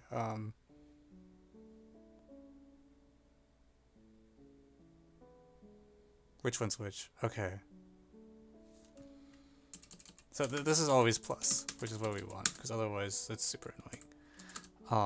Okay, and then I have to actually do this division-ish thing, which is like.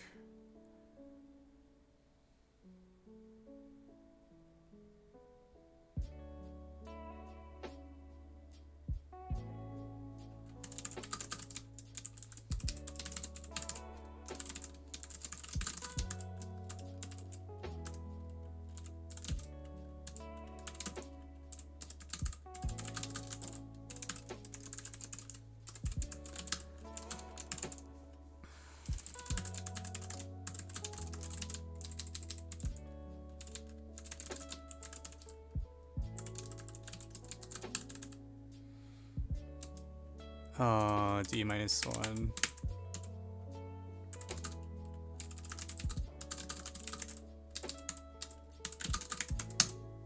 I probably flipped the signs.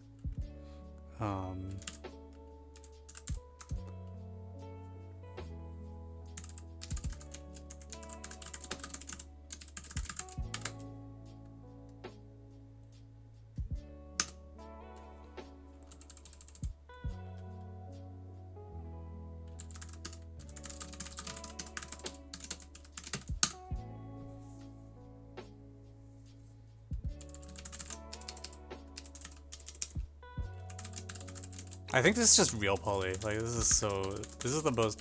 Oh, actually, it's a little. I don't know. I don't. This probably is something.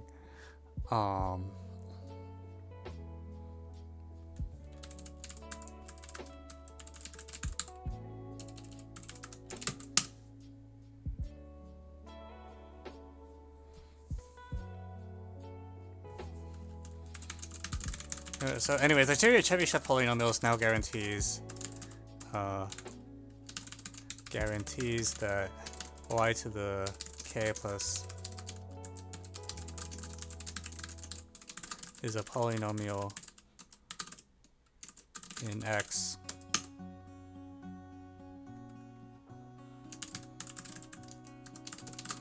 for each k at least 0.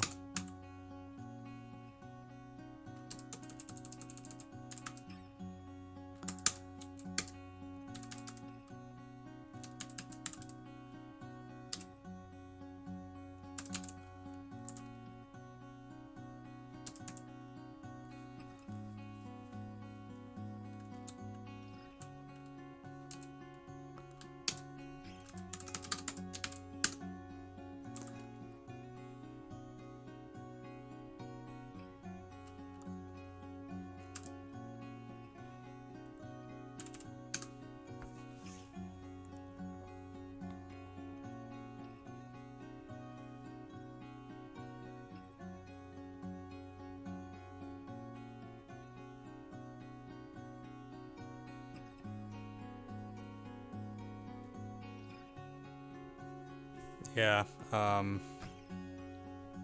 wow, okay. So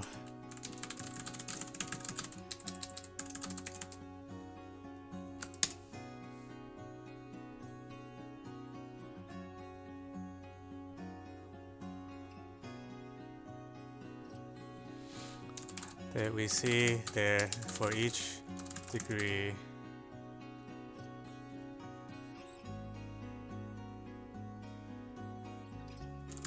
is exactly, there's at most there is a unique choice polynomial P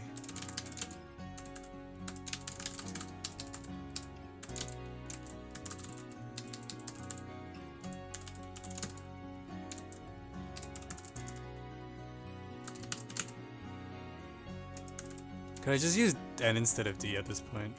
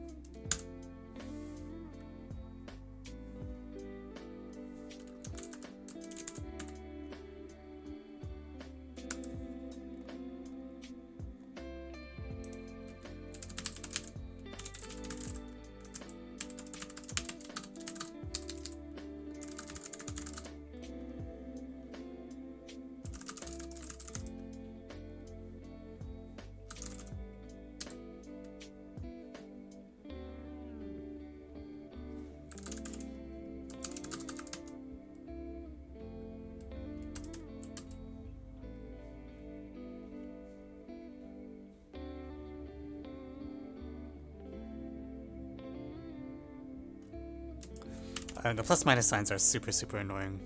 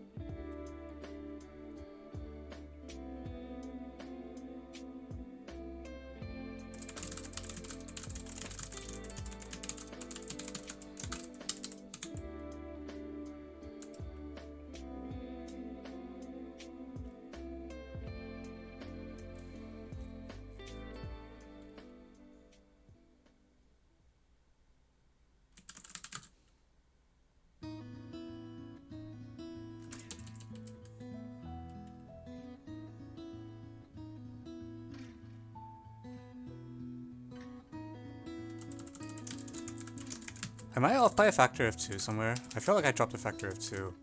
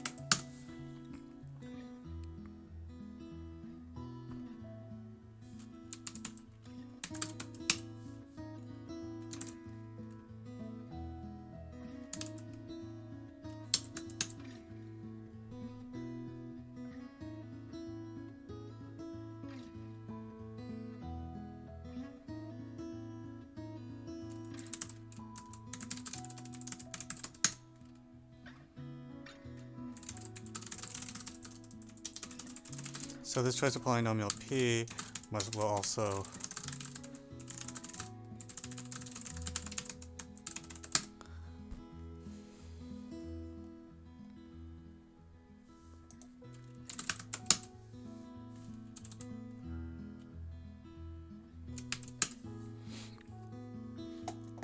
this is actually easy to see, right? If this is true, then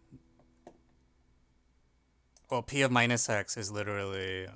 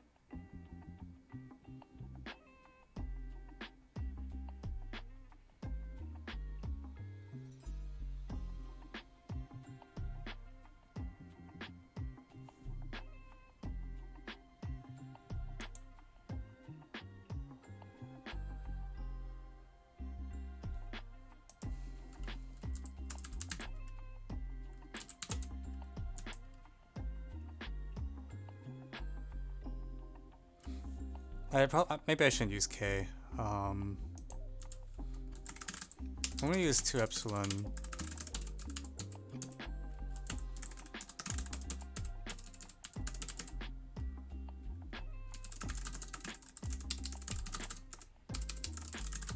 Just so I can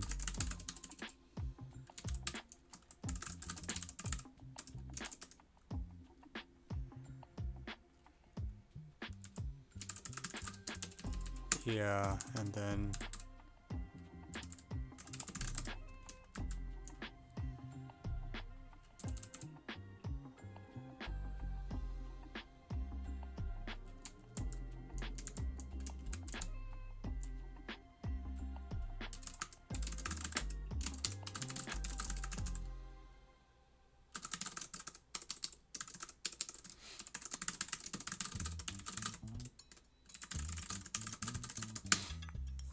no, yeah, the condition p of 0 is equal to 1. We find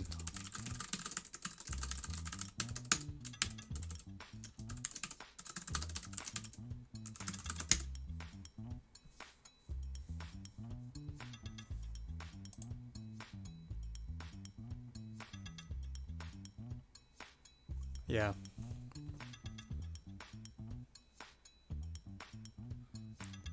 Find this ring. I feel like I'm sending a submission to anti-problems. Hello, are you stay alone in the US or with family? Wait, what? I go to school at MIT. So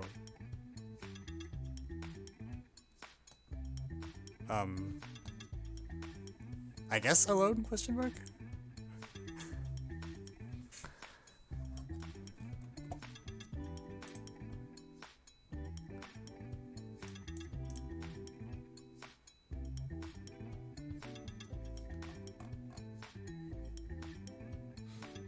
Actually, how obvious is this? Well, p of minus x and p of x should...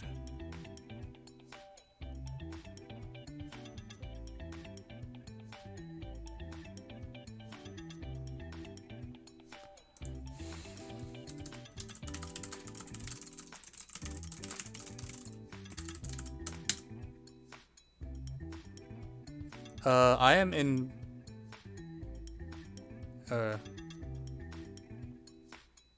I mean, I'm in Boston for those of you that haven't figured that out.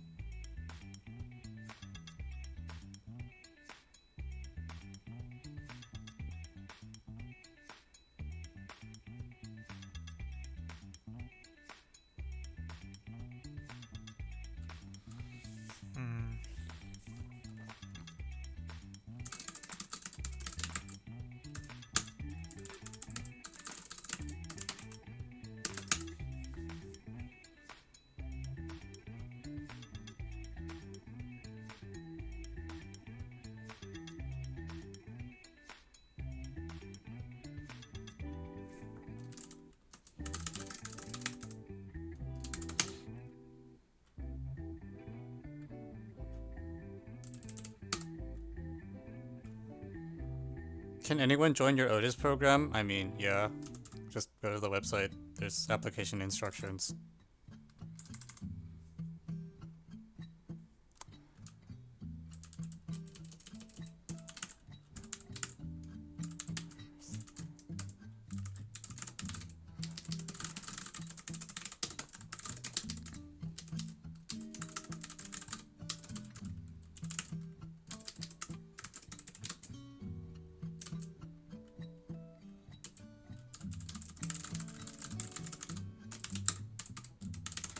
So the choice of polynomial p we just mentioned will satisfy the entire system, ergo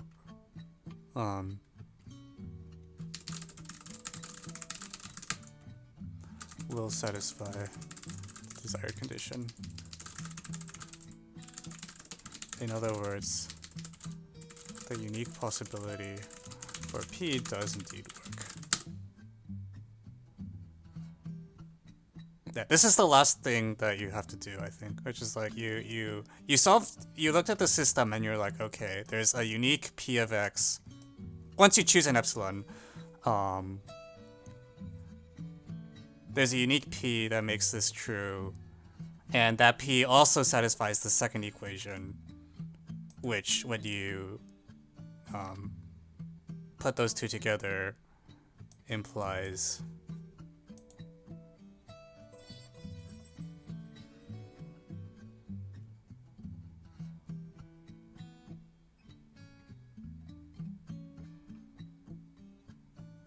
yeah, somehow I want to write like if and only if, and then like this entire chunk as like a single system. Like it's like this if and only if this. I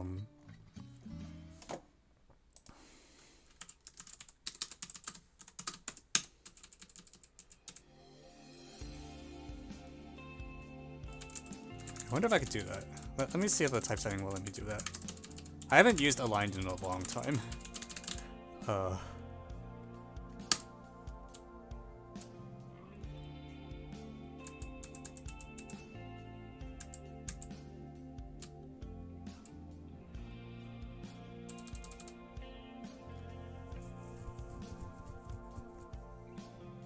actually I think it's not worth it. I'll just leave it like this. Wow, okay. That was good job, team. That is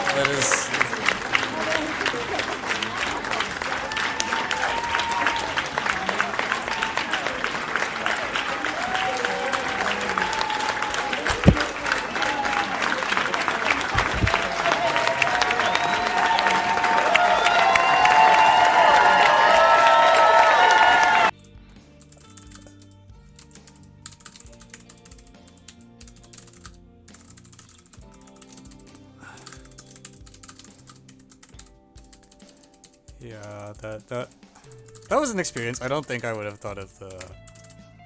That is a cool technique. This thing that you can use factorization over Laurent. Yeah, because if you try to use it directly with trig, you're gonna cosine sine don't play well. But if you just use y plus 1 over y, then you know everything's great. NASA. Alright, wow. I'm sorry, it looks like we're only gonna get 2 problems today. You said this was China TST 2007? Let's see if we can find it.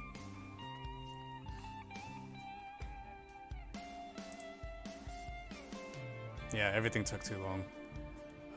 2007? Oh, hahaha. Yep, here you are. 2007.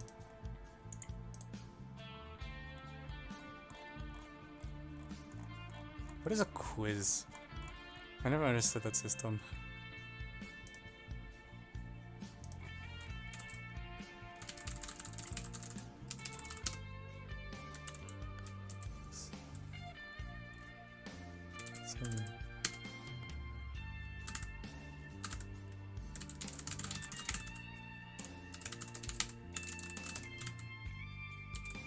Okay,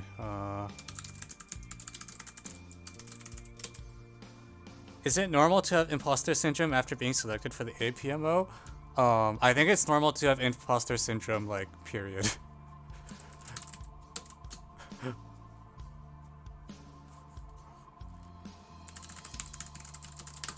I want to put the trig tag even though we didn't officially use trig because I think Chebyshev and trig are very closely related. Also, holy crap, this poem's hard. I don't know what else to tag this.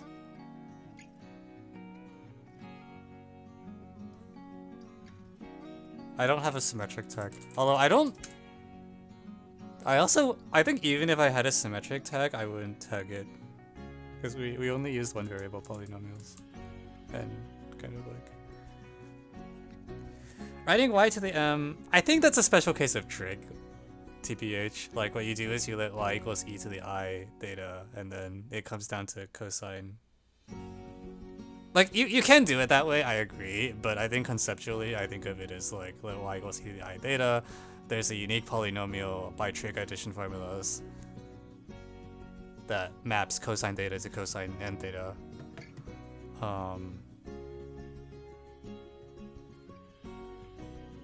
You know it's a polynomial by, yeah, I mean...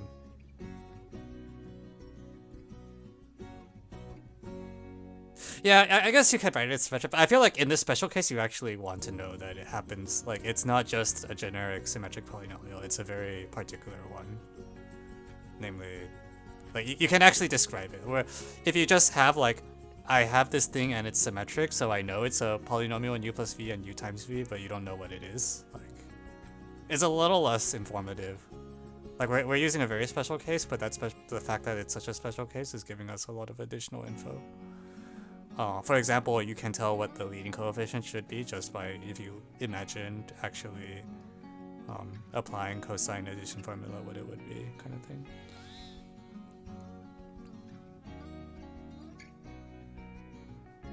Yeah, it doesn't really matter. Anyways, okay, good job, team.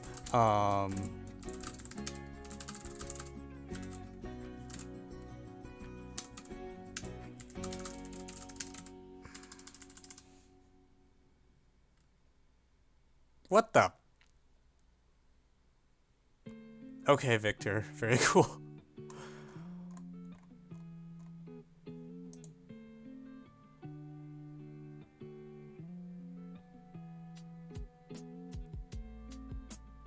The official solution is based on Pell equations? Oh my god. Well, they're going to get a kick out of this one.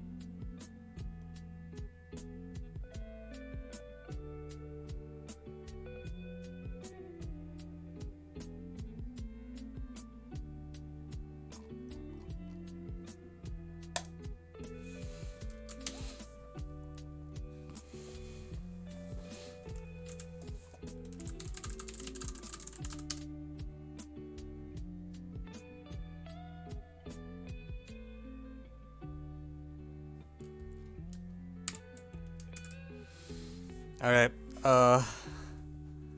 yeah, I'm sorry, I'm beat. Yeah, I don't know, for some reason, like, I thought 4c plus 1 might be quick because I was expecting it to be augmented, and I thought this one would be quick because I thought it would just be like, you get a form for the coefficients, and then show it's unique by, like, recursion. Which would... I think is normally what you expect to happen, but it turned out to be a sum of Chebyshev polynomials, so you were never going to get it by having an explicit form for the coefficients. Yeah, that was an experience. Alright. Wow, okay.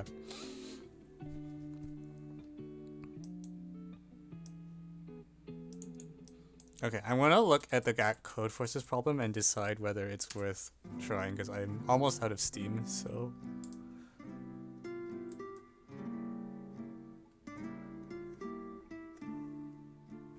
I don't want to do this unless I could think it's gonna be quick, like really quick.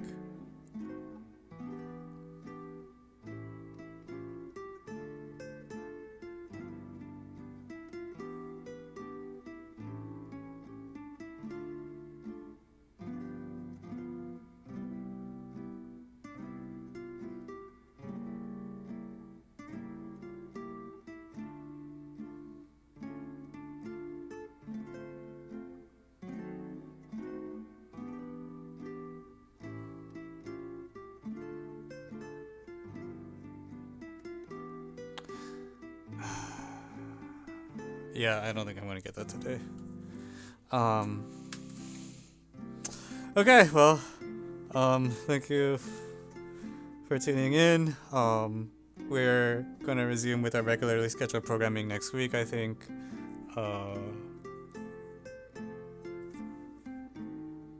Man, today was rough.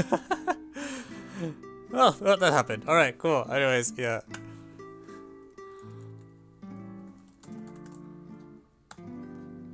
Yeah, that was... that was rough. 2013 N1. Is that... That was actually chosen for the IMO, right? That will be like the 2 to the k. Or, no, wait. No, that wasn't. 2013 N1 is the FE to... The F squared plus 7 FE. Okay, that probably will not take you very long. It is sort of a... Yeah, sorry. N2 was the one that got chosen, because N1 sucks. I don't know. I thought that FE was just like, you look at it and you're like, okay, and you run it over and the problem ends. And,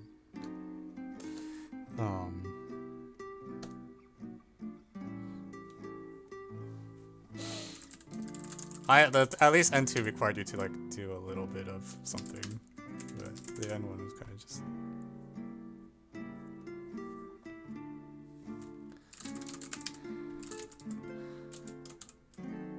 Okay, alright. Well, good night, everyone. See you all next time.